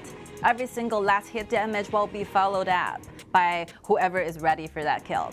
So I think good coordinations from Qingrong and Fengjie together, trying to grab those very slight opportunity to go for the kills. So if you're trying to protect your own base on your high ground tower, it will be quite a loss when you're losing your marksman in your team. So that's the reason why Wuhan eStarPro will keep being invisible and undefeated for the very next team fight. They're really invincible because they always keeping the pressures alive, especially in the jungle. And then when you were trying to strike back with 3 or 4 people, you will find that 5 people is back over. Yeah, it's back over there, back over the hero which we want to engage. So this is a problem. You have to be gathering together with 5v5. Out of surprise. Well, that's a new one on this stage. Show some respect, right? We pay to Ellen. Good ones using Donghuang Taiyi, participating in 15 kills and damage taken nearly 30%. Near 30%, he can find a lot of chance to engage for second contract and create a lot of opportunities for Fengjie or for the Qingrong. It doesn't matter. It's really something because you are seeing a good, like a very deep bonding among those eStar former starting up lists. For example, Tanran, Huahai, Qingrong together with Yizhen and Ziyang. But if you change to completely new duo on the top lane, on the bottom lane, they still perform this kind of utility within one group. So they have been practicing a lot. No matter who will be the member sent onto the battle, they are always prepared for what's going to happen. That's how strong like eStar have in their whole team members. Well, team members, that's just they already predict every single situation and they already have the solution just right before 5 seconds or 4 seconds. Yeah, they can predict a lot of things. I think this is some relationship about their training before. They train a lot of times, again and again, to discover this kind of detail. Team data here. Good news for eSurus, finally gain 1 kill to their side. Win RJ, congratulations. Congratulations of this. That's not an easy thing to get some kills from the Wuhan eStarPro. But the only kill is like for Donghuang Taiyi, it will be a 1 trading for 1. Yeah, but Donghuang Taiyi always have to sacrifice himself to guarantee some kill. Look at the team fight rate from Qingrong, 94% of the team participation. 30% damage from the team. He's everywhere. It's everywhere and do a lot of damage. I mean, the map is huge. The map is very huge place for this single mages to do the rotations. He started up going to the mid lane, but he had to make sure every single rotation and movement is effective enough so that this Shangguan can participate into almost every single team fight during this game. This is what makes Qingrong so good. He knows where he's gonna be, and once he's got there, the engagement, the team fights will be a good one.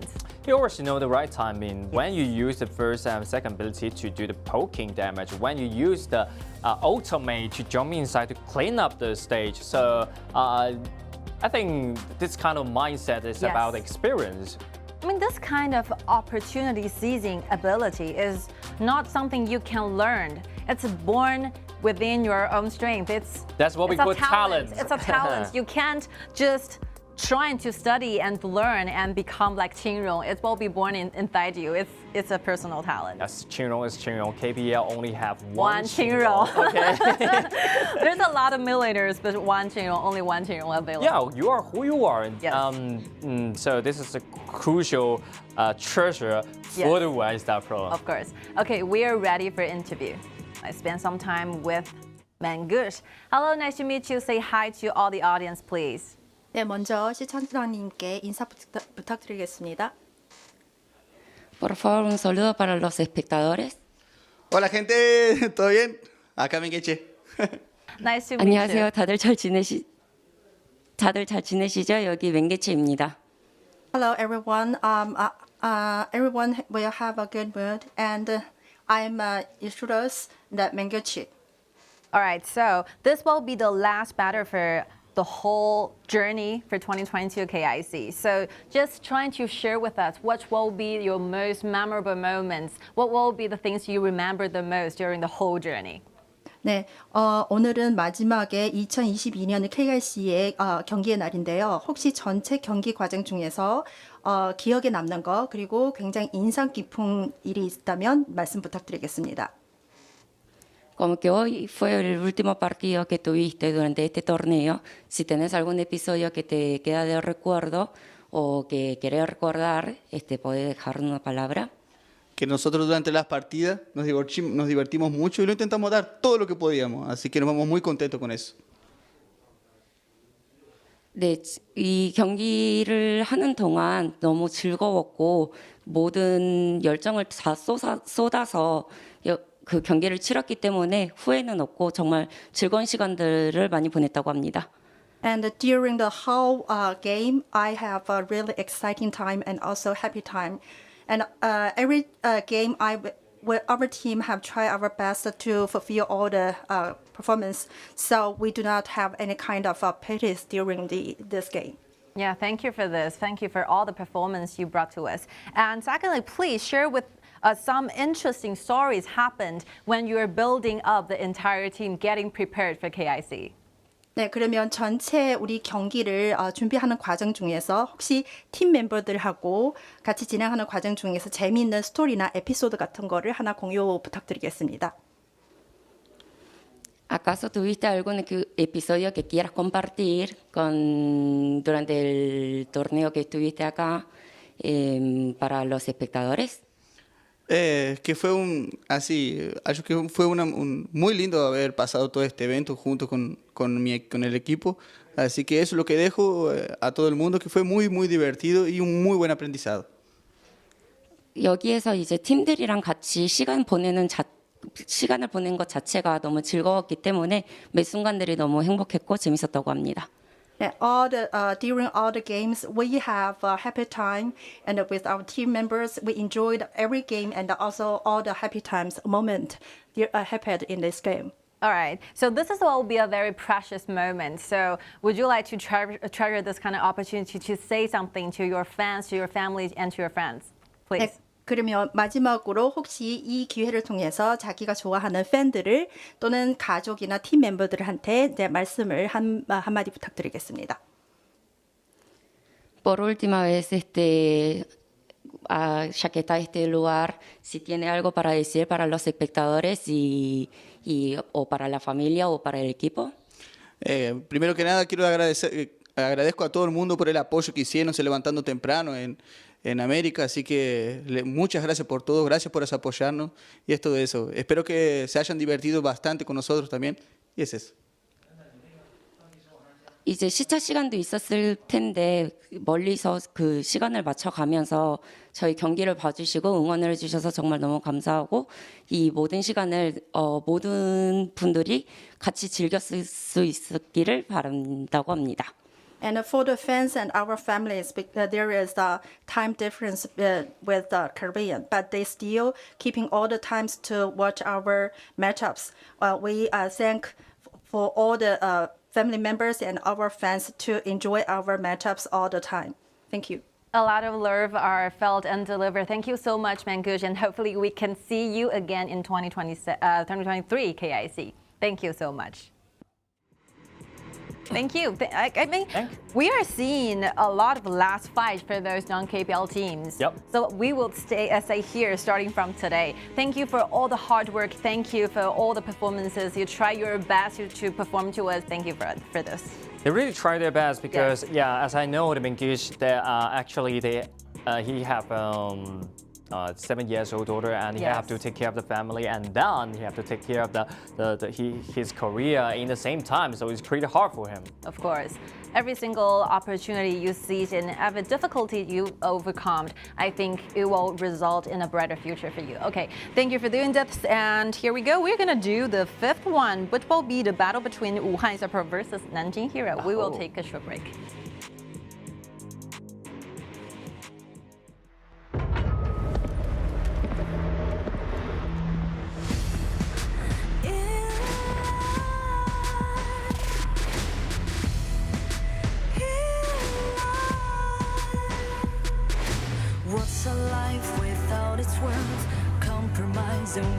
what hurts inside.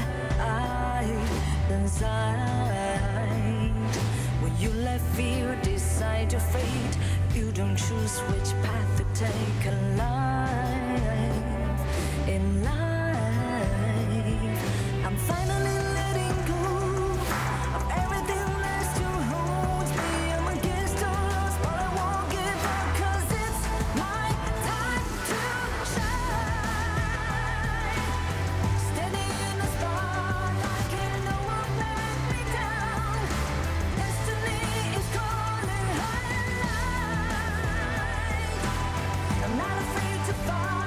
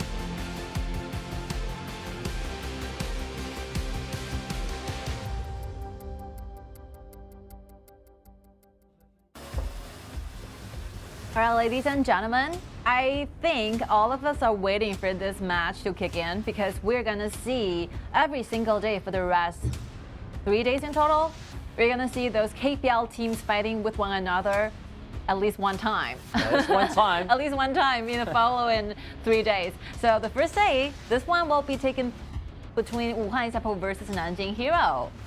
Which we have been expect for these two teams for such a day, okay? Such a half days. Yes. And then the Wuhan eStarPro, if they West will already guarantee as part of this.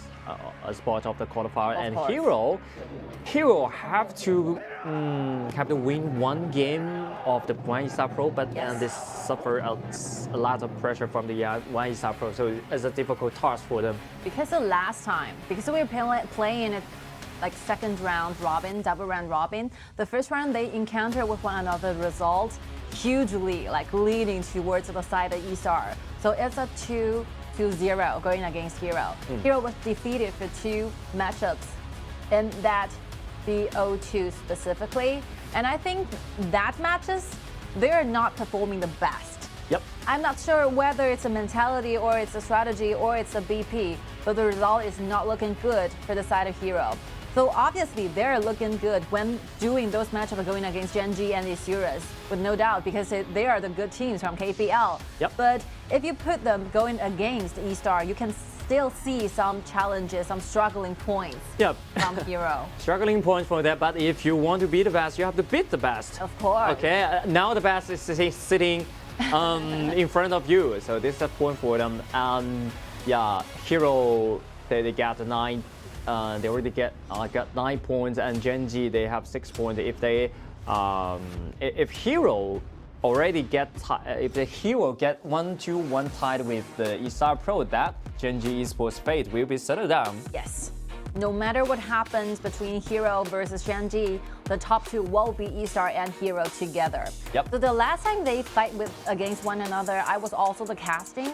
I do the casters a lot. So after watching the whole time, I've been introducing the story for a very long time. So a lot of like backstories and histories are underlying between these 2 teams, because we are seeing Heng and No Fear and Jacko, they used to be the teammates together with Qingrong and Ziyang. So a good thing of this is that you have a deeper understanding about your opponent. You know exactly what you want to do. But a surprise composition coming out. Da Qiao is being leased out from the side of Wuhan eStarPro. So everything is possible because Da Qiao system can create some miracle. Yep. Okay, Da Qiao system is being picked up by the Nanjing Hero. This is the second time that Hero used Da Qiao composition trying to go in against Wuhan eStarPro. The last time they used this, they are knocked upon on the sky, 5 member in total by TianYun's Lianpo. I can still remember that moment. It's a highlight from that matchup. Yep, pretty highlighted. Nobody can go home at the time. Complete disaster. Complete disaster. So will that happen? I don't know. I don't we have know. no idea. I mean, they're confident enough to use this composition the second time. Well, it might as well be the signal that they are prepared for this. Yep, they're well prepared for that, but look at the Wuhan eStarPro, they picked out Donghuang Taiyi as well, so that would be some limitation to against this Nanjing Hero. I never felt worried about Wuhan eStarPro trying to form a best composition going against Da Qiao compositions, because Yang is one of the best players playing and excelled in the use and the hero of Da Qiao. Yeah, every time Ziyang uses his ultimate for second contract, is so effective. Every time we guarantee a kill of that, and we will contribute a lot of things for the team. So that's this is Ziyang, right? So I think that very common and typical countering effect are happening in the BP. So Hero is not hiding any strategy. They're trying to make sure they got priority using the Da Qiao and Lao Fuzi together as a combo, as the strategy they're going for in this specific match. And Wuhan eStarPro, very easy answer, answering their best solution using Donghuang Taiyi forced into the team fights and those poking heroes, Zhen Mengxi and Gong Sunli at the same time. Yep. And the Huahai with Lam will come into the battlefield and clean up Who will be the top laner choice? I was wondering if TianYun have the chance to go for the Lianpo? No, it's eliminated by the side of Nanjing Hero. Xiangyu might be a better choice. Xiangyu might be a choice for them. And if they want to play more aggressive, maybe Xiaoden is a good choice. Yes. Maybe that's not so much limitation for the Dachao system, but they can play aggressive and snowballing the game. What you're looking for when you're countering Dachao composition is that you have to pair yourself up with those heroes who will have the ability to force your opponents into some of dashes. So Xiangyu's ultimate will enable Wuhan eStarPro's composition to do so. The ultimate and the first ability will enable Xiangyu to push the enemies back for a long distance. Yep, and they're really ready for every situation. So the Xiangyu was picked out by the eStarPro. So they have the Donghuang Taiyi, the hard CC, the suppress, and then the enhance, the enforced displacement from the Xiangyu. So everything seems bad situation to the Nanjing Hero. I mean, they're both composition because the fact that the coaches are so experienced, so no very obvious mistakes are being made from those coaches. How the game will be working, who will be the final winner for this match will only depend on the performance, the execution of the strategies from those both teams. I could see they each stand a very high opportunity to win. Yep. But how this game really goes really depends on their performances during the game. Depends on the performance and the mindset of how they play with Dachao's system is pretty important because, as we all know, Dachao is a quite difficult system. I think it's the most difficult system and composition in this game, in the Honor of King. During even a lot of KPL teams cannot handle this kind of system. Of course, very difficult task to handle. You need your whole team to coordinate together, trying to salute, trying to find a perfect way to use the management to distract your enemy, to hide your vision, to make sure that your enemy, your opponents have no idea where you're standing. Using this kind of strategy to fool them into making wrong decisions will be the highlight point for Dachao compositions. And one more thing, because Jacko has just got to the position, being the support.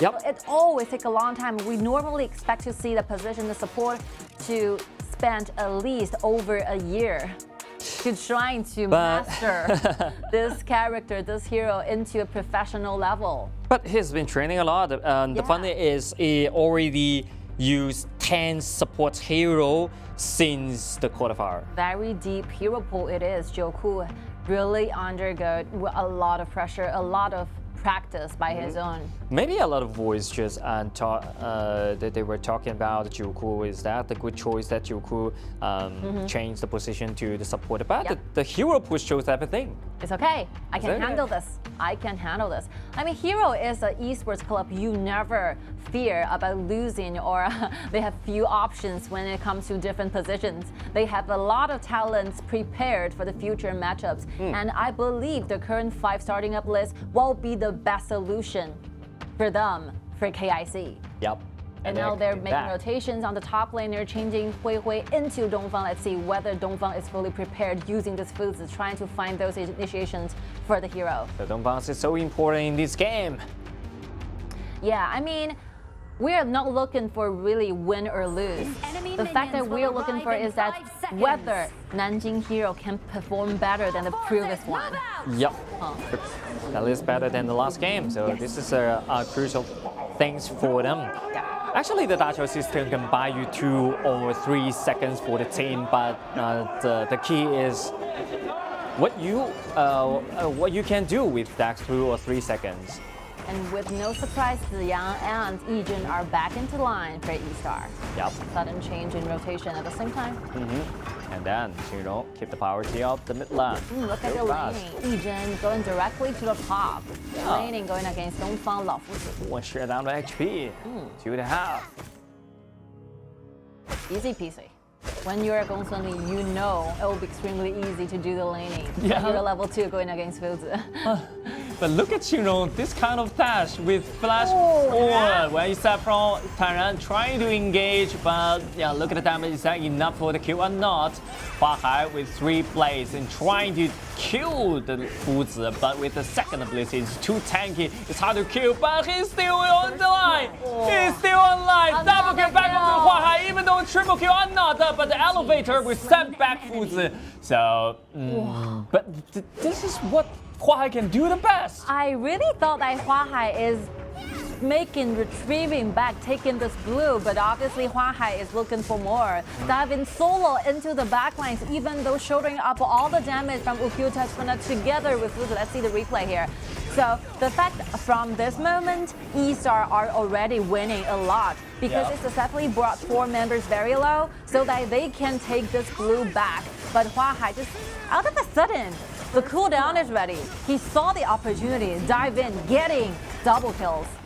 And the next one, even though it's really early, so the damage and the cooldown is not enough. If he has already got to level 4, I think he can gain another kill. Yeah, because he got control from Heng's second ability. But already, I think it's a very, very beautiful move. I think it's enough. Enough for him. Enough. Going solo, gaining 2 kills. What a move. Really, really good. And that's what we call eStarPro. They always can surprise you in the early game. Yes. And the best information for eStar to collect is that they know exactly what the blue buff from hero will be spawning again. Yeah. For the second round. The second round, as we always talking about, the 3 minutes. Yes. Yeah, the Wuhan eStarPro will invade the top side in 3 minutes. Still make good use of this information. They will do the constant invasion again. Yeah, and they already took the tyrant with the extra damage. That will be that. Okay, 3 minutes right here. Gathering around. Every minute in count.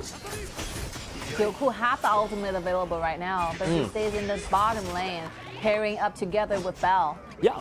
Trying to clean away whether Jacko want to use the first ability, first ultimate, putting into the. And this is not the right time, so Huahai will keep the priority of the top lane, so they can have another group number to invade this blue. But they would like to surround the No Fear, but No Fear is very sensitive. He found that everyone missed and trying to dive into this turret, so he left earlier.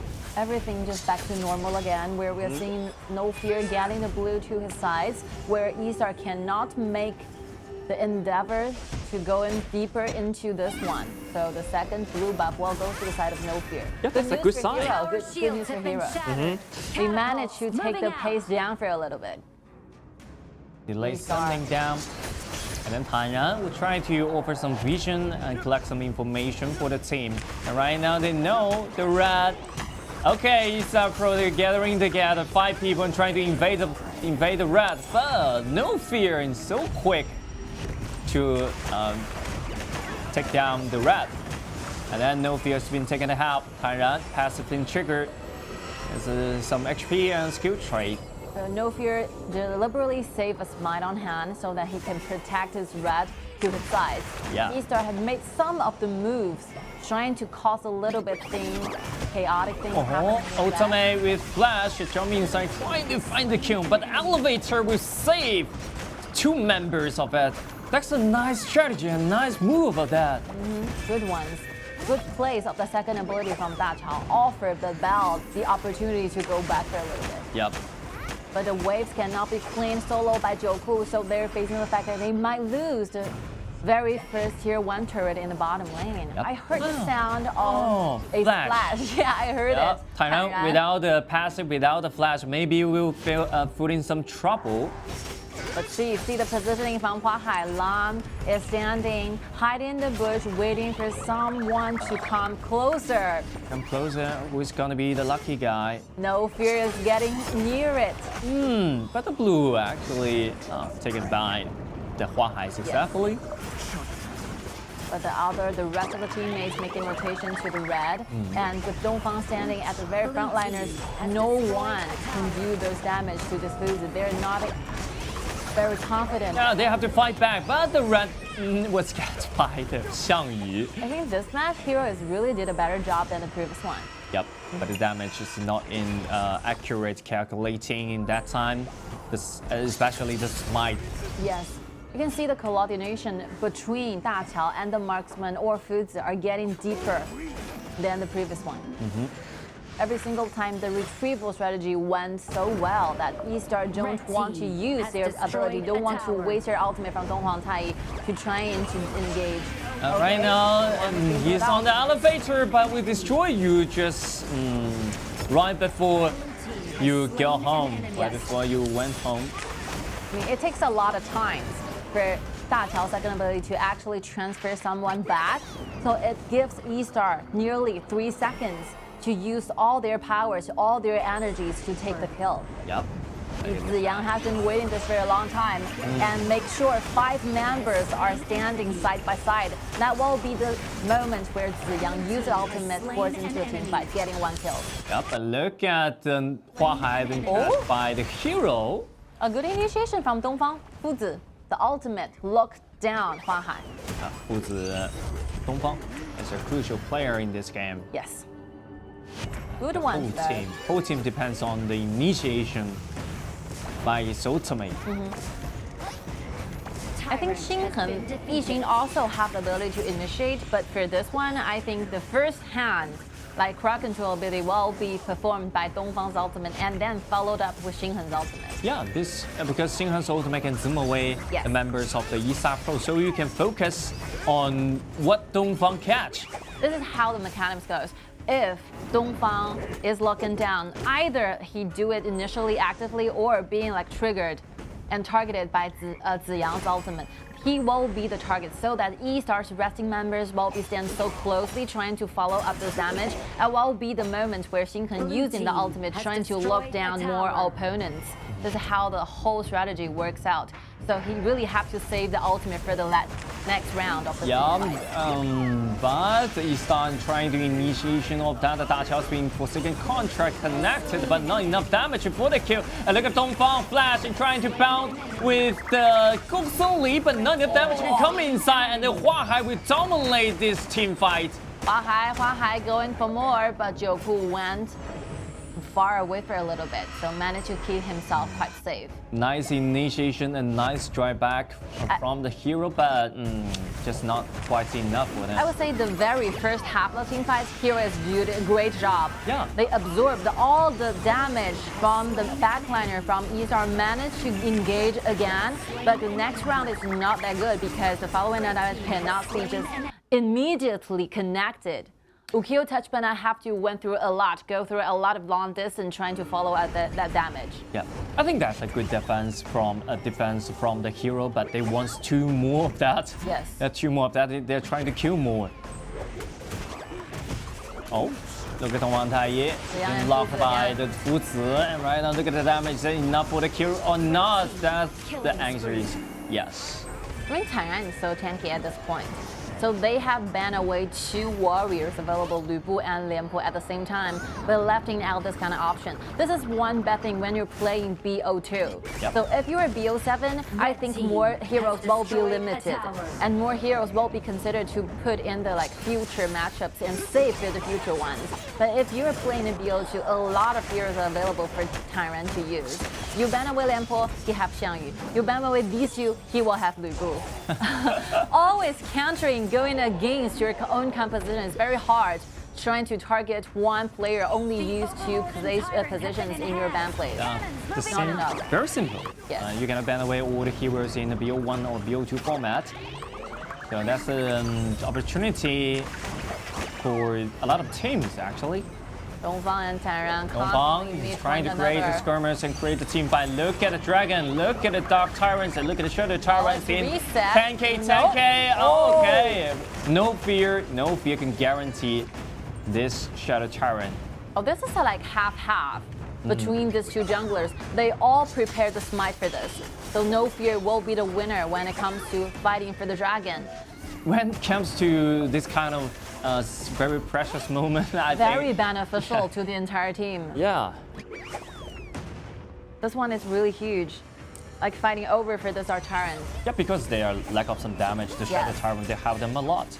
The Shadow Tyrant will enable a hero to deal more pressure, deal more damage in the later Oh, round. Forsaken contract with Flat Ziyang. What a timing he catch.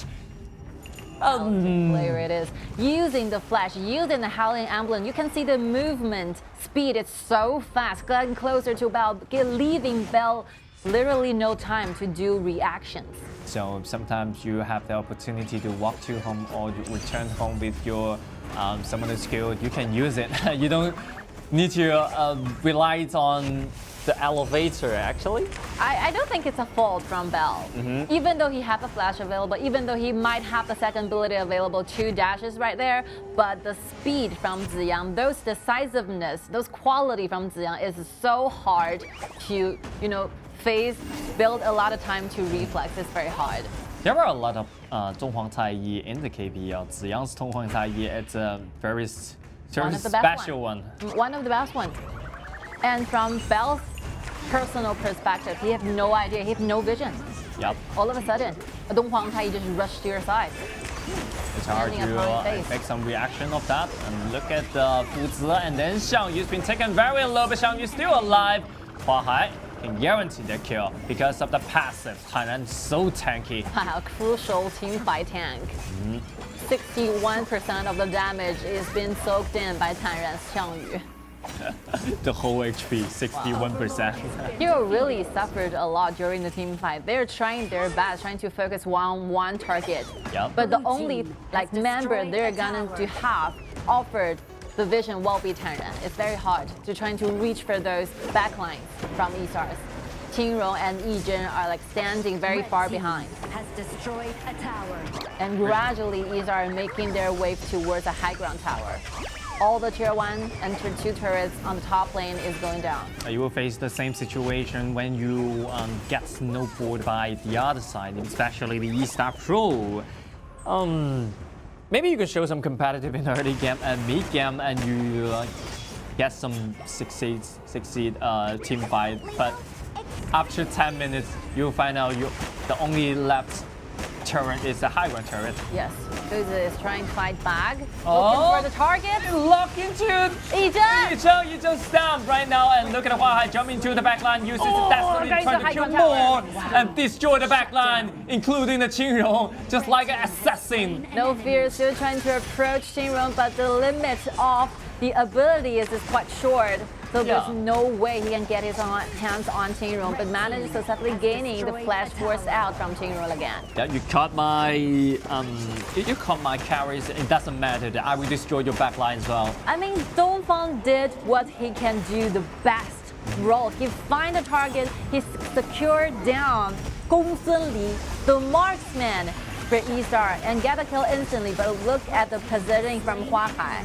Separating the whole team fight, making Hero have to retreat back, have to play it passively. Yep. Oh, the first 14 minutes. I mean, Hua Hai and Ziyang are fighting over against each other, fighting for the MVP.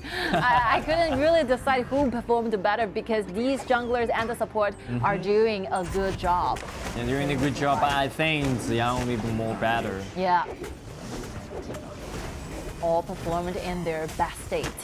And right now, the Shadow Tyrant, and Dongfang is trying to find the change. Do it again. They're not rushing. But without the flash, it's hard to do it. On the Tyrant, they just have to make sure that Hero make their step closer, and we're trying to initiate. Getting all the river from the bushes again. Oh, look at Tyrant. And then the Forsaken contract's been connected. Dongfang is in danger without the flash. Got to stay there. Completely isolated from the resting of the squad. Hero really tried. Every single time the ultimate from Xinghen trying to make sure that eStar have to retreat back, but they just couldn't find any more space to follow up to help Dongfang stay alive for a longer time. It's pretty hard for him, and the Forsaken contract won't allow you to move, to have the extra movement. And now Hero is standing in the mid lane while eStar is getting pressure on the bottom one. Member of the heroes, and they take down. They have been taken down the high ground turret, and Tanran's been in half, so they have to retreat ready for the Shadow Overlord. I mean, from those things that he just previous happened, we can see that eStar basically holds every single initiative when it comes to team fights. They can choose to invade, they can choose to engage, but they can choose to retreat back at the same time. There's no way that Hero can make them stay or make them go in further. They just have to accept what eStar is offering. This is not a good sign. Yep. And Your composition stands better when it comes to those wave split push strategies. You don't engage in 5 versus 5 if you are not so sure, 100% sure you can win this. Simple conclusion is you cannot fight without out of number. And you have to aim the good numbers with Dachao system. Dongfang still in danger right now. Look at the back line. You will be destroyed by this kind of heroes. And then Huang Hai jump inside. Yuanfang's down, but the resurrection's been triggered. And then Destiny's been triggered as well. Dongfang's not available to make him alive. But TianYun went too deep in that time. Taking too much of the damage, and eStar only losing 1 but getting 2 kills Winter, and right now they're rushing to this Overlord. Once they have this Overlord, I think it's about time eStar will give Hero the last hit. Let's see, the whole formation of the Heroes members are fully disrupted by the overcoming damage offered by Hua Hai. Quite a dive. eStar waiting for the Shadow Tyrant and Shadow Vanguard to show up. The Shadow Vanguard is still on their hand. Is still holding the trigger. They might place it on the top lane since they have already gained the bottom lane high ground tower. Yep, top lane is more better. Yes. Because destroying the double side lens high ground turret is always the priority of the Vanguard. I mean, this is how the whole thing goes. Because Hero is in the blue side. They take the initiative going for this Dachao composition. So the whole draft from eStar is designed to counter your whole system. Yeah. So you do better use the best of how the function will be offered from Dachao instead of constantly getting into the team fights going against your enemy who is fully prepared to do the team fights going against you. So don't use your weakness to go against their strength. What will be one true strategy for Hero to do It's what you can do best. Yes. But right now, eStar is leaving no choice for them. And they're kiting around to shut down the XP. Dongfang will stay in the front line, and look at the Vanguard, it's just so tanky. But a lot of AoE just zoom away the Yizheng. It's hard to get close to the high ground turret. But with Hero's abilities, for example, the ultimate from Heng, they can clean the wave quite fast. Yeah. You still have one last slide of chances.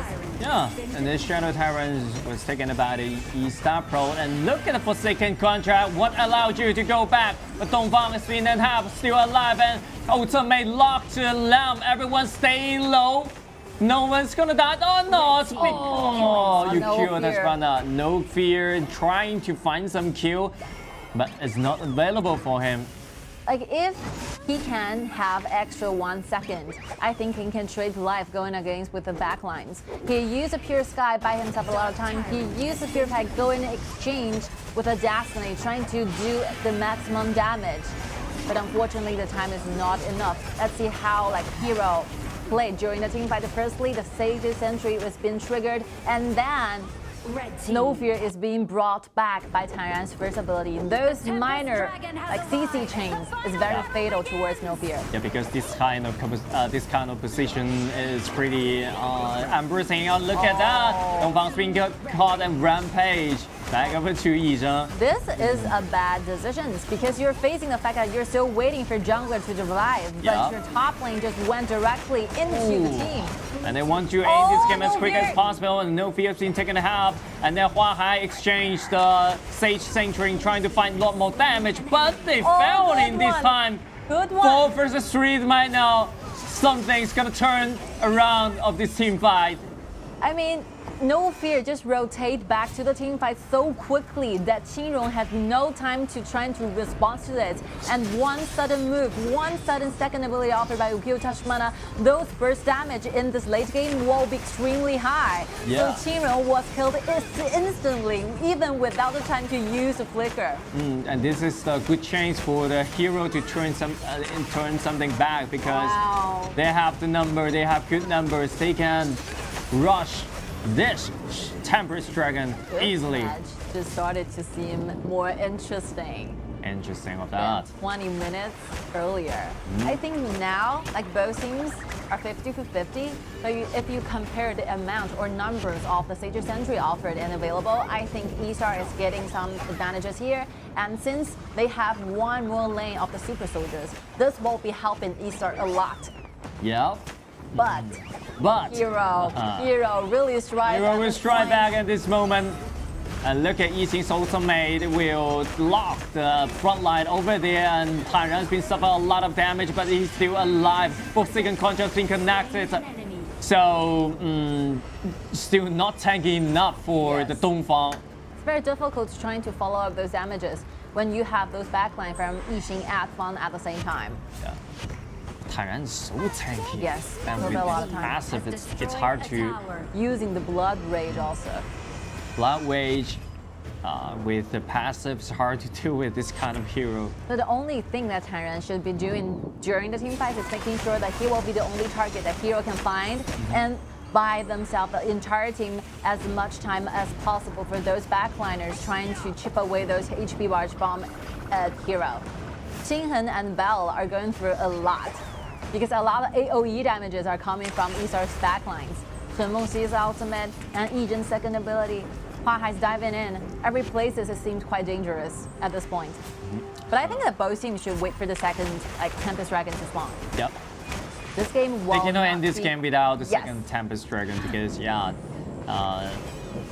only if Hero they went to rush. Oh, look at the engagement of that. Too much damage to want to jump inside. Look at the back line. No Fear, nearly to kill the Yizheng. Yizheng's resurrection's been triggered, and look at Lam is in the back line. That would be something's gonna be happening here. And TianYun's been taken down. Yizheng's resurrection's been triggered. Without the resurrection, no ability for a next team fight.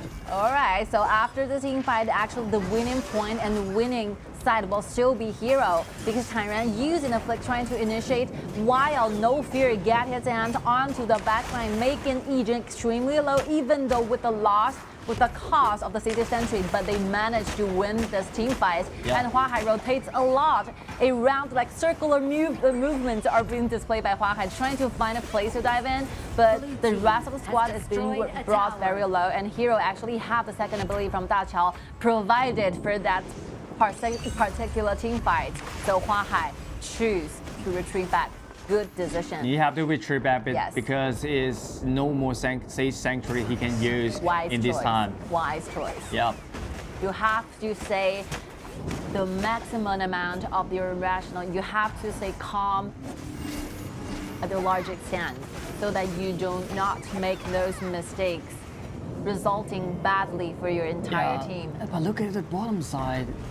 And seeking the opportunity of that, just like that. Oh my God, this kind of opportunity, destiny is being triggered, and everyone comes down because of the elevator. This might be the opportunity for Hero because gaining the kill over your opponent's jungler can result hugely. You can have the Tempest Dragon, you are 5 versus 4 constantly.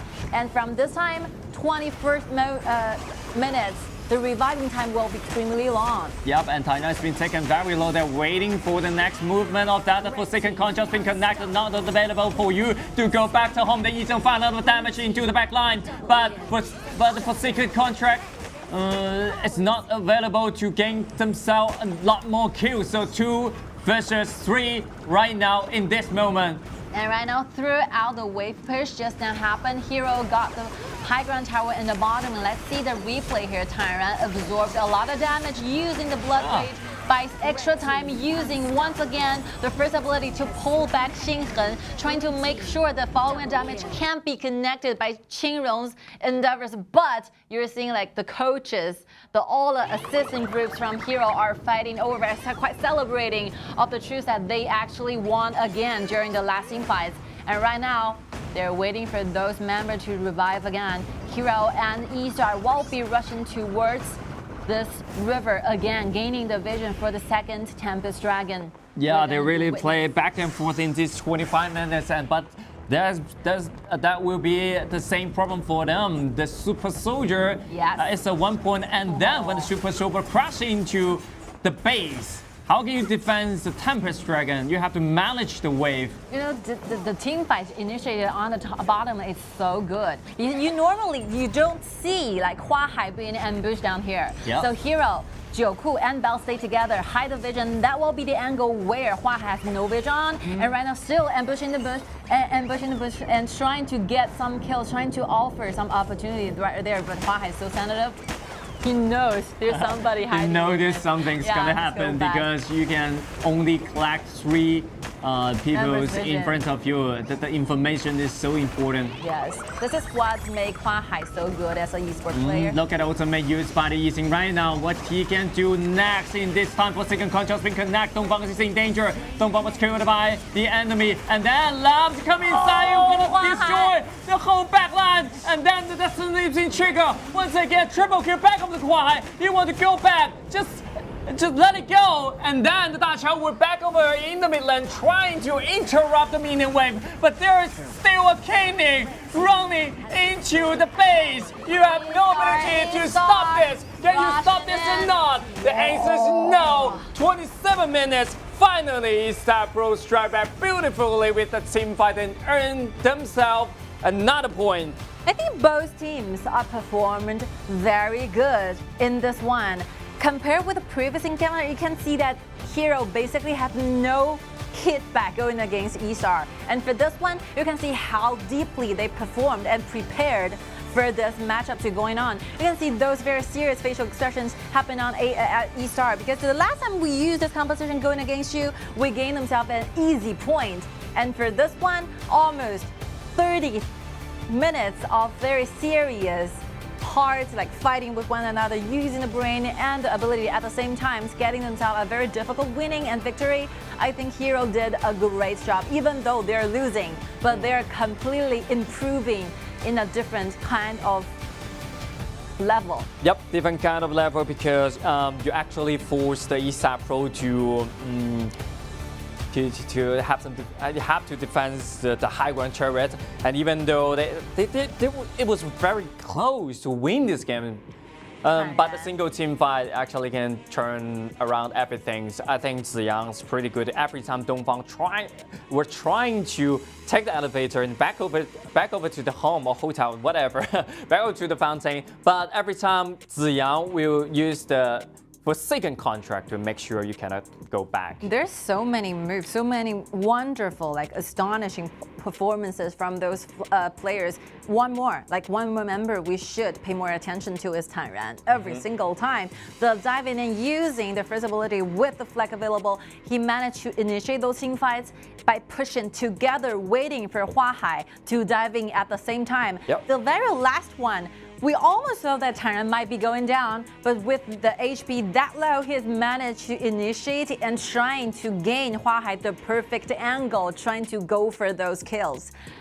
Good combo chains over there. Good combo chains, and just it seemed impossible to use ban places trying to restrict the performances from TianYun. No way, Xiangyu maybe is the best hero, maybe he's not the best hero, okay? And he performed so well because of that. He sacrificed himself to find the perfect position for the Huahai. Without this kind of sacrifice, Huahai cannot end up this kind of team fight. Of course, if you want to date it back in the very beginning of the game, the first rhythm from eStar will be initiated by TianYun, using the flash as well, making sure that the 2 members will be strict together onto the walls so that Huahai can do the maximum damage. I think top laner together with the jungler, those kind of chemistry and collaborations are deeply shown by this performance of this match. But just to take the other side, Hero did a better job than the previous one because they basically choose a composition similar with the last one. And the last one, I think the game is gonna be probably finished around 15 minutes. And right now this one, 30 minutes.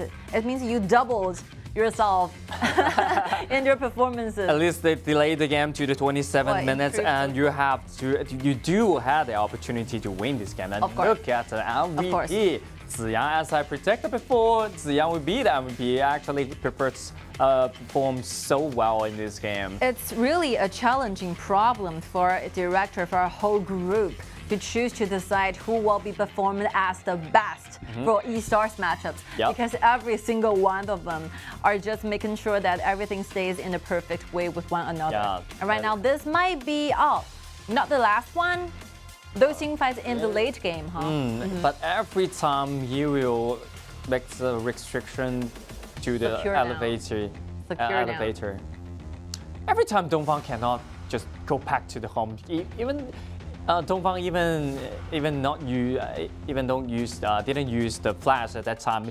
He was just thinking about if I come back and use the flash, you can do a lot more things. But for Forsaken contract, we make team forget everything. Oh, the coaches are feeling super excited for this kind of. I think the coaches from both sides, they are just like they're just like on the roller coaster.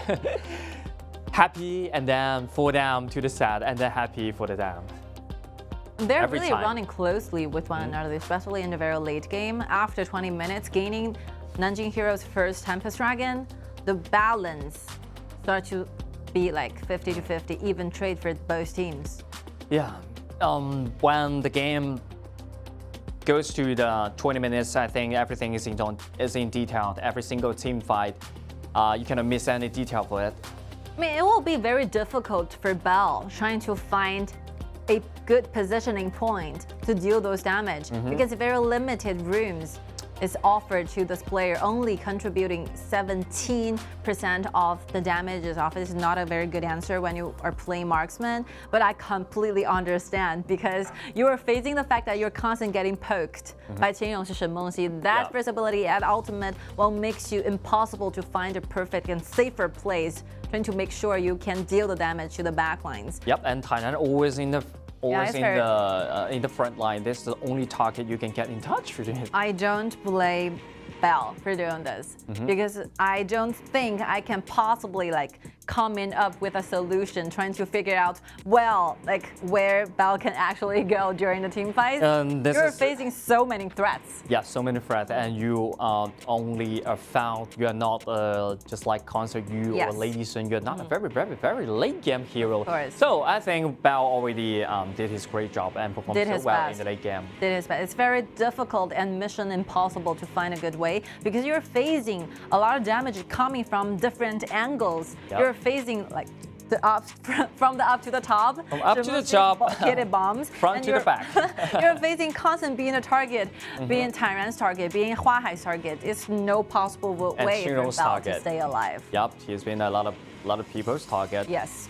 This is quite important. Look at Dongfang. Actually, they performed so well in the early game. They used the flash and ultimate to lock some targets, and then use Da Chao's elevator to go back to the fountain. But you will be interrupted by Ziyang every time.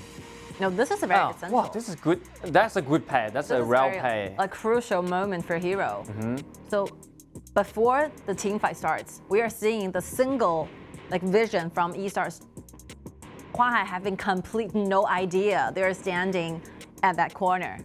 So they're making good use of the limitation of the vision offered by the minion waves or a single hero. They know it will be the best place, trying to being spotted by Huahai, but also as well they can do the engagement onto Huahai. So Hero is really improving a lot. They are the teams, KPL teams, they have been improved during the beginning to the recent games. I mean, to the large extent, they really improved a lot. These starting up 5 members does not have enough time to trying to form deeper bond with one another. So I think Hero really tried them best. Yeah, tried them best since hard the KPL qualifiers, and yeah, until now, the schedule is pretty tight and short, so no much time for them to reset. Respect. Yeah, so Highly shout out to the Hero, right? Highly respect. Okay, the players in the both teams should pay some time to get some reset because they have go through a long time of the matchup, and so do we too. So we will take a short break.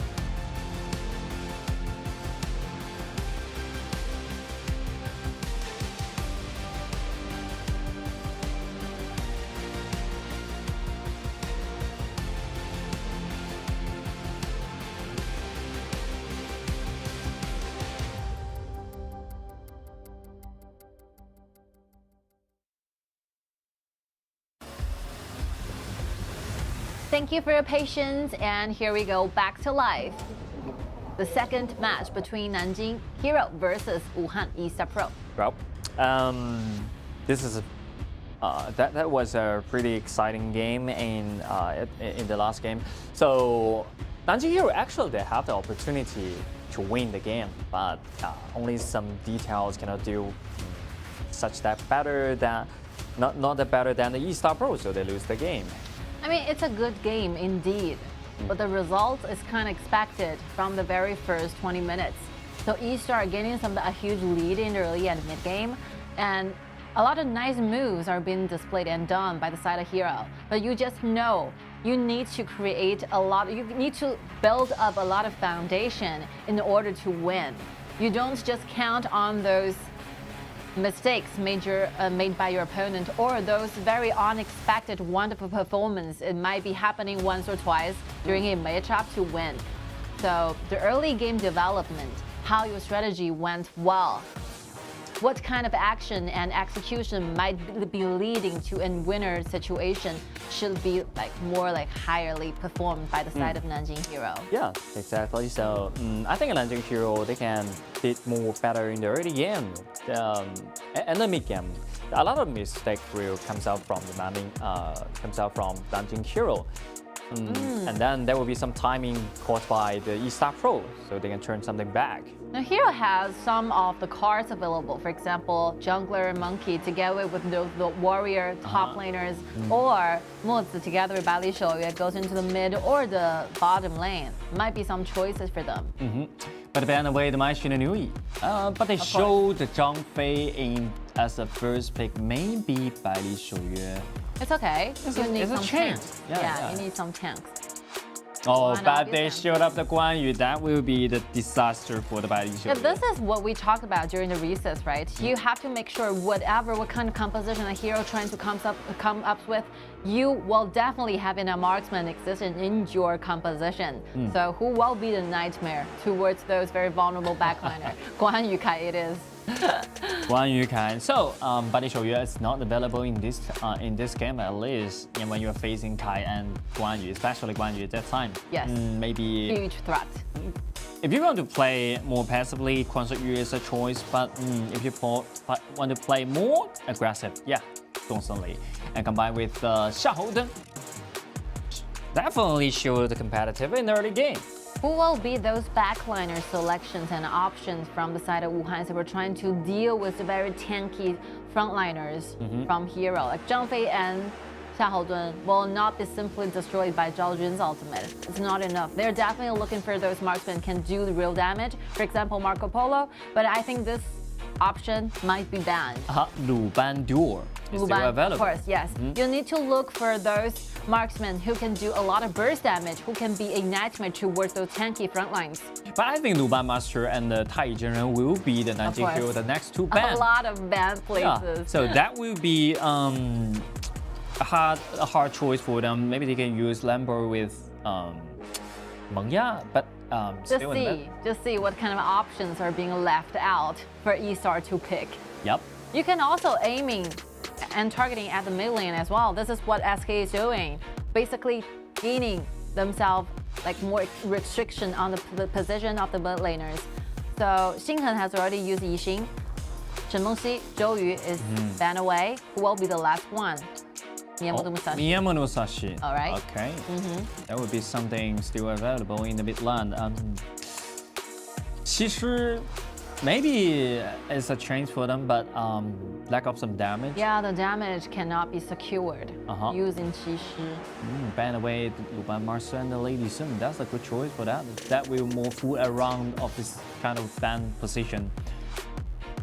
So the leftovers of the marksman choices, Gen.G might be the one with Imperial Order.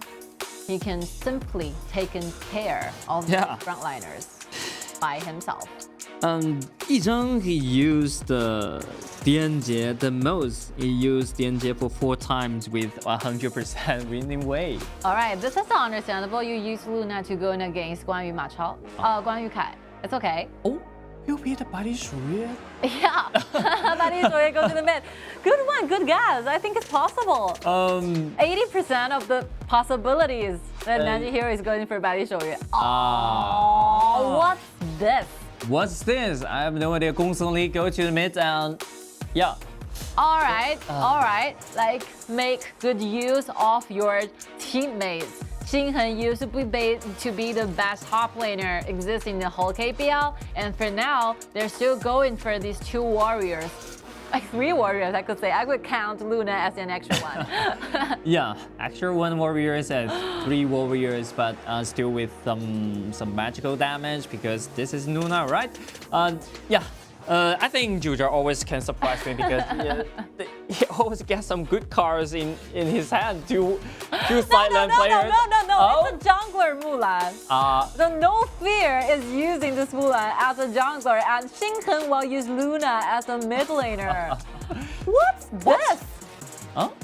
Is that? No, it's the truth. They're not switching positions anymore. It's done. It's done or not? Okay. Okay. Oh, what a relief. I almost my whole world just went upside down for a bit. Your world's gonna collapse of that. Mulan carried the smite jumping into the jungle land. Wow, I never heard that. You can bring something special to us. You cannot bring the nightmare to your fans. Okay, this makes more sense. Because I was losing confidence trying to decide what will be the final composition for the side of hero because they surprised me a lot. I don't feel confident enough trying to make a decision on what kind of heroes they're trying to fix down in the finalized one. Yep. All right, this makes more sense. That won't be the first time they use this kind of this kind of combination to warrior because they have two side lane players, and then the Gongsun Li goes to the mid lane. So this kind of a switching, I was just wondering if that will really impact the eStarPro or not. Because the last time they changed the sign, they used Guan Yu, Heng played Guan Yu in the mid lane. Doesn't really affect something, right? Yeah. It's very interesting. So among all the further analysis we can do, I think the only one who will feel extremely painful will be TianYun. So take a look at all the heroes from Nanjing hero sides. All nightmares towards this Guan Yu.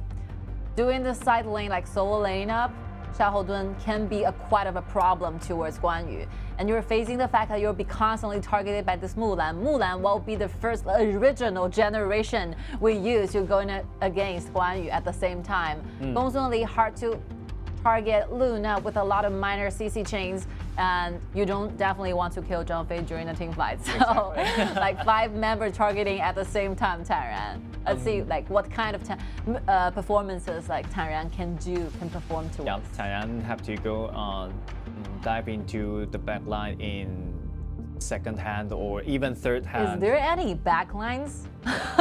Is there any backlines from no the side backlines of hero? right there because only you can treat it as an assassin. 5 seconds. What will this Kuang Yu do during the team fights? Well, this one is very interesting. Looking forward to see what will be happening during this match. Let's go. And Here we this go. man, after this match, can show some value of TianYun, this player. All right, it's hard to deal with this kind of situation. The most challenging one. All right, this laning is very interesting. Let's see Hua Hai. And then four members right there and trying to steal the blue, and they succeed. And they even exchange lanes. TianYun go to the bottom lane while using Yizhen the marksman. Going to the top. Hero, they're trying to exchange something back, but I mean, either this lane. kind of damage, it's hard to deal with. Like either side lane will be a task for TianYun. Either you're facing Dongfang Xiaodun or Mulan, it's all the same. You're gonna. Oh, look at Bao! He's straightforward in that song. And TianYun comes in, jumps in, and the first ability, but damage insufficient in the early game is the biggest problem. You can just see how confident Xinghen is. Confidence are completely bursting out from the movements. He felt obviously much safer and much more confident when using this kind of warrior and top laner instead of those mages. He said, that's what I do. Yeah, this is what I born with, born to be a warrior. We are seeing the screenplay, how the player is doing, using this kind of hero. Who's gonna be? Who's gonna want to be a mid laner in this very precious moment? Because I'm a side lane player. Right, the first round away. Nothing happened. 10 seconds went down. Hero can secure whether they can secure the second round of blue buff. Yup. Oh, look at the Nas right there. Oh, Flash! And the first blood goes to the fear. No fear. And look at that corner in so certain for that. And another stun found by the Xiaohodun. And then the Zhao Jun's arrive. Look at the damage to who's been frozen, and the damage will fall into double. Oh, again, using the ultimate trigger those instant state of impunity, trying to escape back. And that's the right timing that they're gonna take the second blue in this moment, very precious moment. I think this is the same problem for them. For the hero, they always want once more. Yeah, this time they can retreat actually. If they retreat, they can take the blue back and then start another phase with that. You know, one thing missing from the team fights will be Joku's ultimate, because even though Ziyang is only level 3 at the very beginning of the team fights, but after several seconds passed by, he reached to level 4, gaining the ultimate as soon as possible. That might be the problem for Hero, because they do not have the ultimate available, but Ziyang managed to stay alive and using this ultimate trying to lock down one person, and that target will be Joku. Yep. Well, that's the very beginning of the team fights, and after that, after losing this one, so eStar making their rotation to the blue and resulting in no blue for no Once fear. again, look at the CC change. He cannot use his ultimate, and the TianYun will jump inside the final dollar of damage and destroy the backline. Once again, we will see the no fear has been taken very low, and then Heng jump inside, use the flash, trying to find some kills inside, but not enough damage for any kill over that. 1-for-4 trade. A big win, a big victory belongs to eStar. I think this might be it. This might be it for Hero, because they're losing so many things at once. After this team fight has been triggered, we can see a lot of resources actually taken up by side. And this is very simple and easy and clear. If you're using this ultimate combo trying to lock down one person, and at the very early game, the damage is enough. You are not so tanky, you cannot absorb all the damage we're trying to put into a team. 5 members upon 1, that's enough for every single kill. Joku has been killed for a lot of times. The ultimate is already available, but have no time to use it. Yeah. When it comes into the team fight, you are hard to defeat the eStarPro. You know, what's eStar did the best here is not how they're trying to invade or how they're trying to make sure that the team fight goes on. It's that they can digest so quickly about those very uncommon compositions of their enemies. They do not waste any seconds trying to figure out what kind of a strategy they're going to do with. They're just find the best solution for them, changing the lanes, making good use of the 5 people surrounding around together, and make good use of combo chains, using the ultimate from Zhang and Zhang Liang at the same time. Yeah, and they will find a chance with this kind of conversation.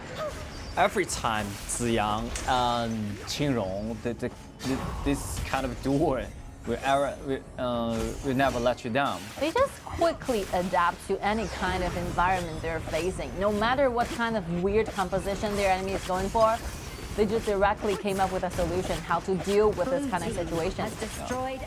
And again, I think Hero is melted down in a piece, because this kind of composition cannot accept the fact that they're losing those 2 high ground towers. Oh, those 2 top outer turrets. Outer turrets lose, and no fear is in it's been lead by the opponents a lot.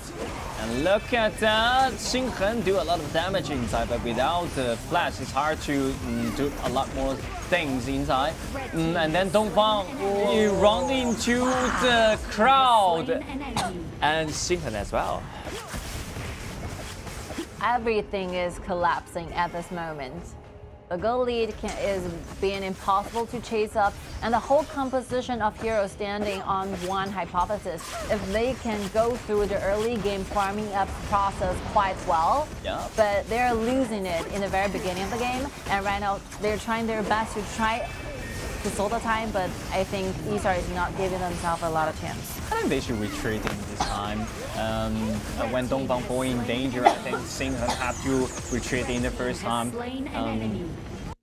Just reduce the damage, as more as she can. Oh, come on, once again, Zhang Liang. The suppress, you have no idea, and you have no way to escape of it. And look at the TianYun, he's flanking in the red side, looking for another team fight. Team has destroyed a tower. From now on, I think every action, every movement as a group will be a whole destroy of the movement, destroy of the execution, destroy of the original plan for Hero. Yep. Very hard to reform what they want to do in the very first place. But for Hero right now, it's kind of It's like a nightmare, especially no fear, without any buff, and then no way to farm up. If you want to go to the side lane, trying to farm up right now. Once again, you're trying to find some damage into the backline. That's a good position in it, and the backline's been destroyed. And look at TianYun trying to kill the Gongsun Li. Bao used the best ability to dodge away the user wall to take some damage back. All right, well, he have extra chances. He has very low in HP, and Yijun standing right there, making sure that Bao cannot go back. Yep. But this is the best chain they can find. Yes, actually. good combo chains. Yep, and the Mulan used a flash to find the damage inside, but the winter's coming. We guarantee this kind of hero cannot walk out this area in safe. I think this team fight, this recent two team fights is really beautiful from the side of Hero. You can see the combo chains together, this ultimate from Jacko and Luna at the same time diving in, using the very limited damage to put eStar's backlines really, really low, even though Luna went down, but I think it's okay. And Bell tried his best to follow up those damages, making sure that TianYun can be really, really low. And after this, like Heng comes in, what if they have like more gold offered? I think this result of the team fights will be completely opposite. It's definitely different. Yes. It's definitely different of the situation because they don't have enough gold for it. No fear and Bao as well, and then the Heng. And look at that, another combo will join inside, but no fear has been frozen. And look at the TianYun, he would jump into the back line and offer the protection to the carry. You know, this might be a signal because early on, with no items ready, with no teammates getting ready for what's about to come, like eStar can make sure that they can finish those kills against Zhang Fei at instant. But from this time on, you can see those combo chains, Zhao Jun's second ability, including Ziyang's ultimate, those 2 seconds countdown, they cannot try to take Zhang Fei down. And once Jacko managed to find a way to unleash the ultimate, the result from the team fight might be different. You just make sure you have this one more initiation method, and you might be looking for more. We need so accuracy. Yes. Accuracy in this kind of moment. First down there. And look at Bao still in danger too. The area of the winter's coming is so huge. 2 members down here. We don't need to talk about the accuracy of this kind of execution because the gigantic goal gap will show a lot of things. 2 members down ahead, Hero 3 versus 5. It's hard to defend this Tyrant turret because Zhang Liang's ultimate is still available.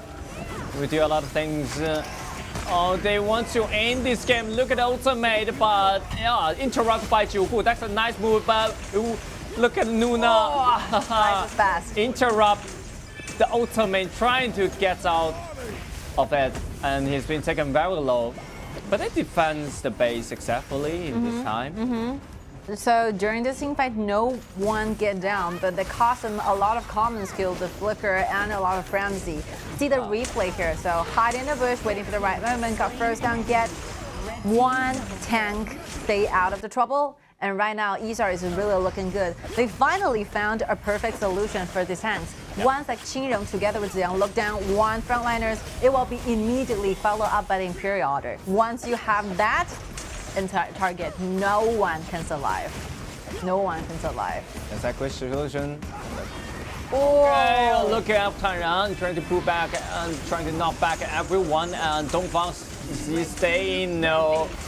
And then No Fear trying to come inside and find double damage into the back line. Jacko uses ultimate as well, but not enough damage because they have no item, no goal for any kill. And Jing has been kind of wrong from 4 people. Killing spree. Look at each second do the solo kill or not. Another first ability is not available. They want to do a trade. And right now, No Fear facing the problem of losing 3 team members and very, very low in the blue. He really needs to rush back to the base again.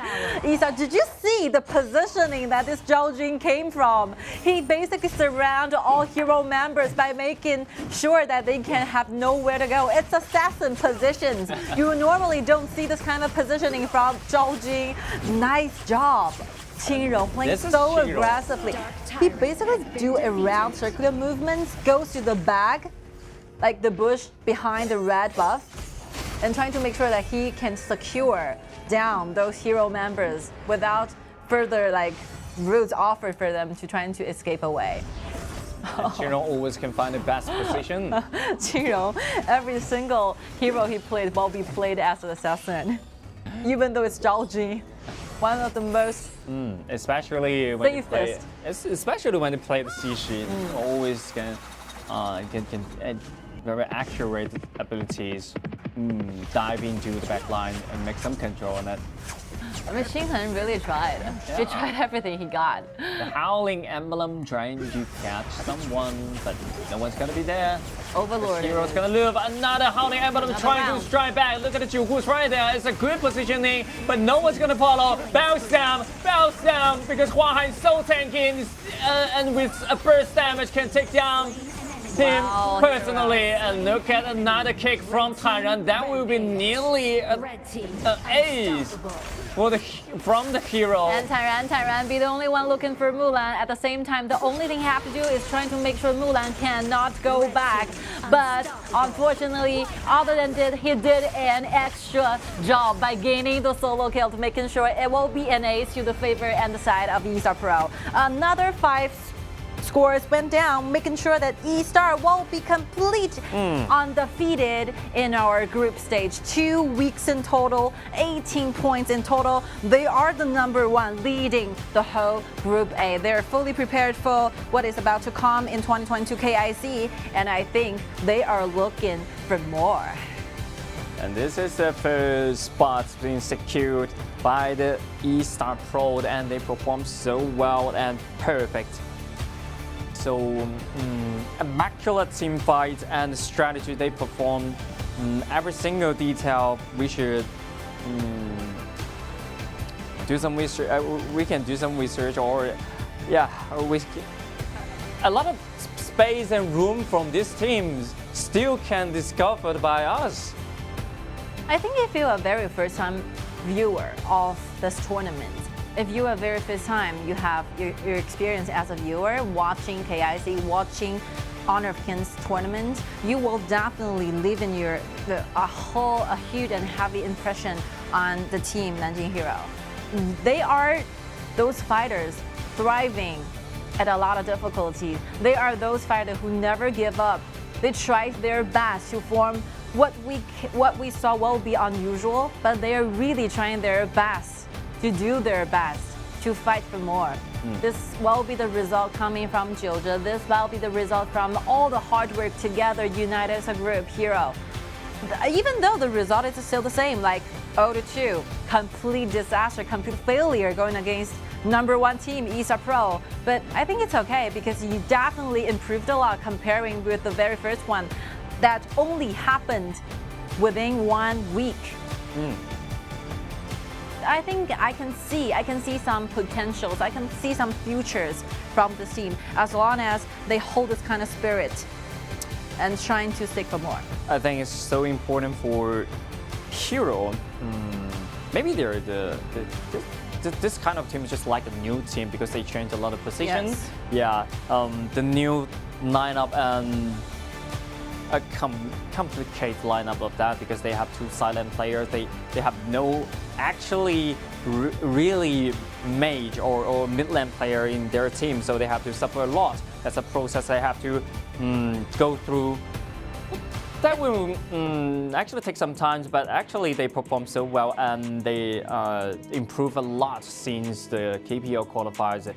And after this, after a lot of matches, we saw the difference. It's like life, you know. There's some rules set up by those very strong and very #1 places, very #1 players set to the entire meta. Says, yeah, this is how the meta works. You need to have a warrior, you need to have a jungle, you need to have the mage go into the mid lane, you need to have a marksman together sticking up with the support on the bottom lane. This is how you win the game. Those very strong teams is gonna set the rules in this current meta, but Hero will be one team telling you, I always have my own idea, I always have my own thoughts toward this meta, and we will continue fight for more, fight for better results. This is one and good spirit coming out from Hero, and I really appreciate this. And that's right. Who don't want a mid laner just like Qingrong, right? But you don't have the mid laner player just like Qingrong. You cannot change the world. You can change yourself, right? Sometimes you don't have to really follow the rules. You find your own, and that will be your signature move. Nobody can copy. Only you can do this. So yeah, after casting and watching those hero moves and hero matchups, this will be like very positive, those positivity coming out from the matchups. And I think we really learned a lot, and this spirit should be passed by. I really suggest and encourage like the whole team Hero and the coach Jiuzhe, stay in this. Insist on your own theory. You're gonna find a breakthrough route for your entire team. Okay, so much for Hero. So the MVP, Ziyang. Ziyang once again. Ziyang, wow, again and again, I would like to say. I don't want to like emphasize a lot more. Oh, this is the very first FMVP in huge tournaments in history. Very first one. For support. KPL history. Yeah, for support. Ziyang, this Zhang Liang, every time he can use his ultimate in the right timing and always can impact the team fight. I have no idea why he just hold the trigger for such a long time until he released the ultimate. Yeah, I get it. I get it. I get everything. You don't doubt Ziyang's decisions. You don't doubt it. That's why it make me a caster and not a professional player. He will always be the best answer. Yep. Look at Ziyang, still holding the trigger and wow, why Bao just he show a lot of patience on that, and Bao, wow, coming inside, you will find out a surprise just waiting for him. And the last team fight from here, I think Bao actually in a very bad position because he have to avoid the Guan Yu, and then he have to avoid Ziyang's ultimate. So a lot of things have to worry about.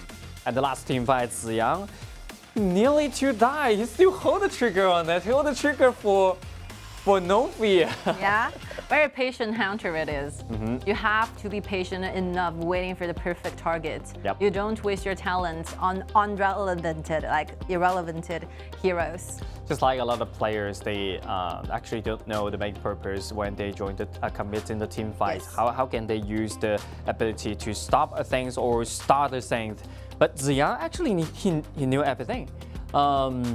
When's the best time to use this ultimate is quite important because you can just use this ultimate in a single time in this team fight. We've talked about how difficult that TianYun can be because facing the fact that the 4 hero members and those heroes are especially designed to counter the Guan Yu, but as a result, like TianYun got not killed at once and even gaining 5 kills to his side. Yeah, but he really did a great job. Very good performance. That's someone we might ignore for a long time is Yizheng. Look at the damage, 120k.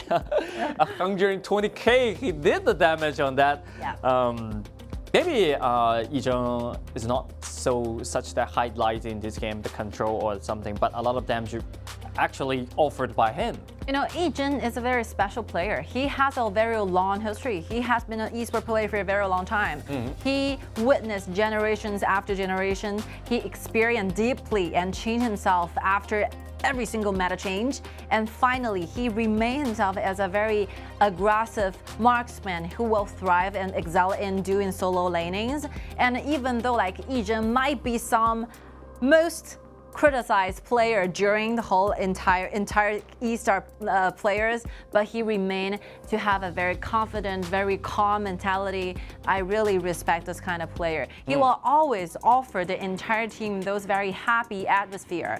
And in the grand final, he will be the one responsible for the whole team atmosphere. The tension will be released by Yizheng. Yizheng is really good a player. It is. Yeah, really good player of that because he always can suffer, always suffering a lot of pressure in the bottom lane, but he always can deal with this kind of pressure. This is what I will show some respect for him. Of course. Okay, we are ready for interview, and let's see who's with us.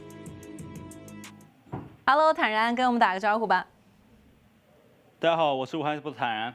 In the second match, the composition is really difficult for you because you are Guan Yu, but you're facing the fact that they have Xiaohoudun and Hua Mulan together in one composition. So what will be your answer and conclusion after the whole BP? How do you design to open up this match? 这一局比赛呢，其实在第二局嘛，你是关羽，但对面有夏侯惇啊，有花木兰啊。其实这个阵容呢，关羽可能不太好发挥。当时 BP 结束之后呢，整个队伍是怎么商量对策，让你去在这场比赛打得这么出色的呢？当时的话呢，因为后手队选出了一个张良嘛，所以对花木兰这些也就没有那么怕了嘛。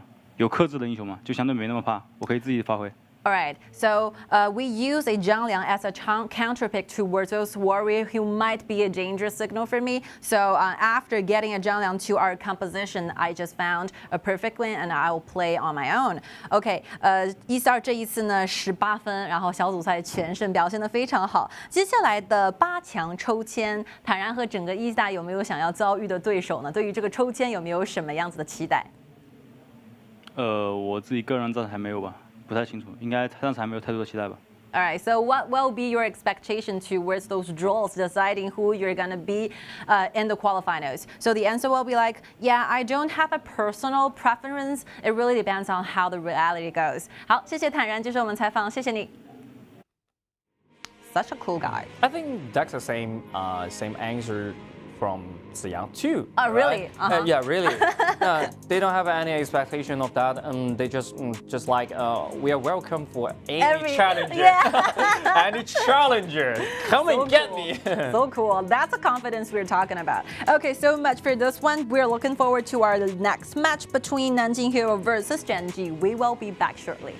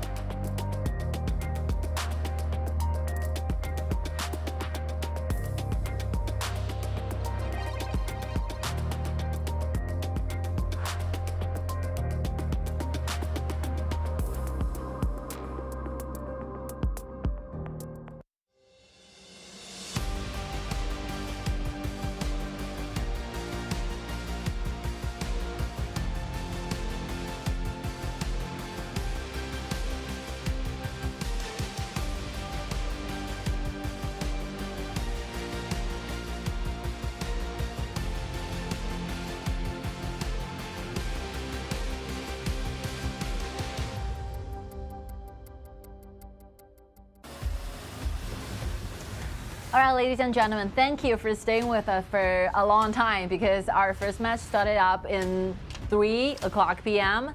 and we have been go through a lot of matches, and here we go. This will be the last match for today. And the last match for the Group A, and that will decide the fate of the Gen.G Esports. If the Gen.G Esports can defeat Hero with 2-0, which means they're gonna make it to the quarterfinals.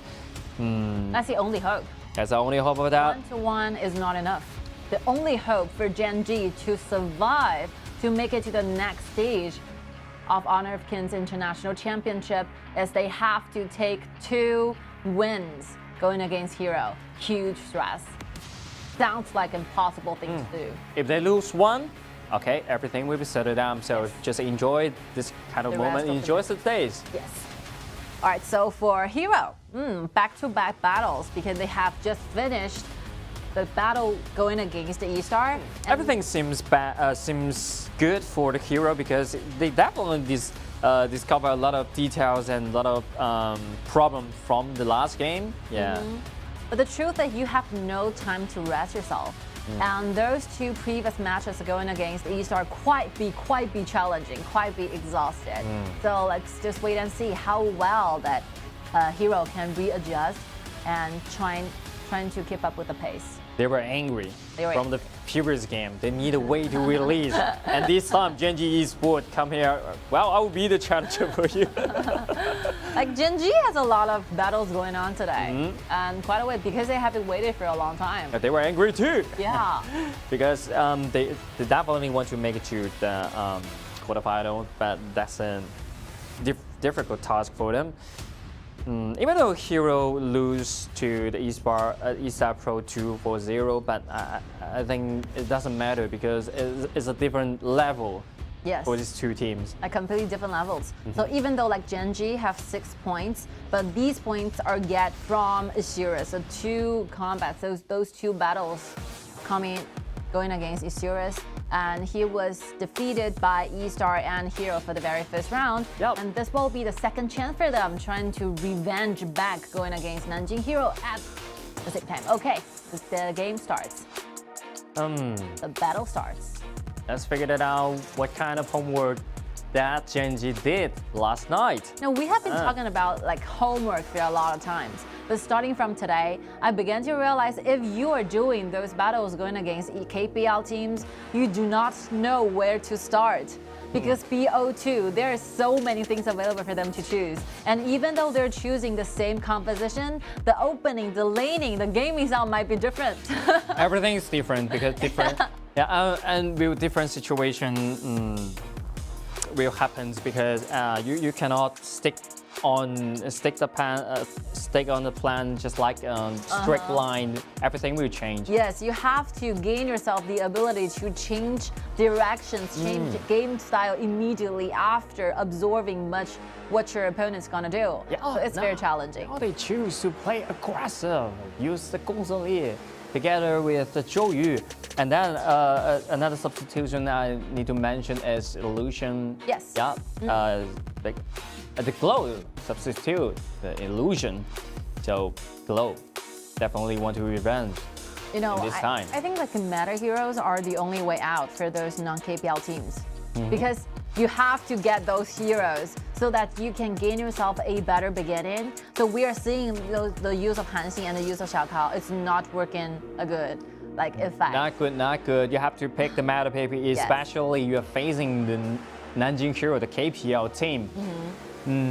But one thing I have to mention that is Glow. Actually, it's an old competitor with no fear during the KPL during the KPL GT because no fear is in the GOG and Glow is in the rocks. They stay together, you know. They knew each other actually. Yeah, they knew each other. And no fear is the jungler of the champion. Yes, jungler. You have to use that. Okay, that's very, very interesting. Like old acquaintance. Old. That would be the fate. That would be the fate. Deciding these 2 players getting one by one. But you know, like No Fear had a lot of friends, make a lot of acquaintance. He had been like go through the KGL to KPL. He had been traveled a lot between those clubs. So no fear, have a lot of friends, made a lot of friends, a lot of teammates back then. A lot of history. Okay, again, Monkey. Okay, okay, the next choice, and then Zhao Jun, so stable. Yeah, a very common one, not a very unusual composition, huh? Not some unique hero. Not that. It's very common and solid of this composition. And look at the other side. Concept pick up the support. So Need some engagement. Like Heng is saying like, yeah, no need to hide my strategy, and for this time I'm using the mage. Hope you're happy with this. I don't go for the warrior, I don't go for Mulan and Kuang at the same time, and this time it might be for real. I'm using the mage to go into the mid lane. Yeah, mid lane, simple and easy. Zhao Jun, even TianYun can handle that. Yeah, that might be the only one I can handle. All right, so the last choice from Gen.G, the supports. They need an initiation torch, so the best choice is the Lambo because Wang is out of the table. It's a good combo. Using Ata together with Lamber, good ones, combo chains.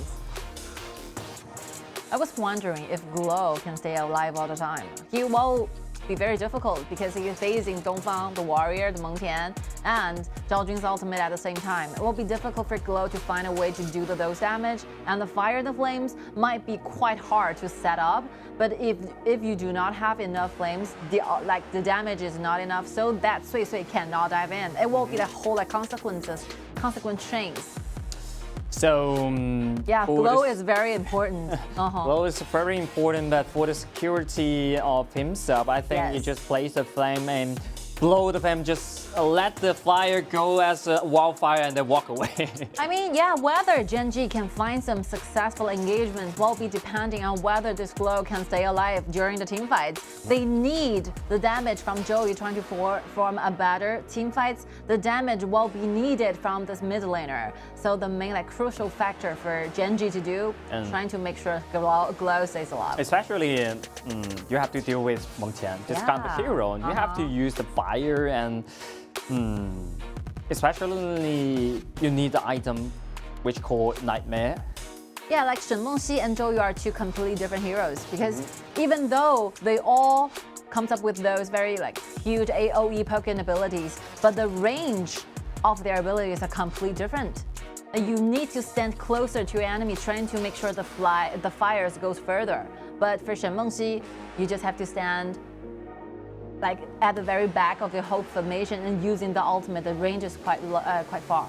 Quite far on the target, and the target land will by your control. Yes, the damage distance, the range will be shorter comparing Zhou Yu against Wang Zhaojun. So this might be Zhaojun's time to final opportunity to use the ultimate, maybe steal away those HP bars. But I don't really worry about the Glow because you know that's a stage of time that Zhou Yu actually popular in the KPL, actually from KPL, and from Glow, from Rocks, you know, from this player. Very experienced. Glow actually bring the Zhou Yu to the KPL, and Zhou Yu became famous. Since then, Zhou Yu became the meta pick, so I really don't worry about the Glow we play with Zhou Yu. The proficiency is secured. So hopefully this player can make some surprise for us. And that's why I would love the different gaming style of the non-KPL team because they always can discover some heroes and different playing style and impact the KPL and make some influence in the KPL. Right, so much the whole draft is done. And the two compositions chosen from both teams are shown below. Let's see who will be the very first winner of this BO2 matchups, because the only way that Gen.G can possibly make to the next stage will be gaining the very first victory, become the winner of this match. If they lost it, they lost the complete hope to be the next. They have to know the target. Clear and clean is a number 7. Never waste a lot of ability on the front line, so this is a crucial key for them to win this game. There's no way back. The only way is going further, taking up those challenges. And right now, their opponent will be Nanjing Hero. Let the battle begin. Let's see how the laning got worked. Okay, nothing changed. Nothing changed. Yeah, usual way to start up. And Glow, use the flame, place a flame in 23 seconds, and then second flame in 28 seconds. That will make him clean the wave so fast. Yeah, it's very clear, like Glow is using the flames, aiming for those waves. Yeah. Trying to get to level 2 ahead of Heng. This is a quite detailed when you're playing at this hero. Oh, Dongfang taking care of those minor animals right there. Okay, the bear camp's been taken away and Bell's been taken very low, so the river sprite regained by Gen.G. So far, so good. So far, so good. Quite peaceful, 50 to 50. But the river sprite in the mid lane, oh, throws down there. Not much damage can follow up. He will take his healing below the tower, making sure that he does not need to go back. But one more thing, like beneficial point from using Joey. Joey can stand on the fire and gaining HP recovery. This is one very good thing and merit of gaining this character. You don't need to go back. Oh, but Wailing have to go back. Wailing have to go back. 1 versus 2 is quite hard for him. He suffered lots of stress. And Wailing don't want to go back. He don't want to give up this minion wave. That will be another point for them. But ooh, look at this execution from his individual ability. Use the first ability to dodge the first ability and flash from Jacko, and then use the second ability to block the damage from Nuba number 7. What a play of that! I mean, Jacko did whatever he can do. But I mean, the marksman, your opponent is very low. You use your flicker together with your first ability, enable you to have one more dash, getting closer and trying to slow down his pace. But this is why like Kuang will be the meta pick. I thought he would die at that time. And look on the top side. Oh, top side. Getting targeted by No Fear Monkey Ultimate. 2v2 to lose the battle. Yeah. And once again, they have this kill, making a shortcut. Yep, this is timing for them to gain this blue, and then Faye will fall down here. So another quite good opening for the hero. Now we're seeing the hand operation detail from No Fear, making good use of Monkey. Monkey is very good, easy to handle this character. I highly suggest each of you, if you got time, trying to use of this character. Trying to practice this hero. You can use it as a cycling, you can use it as a jungler, all available, depending on your mood. You can play the physical damage hero in this data. There's 2 ways. Oh, look at Wailing's in danger. 1 versus 2 once again. And knock back the Jacko. And then Faye will come. Knock out, but not enough for the kill. And the Glow's right there. He's trying to find himself the kill and take some revenge. That's what he can do. All right, I think it's cool, you know, 1-to-1. But the marksman all went down. But the rotation by Glow is very important. You need extra damage, trying to make sure that Bell goes down at the same time. Very nice job, very nice move, using the ultimate, trying to slow down and making sure that Jacko vanish away. Yep. But unfortunately, you know, the cooldown initially is quite long. Quite long for that, but they use 2 flashes to secure this death. So Tower shields have been shattered. That's not some lead, not some advantage for the Gen.G. But you're competing going against a hero. I think this kind of team fight is okay. It's okay. Yup. Look at this blue. Hero, they are coming. Look at the Zhaojun. Winter is coming, huge area. And then the Sui can bring back the blue. But there will be a timing for them to do some damage in the mid lane. And look at Wailing's been taken very low. Auto attack with flash. Another auto attack, double kill, back over to Dongfang. Wei Ling is using the same strategy going against Jacko, using the ultimate, forcing Jacko down a little bit, making sure that Jacko's ultimate cannot reach a target. But unfortunately, I think the next move, dash to the point where the umbrella is quite risky because Dongfang have the flicker available. If you're extending closer, he will definitely using that flash to trying to give you a kill because you're very low. I think Wei Ling really want to show some ability of himself, but it's too rush for doing this because you have to watch after your HP, right? Yeah, work out for your HP and have some cooperate with your teammates. You cannot do it alone.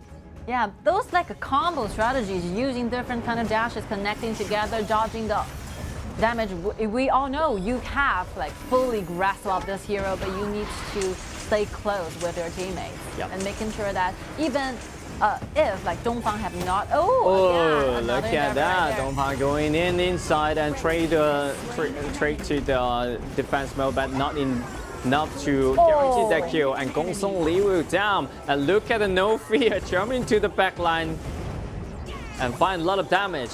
And this is a very good teamwork. We can see Wei Ling change 3 positions within this one team fight, but every single time he gets it, there will be a moment, a member waiting for him to dive in right there. Yep, another trade happens here, and Gen.G 3 members down. The hero only trade the sequence right there, and then Fei was trying to get away of this place, but second ability as a more longer than the one Master's ultimate. And Hero successfully forced out the flash. Look at that. Nice engagement. Yeah, it's so tanky and by the teammates a lot of times. And then look at Bao, just like an assassin, the Luban number 7, circle around to the back line.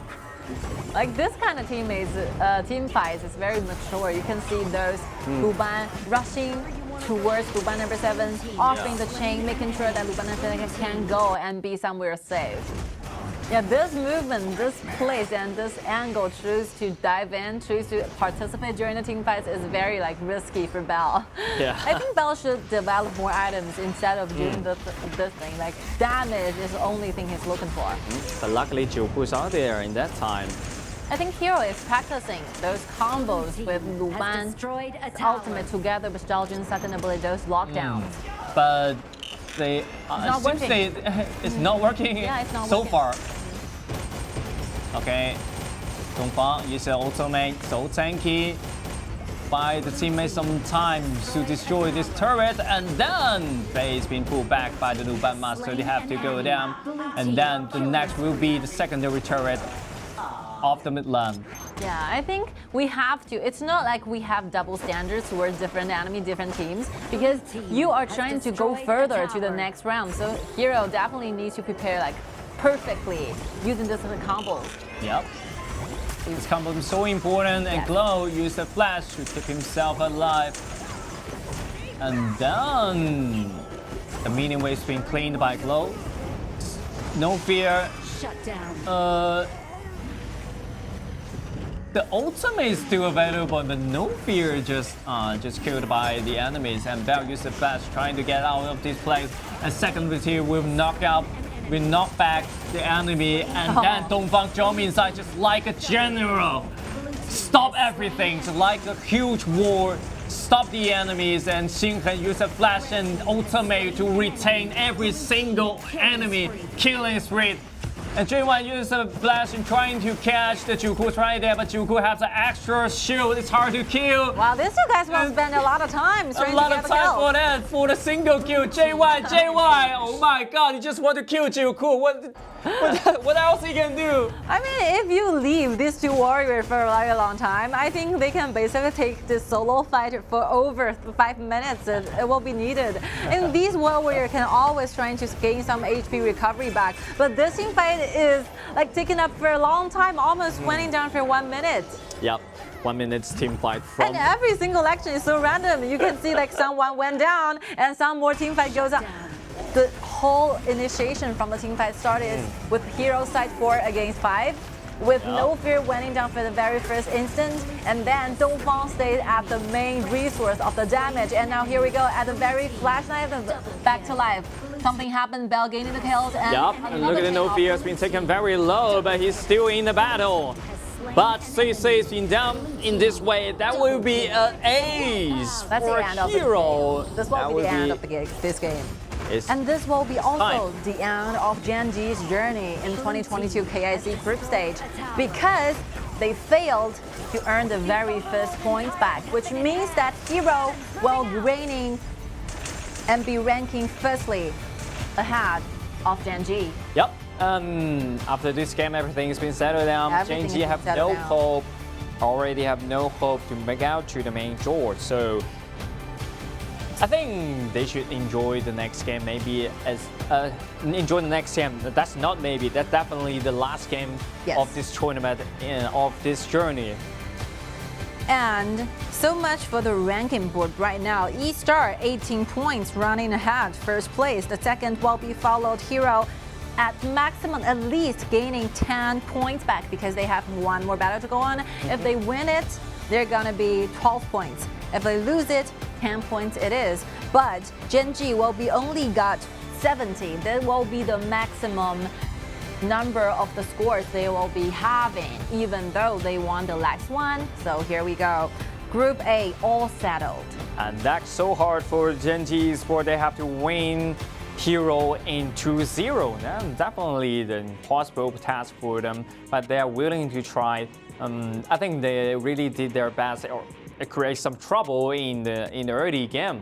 I mean, Ling really tried, but you see those kind of like hardworking, those moments where Ling is thriving a lot, trying to buy those do like maximum damage to the backlines of the enemies, but it's not working because you have to make sure you have the full idea of where your teammates is standing, making sure that wherever you go, you can be followed up as a team. So I think this place in this area will be something for Gen.G to improve in the future. The teamwork is so important because Ling, this is a pretty great player. I can admit that, with high potential and individual abilities. But without the teammate, you are nothing because you have to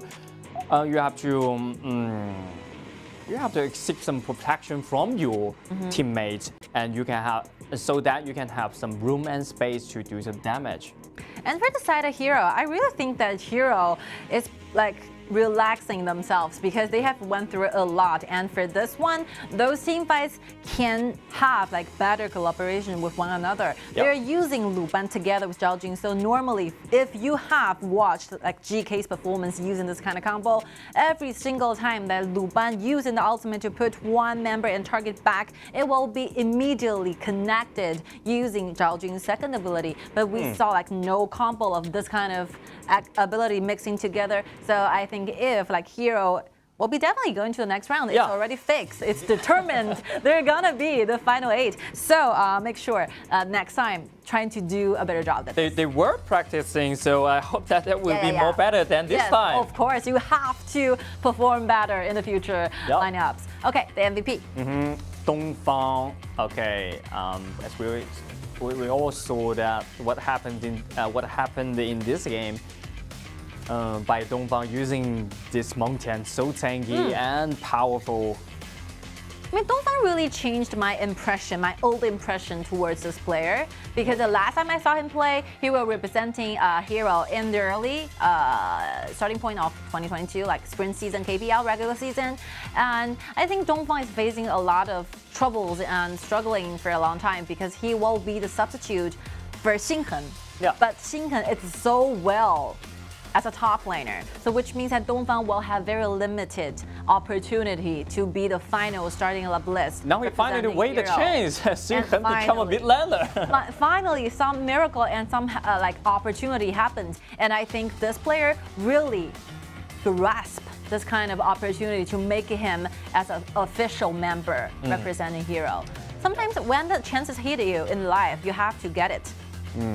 Get tight. Hold it tight. Maybe there would be a tiny light in front of you, but you have to catch it. Maybe there will be dark in the way on your way, but you have to keep going because Yes. when the chance comes, you can catch it. I mean, this kind of thing happens, especially in Hero. They have a lot of talented players prepared for the future. So if you do not perform the best, if you have the chance, you might be discarded, disqualified in the following tournaments coming up. Yep. So I think Dongfang really did a great job. And Dongfang really in the well preparation for this Yes, tournament. well And so prepared. he really caught this kind of chance to Yes. show himself. I mean, when the chance finds you, you grasp it, you hold it tight, and I think Dongfang really did it. I'm so happy for this player because Hero are facing a lot of competitions when it comes to who Hero. will be the final five. Yes. Yeah, Final 5 and Hero all, they still need the Hero 2, the hero of this team. Somebody they have to stand up and stand for this team to do and contribute more to this team. Yeah, really improved a lot, more mature in his gaming play, and we see even though the rest of the squad might loosen up for a little bit, but Dongfang will constantly be the most stable one. The Foods going against eStar is okay, it's very good, and for this one, Meng Tian will be the only one like sober enough to stay alive doing those damages. Very cool, very He cool. performed so well in different kind of heroes such Yes. as Meng Tian. He used Meng Tian for 5 times 100% winning rate, and then Guan Yu 4 times 50% winning rate, and Arta 2 times 100% winning rate. So a lot of heroes he can play as a tank, as a warrior, so it's a full around side lane. Yeah, it's okay. I think a lot of brighter future is way ahead for this player as long as you keep it yourself right there, trying to become a better player in all aspects. I'm talking about your performance. I'm talking about the proficiency of those heroes you're going to prepare for. And I'm talking about the mentality, which will be a really important factor when it comes to being an esports player. So important, and look at that. Even though everything is in chaos, but he's still calm. Yes. So calm of that. And then look at Bell. That's the same Bell. time. You know, he knew he's gonna be that man, but he did a great job before he died. He actually do a burst damage and full damage for it. And look at Heng. This use of the flash reminds me a lot of how he plays Mulan. Right? Use the flash and then trying to do a lot more damage or retain the enemies. Yeah, it's always a very nice and interesting moment casting those hero matchups because their composition is worth expecting for, and the performance always give us such a surprise. Okay, so much for the very first battle, and here we go. After a short break, we will be jumping into the second match of this BO2, which will be the last match for today. So stay tuned, don't go that way, we will take a short break.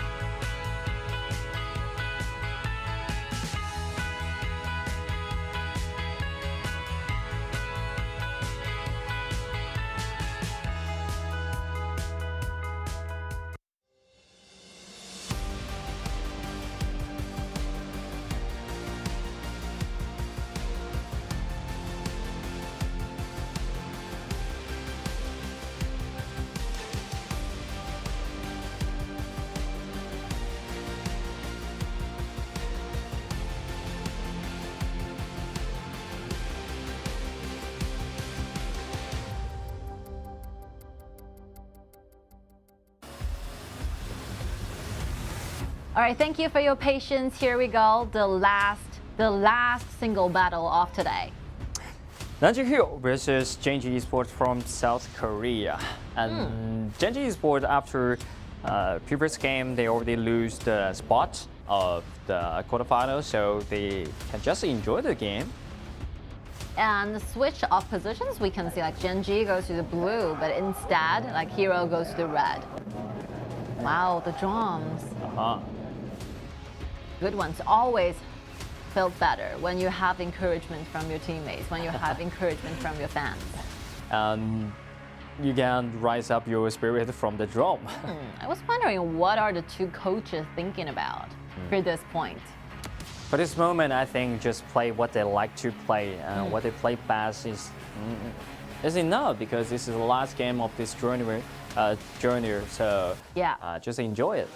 And so after today's matches, all teams, for Gen.G and eStarPro, they might have a long time resting and find a better place for them and trying to fight for more in 2023 of the tournaments. And for eStarPro and Hero, they can earn themselves a lot of holidays, a lot of days to rest and practice more, getting prepared for the following up matches.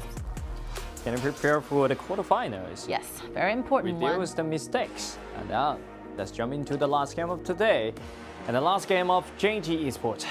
Nanjing Hero is in the red side, Gen.G Esports in the blue side. Gongsun Lee and Mai Shunli has been banned away. And then Da Qiao, Meng Qian. Okay, the first pick. Non-KBL team's favorite, Shemengxi.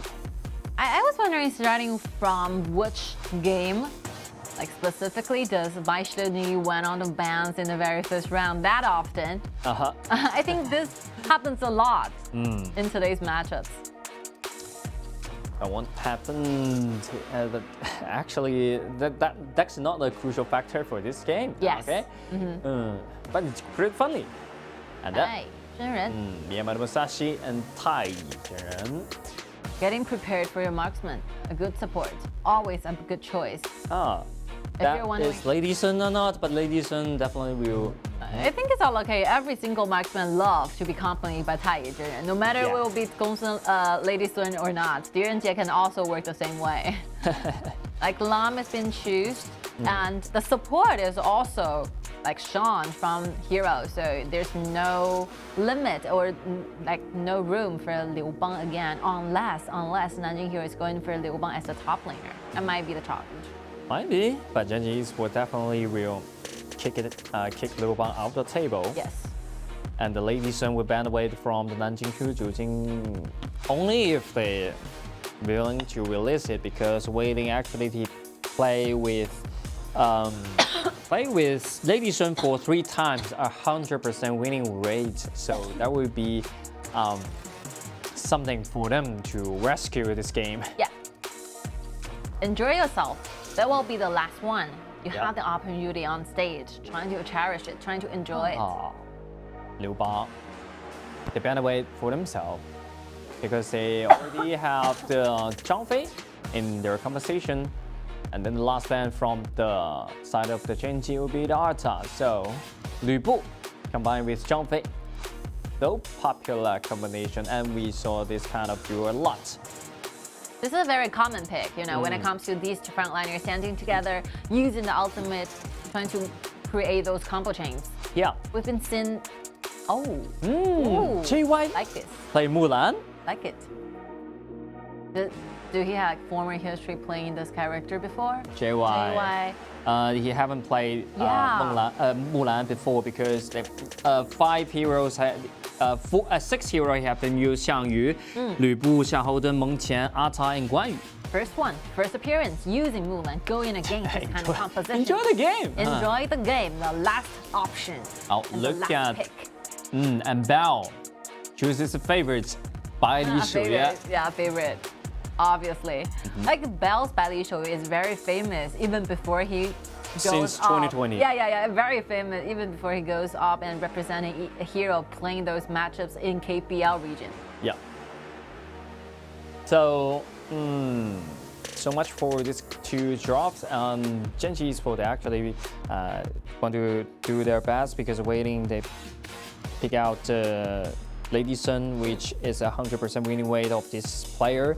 And Mulan, that would be the fresh experience for JY in this stage. I'm looking for what kind of performance that will be played from JY. I mean, vulnerability is one thing coming from Gen.G's composition, obviously, because you do not have a tank. You do not have enough vision offered during the mid-game of the entire matchup, but you have an extra life in return. So they're using this kind of soldier pair, like Mulan and Miyamoto Musashi together, and trying to get those like very good solo performances when it comes to laning. I think this composition is very interesting because you gotta see some beautiful matchups. You see Bai Shouye still in the bottom lane doing those snipes to the duel, Lady Sun and Tai Yizhen together. And every time we watch the games of the Bao, especially when playing the Bai Shouye, it will be wow, 80% accuracy is so important for him, and he's getting prepared for the quarterfinal. I mean, the composition, how Hero is gonna be playing in this match is very obvious and clear. They have like two frontlining standing together, Bell getting the snipes all the time, constantly poking away, and when the HP bar is low enough, it will be the time for No Fear to dive in, and the rather AoE damage will be provided by Heng. This is how this composition works in team. And Gen.G, this is the last one, the last battle for KIC, so make sure you perform the best. Do not leave yourself any regrets. I hope they will treat this game more serious than... Oh, SK! Look at the mini screen there, SK. They're all friends. Yeah, very good. eStar's coach and the Heroes coach, the main coach. SK know what you're looking for. You're looking for the paper on my head? No way. So you do not want to steal, my BP card. It's very secret, top secret for Top Hero. secrets for any main coach, for any team. And look at the Gen.G. Both of them has been taken half. And once again, the blue will be the first target, and Jacko already carried this might.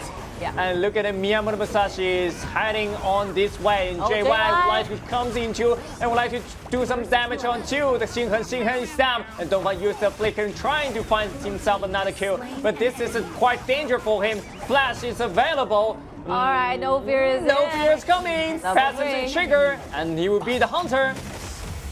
Alright, 2-1. So Gen.G got themselves 2 kills over 1. So I would say that even though their jungler is being invaded, but ending up in JY's body. This Mulan, with the cost of the flash, make as much damage as possible. I think it's okay. And the Faye using the first ability stun 3 members down there is really good. But they really show the tempers of this game. Yeah, Heng will be their first target, using the flash to duck away, and Dongfang just making sure that he have enough HP stays there all the time, but he got silenced out, waiting for No Fear. No Fear, when the passive been triggered, he just dives so fast. I think the first ability from Faye is really good. Good initiation. Overlord and Tyrant have spawned. As usual, the Hero, the KPI team definitely will invade the blue buff, but Gen.G did a great job with the defense. Nice defensive fight. And look at Bao. Oh, this time it's gonna be the solo kill or not. Well, but the stun offered by Faye will keep him alive. The range is not enough. Watch over that second ability provided by Bao. Oh, nice stun. Okay. Once again. Okay. All right. Oh, let's see how many damage he actually took up with. Heng's flames and Bell's 2 snipes. He cannot. We can count on the number. Just a lot. Plenty. Amount. Take a lot of damage, but there's no way that you can delay the farming up. This kind of situation where the teams from both side lanes are doing a lot of skirmishes is what the jungler is looking for. Just stay close with one another, making those team fights from the side. Nobody steal anything from my own resources, and I'll keep farming up until the point I dive in collecting those kills. And right now, and starting from that moment on, it will be the time for No Fear to shine. No Fear is enjoying this a lot. Yeah. 2.5k. It's already Leading. level 7 right now as Kuang. Oh, already come to the bottom side. Oh, look at that combo. Very beautiful. Oh. Wei Ling, he's just rolling away to get over the wall and then trying to kill and trying to trade back Heng, but it fails. And then Jacko will die here. Oh, but look at Bells! This knife is what we're looking for. Oh, this bullet was from 1,000 ways away, so 1,000 miles away. Wei Ling really tries. He used a flash trying to dodge those combo chains from these two frontliners, making across the wall and trying to find a perfect safe place. The only one he saw will be Heng, but Heng is a Zhou Yu, so it's okay. Using those auto attack will enable Wei Ling to do those damage. Use a flag and saw Heng, even though he's been stunned, but it's okay. Hide in the bush, made himself find a quite safe place, but that season snipe here. The second Wei Ling got out of the bush, he will be the only target for Bell. And I think Gen.G, they really did a great job in this game, especially the early game team fight. I think the Gen.G were more stronger than the hero. Yeah. And more aggressive. Let's see, when you release your tension, you're gonna perform better. This is one common thing. We have been witnessing this kind of thing a lot. Yep, and look at this place, and No Fear is being taken down here because No Fear is trying to take down Wei Ling. But TianYun's ultimate is still available, so I think that he should cancel this kind of thought. Again, Bell is making the rotation from the bottom to the mid, which means that Hero will be constantly forming those very fixed formations, stay in the mid lane. We're trying to make sure whoever goes to there will be poked up. So my jungle will be safe enough, and I will try to decide when I choose to invade into jungle. Mid lane is very important when you're trying to pull up this kind of strategy. And right now, top lane, JY standing alone. He has no idea that But it's been spotted by Bell.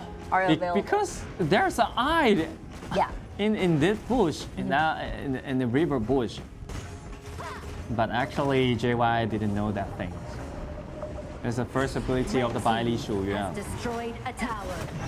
Really effective in this. Oh, JY is in danger. Luckily, Glow will block this bullet. Bodyguard, really bodyguard, literally bodyguard. Okay, another snipe. Now this is how the game goes. So Hero, if you have paired yourself with a sniper such as Baili Shouyue, the good thing is after taking down the very first tower in the bottom lane, you started to shift this sniper to the mid. So whoever comes to the mid trying to clean the wave will be poked, will be losing their HP, and that will be the moment where you dive in together as a group, taking the resources from them. Yeah, as Lu Bu falling got jumping inside, trying to find the Q1 to the Cloud, and the Cloud with the resurrection, he can move away, but the teammates is not that lucky. Two of the Gen.G's being down. I mean, Gen.G, if they come upon with this kind of composition in the future, they better work on with those side lanes. You push your side lane first, but you do not try to engage into 5 versus 5 in the mid lane. Yeah.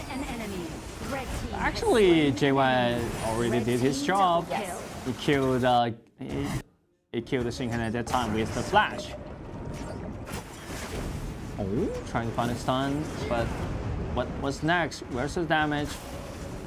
The teammate, it's coming.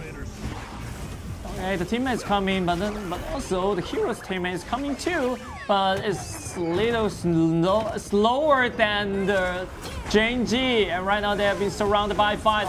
A lot of damage will fall to the team fight, but no fear, just jumping into the back line, just trying to destroy all of the rest of the squad. The damage is enough. No fear has just waiting for the triple kill back over to the No Fear, and right now the quadra kill, he destroyed the back line by himself. It's like an easy job for No Fear because almost every single teammate you got absorbed and taken all the ability from the enemy, and from such a long time, almost 8 minutes of farming up, No Fear will gain himself a lot of items needed to finish all the 4 resting lives. And the item is enough for him to have have any kill in this team fight. You know, from the very beginning of the team fight, you think like Gen.G is using 5 versus 4. They're winning because they have one member more than Hero. But if you take a look at the minimap, like No Fear is making rotation from the top to the bottom very quickly.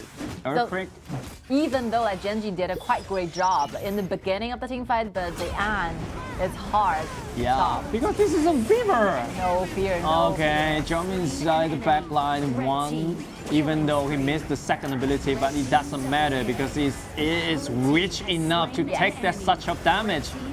And then there will be the mini wave to save his life. The mini It's just wave. a matter of time before he collects his quarter kill. Yup. Look at Glow. I'm trying to move, dodge the bullet. It's hard to deal with this kind of boss, whose name is No Fears right now. Yep. Okay, look at the combo. Jump inside, ladies and we instantly delete by this kind of combo, and the resurrections will trigger without the ultimate. Only single first ability will guarantee that kill, and No Fear is in the empty health bar. He's still alive. We can go back. No shutdown for the Gen.G. And right now, 4 members available standing up front of the high ground tower. Even though No Fear have to retreat back, but the rest in 4 can still available And the on Vanguard already arrived in that way. Glow, you are staying low. Glow. It's a very hard time for Glow.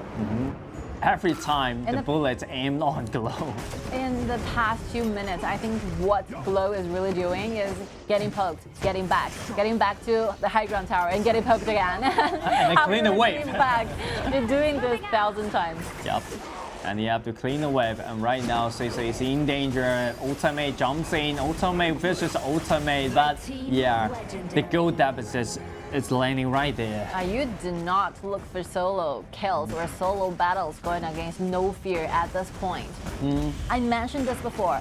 If you have a lot of skirmishes happening in the side lane in the very early game of the phase of the game, your jungler will feel extremely happy because he's taken control all the resources on the map. He's gaining the waves, he's getting the buffs, and there's no way you can possibly stop him in this kind of late game, mid game, I would say, only 10 minutes. And the gold deficit will become more huge, bigger and bigger. I think we will be quite surprised if we take a look at the gold ranking differences. No Fear will be definitely running at the very first place ahead of the second one. It's definitely the top. It's already 15, level 15, with full experience. And now Bao is so happy because everyone is gathering together, and then he got the blue buff. Yes. Okay, Day1. Look at Day1 trying to find the kill on 2. The Bao, that's not gonna succeed at that time. Another bullet, and he's surrounded by 4. He's being surrounded, and let's see the Shadow Vanguard, the bigger version on the bottom lane, rushing through the high ground tower because the tower has already been taken down by Hero. But without poking damage, it's hard to end this game in round. So they have to destroy the mid-lane turret. 11,000. 11,000 on it, but the Faye will find the stun, Destiny Swing trigger, and then ultimate pulled him back. Oh, No Fear still alive. It's a very rampaging. Another rampage play. This single snipe cost 3,000 of the remaining HP. The whole HP bar just vanished within one single snipe. This damage is very huge at this point. One snipe will cost a half HP. You know, for Gen.G, I really suggest them they look for kills over to Heng, for example, Heng, Bao, but not target your own on No Fear. This high goal lead is not gonna work. Impossible to try to kill. The cooldown is sufficient, 40%, and the damage is okay. And No Fear even is trying to develop enough gold, trying to change those Sage Sentry within Destiny. I think he will probably get to there soon. But right now, they have to care about this kind of bullets. It's so hurt in this time. And look at the Nian assassin trying to find the Bell, but Bell just used the ultimate to get away, and No Fear he finds CC, and then JY is This is gonna be surrounded by 3 right now. Look at the Bell is in danger. Use the ultimate, unstoppable. Another bullet, 10 kills, double kill. Back over to the Bell.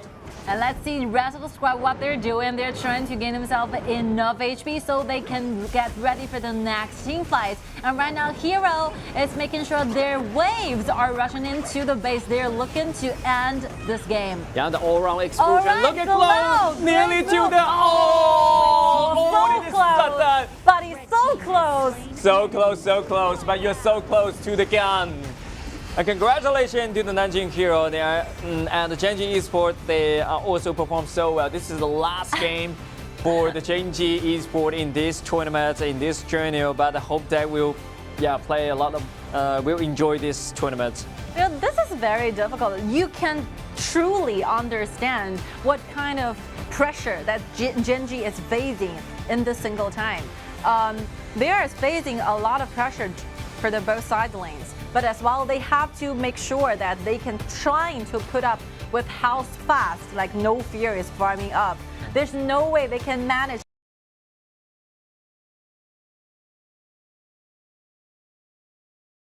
to the bottom and neglecting the fact that this jungler, Lam, is farming like crazy. By the time you saw this hero coming up to join the team fights, I paid attention to like personal gold. Around 10 minutes, 10,000 gold. So basically, you do a calculation for one time. 1,000 per minute? 1,000 per minute it is. Yeah, that's pretty high in this tournament because when the jungler found or the marksman found up the speeds just like 800 or 900 per minute, it's super high. And 1,000 per minute, wow, you cannot imagine that speed. It's a dreamy situation for every single junglers. Yeah. So we have saw No Fear playing a lot of kinds of different junglers. Kai, for example, being the tank in the frontliner, and Jing and Lam together being an assassin, and Agudo at the same time assist for those Dongfang using Agudo and Ma Chao together. I think this player really excels at switching to different modes, trying to adjust as soon as possible to those kind of different positions when it comes to the jungle choices. Yeah, because he played the side lane before, so he can adapt to every situation. Because when you play in Kai, when you're playing Agudo is just like a 10 when you play in the side lane, right? The main purpose is to open the vision and offer the vision and collect some information for your teammate. And when you use Kai, it's the same function, same formula. So I think the way they play, the experience that he played the side lane before will really effective when he playing it in this jungle. It's a very long day for those 4 games and 4 teams in Group A. So starting from 3 p.m. in the afternoon, Gen.G Esports have the very first match scheduled, and they finished at the very last one. It's been 6.5 hours. Yeah, it's a very long day. So thank you for Gen.G staying awake for a long time and managed to do 3 matchups against different type of enemies. So very hard. You must be very exhausted, and you can take your time, revise a little bit, have some days to recover from those battles, and trying to develop a deeper understanding and comprehension towards HOK. You have to do a better job the next time we saw you. We expect you to see a better one. If they have faith, they will be succeed. Well, Bell, with no doubt. Bell. Like even though No Fear had gained quadra kill, the MVP still goes to Bali Shouyue. I start to understand why he just changing this name. One factor is his Chinese ID, and another factor is every single bullet hit on the target, we just like say, oh, bow, bow, bow. Like a sound effect from those knives. Yeah. You know, a lot of highlights clips should be like cutted to show how talented and how accurate those knives went on.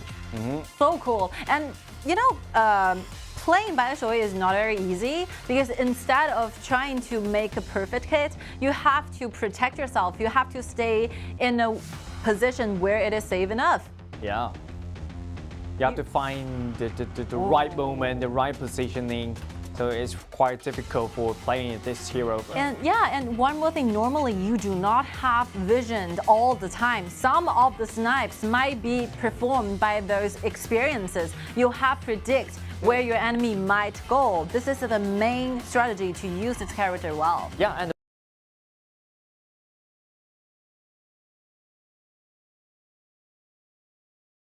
what's your movement? Which way you will go? And yeah, I can feel it. I can hear the winds. 706 will be the KDA. Yeah. And yeah, another good news for No Fear, TianYun 7, also a good one. Quadra kill it is. Every time Bell in a bad position but he always can survive. Just like the time he's surrounded by 5 members, he used the wall, and then when you stay beside the wall, you will become invisible at that time and use the flash to dodge a lot of damage. Of course. Like, nice job and nice performance from all the 4 teams in Group A. You really set up a very good role model for the filling up like Group B, C, D. We expect to see the matchup as amazing as today's one. So stay tuned. But I think Glow already did a great job because he played in the KPL since 2018, and right now he can. He always keep going. For three and a half years of that. So I pretty respect these players because.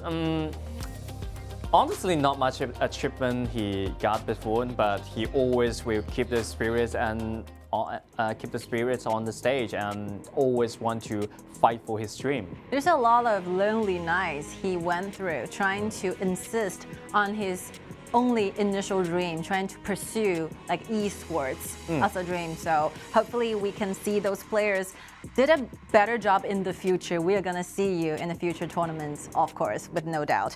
And the next game for eStar and Hero, congratulations again for these 2 teams making to the next stage. They will have some time to rest because we're gonna go through another draw ceremony. So after that, we will dive directly into the quarterfinals. So stay tuned. We are gonna see those more fierce battles competitions starting from now on. Okay.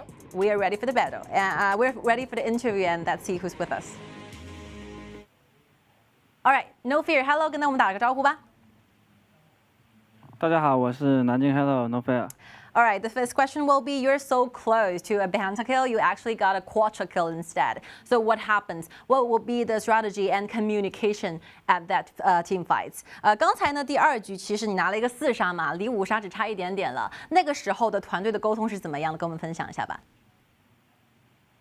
团队沟通就是比较平静嘛，然后队员在沟通拿5杀。但是最后没有拿到，会觉得有一些不好，就是有一些失望吗？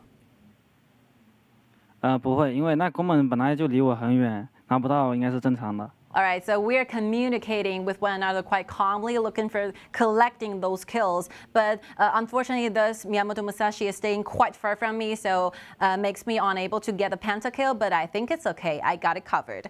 All right, so a lot of fans are expecting to see you do a little English interview with us. How do you think? 其实吴伟，听说你最近呢有在练习英语，其实你的很多粉丝呢都希望可以看到你用英文接受一段采访，你觉得怎么样吗 ？OK 吗？ 我觉得 no problem. No problem. Okay, the first challenge I'm gonna give you, please use English to give some compliments to your teammates and your coach. 那第一个你的小难题呢，能不能用英文来夸奖一下你的队员和你的教练九哲呢？我觉得教练今天的 BP 就十分的 beautiful， 然后队友今天的表现也十分的 very good。How about your own performances？ 那你自己呢？ 我自己 yes. Yes, also very good as well. Okay, the last one is quite challenging. 最后问一下吴伟啊，今天这场比赛赢了之后，觉得自己的世冠目标是什么呢？世冠目标，英文可能不太会说，但是我会尽自己最大的努力，无畏无惧，奋勇直前。 And how about I teach you of some phrases and you just repeat after me? 那我来教你一些些，你尽可能的来尝试一下，好不好？I will do my best. How about this? 加油，学习一下吴伟。突然就不太行了。Okay, I know. You will do my best and make it to the final glory and fight together with your teammates. Completely understandable. Okay, 谢谢吴伟接受我们的采访，很棒哦。拜拜。 Yeah, he really tried. He really He tried. Very good and beautiful. I heard these two terms. I was afraid he said, yes, I do. All right, so much for today's matchups. We're seeing all 2-0s as a result, and no tide has happened. No tide. Yeah. Really no tide in this group. Yeah, no tide. No, every single game we get tied in this group. Every single game is 2-0, 2-0, 2-0. Yeah. What a look at the coincidence. team standing up the group A, no tide. What are the odds? Yeah. We're seeing a lot of ties happening in the group B, C, D. Yep. Cool. All of them. Yeah, cool. C, B, C, D, all of them have the tide, but the group A never tied. Yeah, but again, congratulations for Wuhan eStarPro and Nanjing Hero together make it to the quarterfinals. Yeah. All right, tomorrow's matchups, we're gonna see those fights in Group B. Yala Esports and Impunity, that will be the big challenge for them because they can face the Shanghai EDGM and the Chongqing Wolves. Will be the last one. Yeah. Something to look forward to. Yeah. So these battles are sticking quite close with one another. I still remember the last time, like Chongqing Wolves going against Shanghai EDGM managed to give a tie. Yeah. And after the interview, we spent with Xiaopang. So Xiaopang basically saying that we're confident enough next time we're gonna do a 2-0. 2-0. That's what they're supposed to be the 2-0. But You're the champion. Come on. You're the champion of the 2022 summer season final. But I think that the EDGM, the newborn team, already showed the competitive against with the Chongqing Wolves. So the Chongqing Wolves, they have to be careful. Maybe they will get tied once again. Again, you don't want to turn this again happen. If you got tied with the same enemy for like 2 times, I think it's will be quite a lesson learned. Okay. so much for today. We expect to see you tomorrow at the same time. See you tomorrow. Bye-bye. Bye.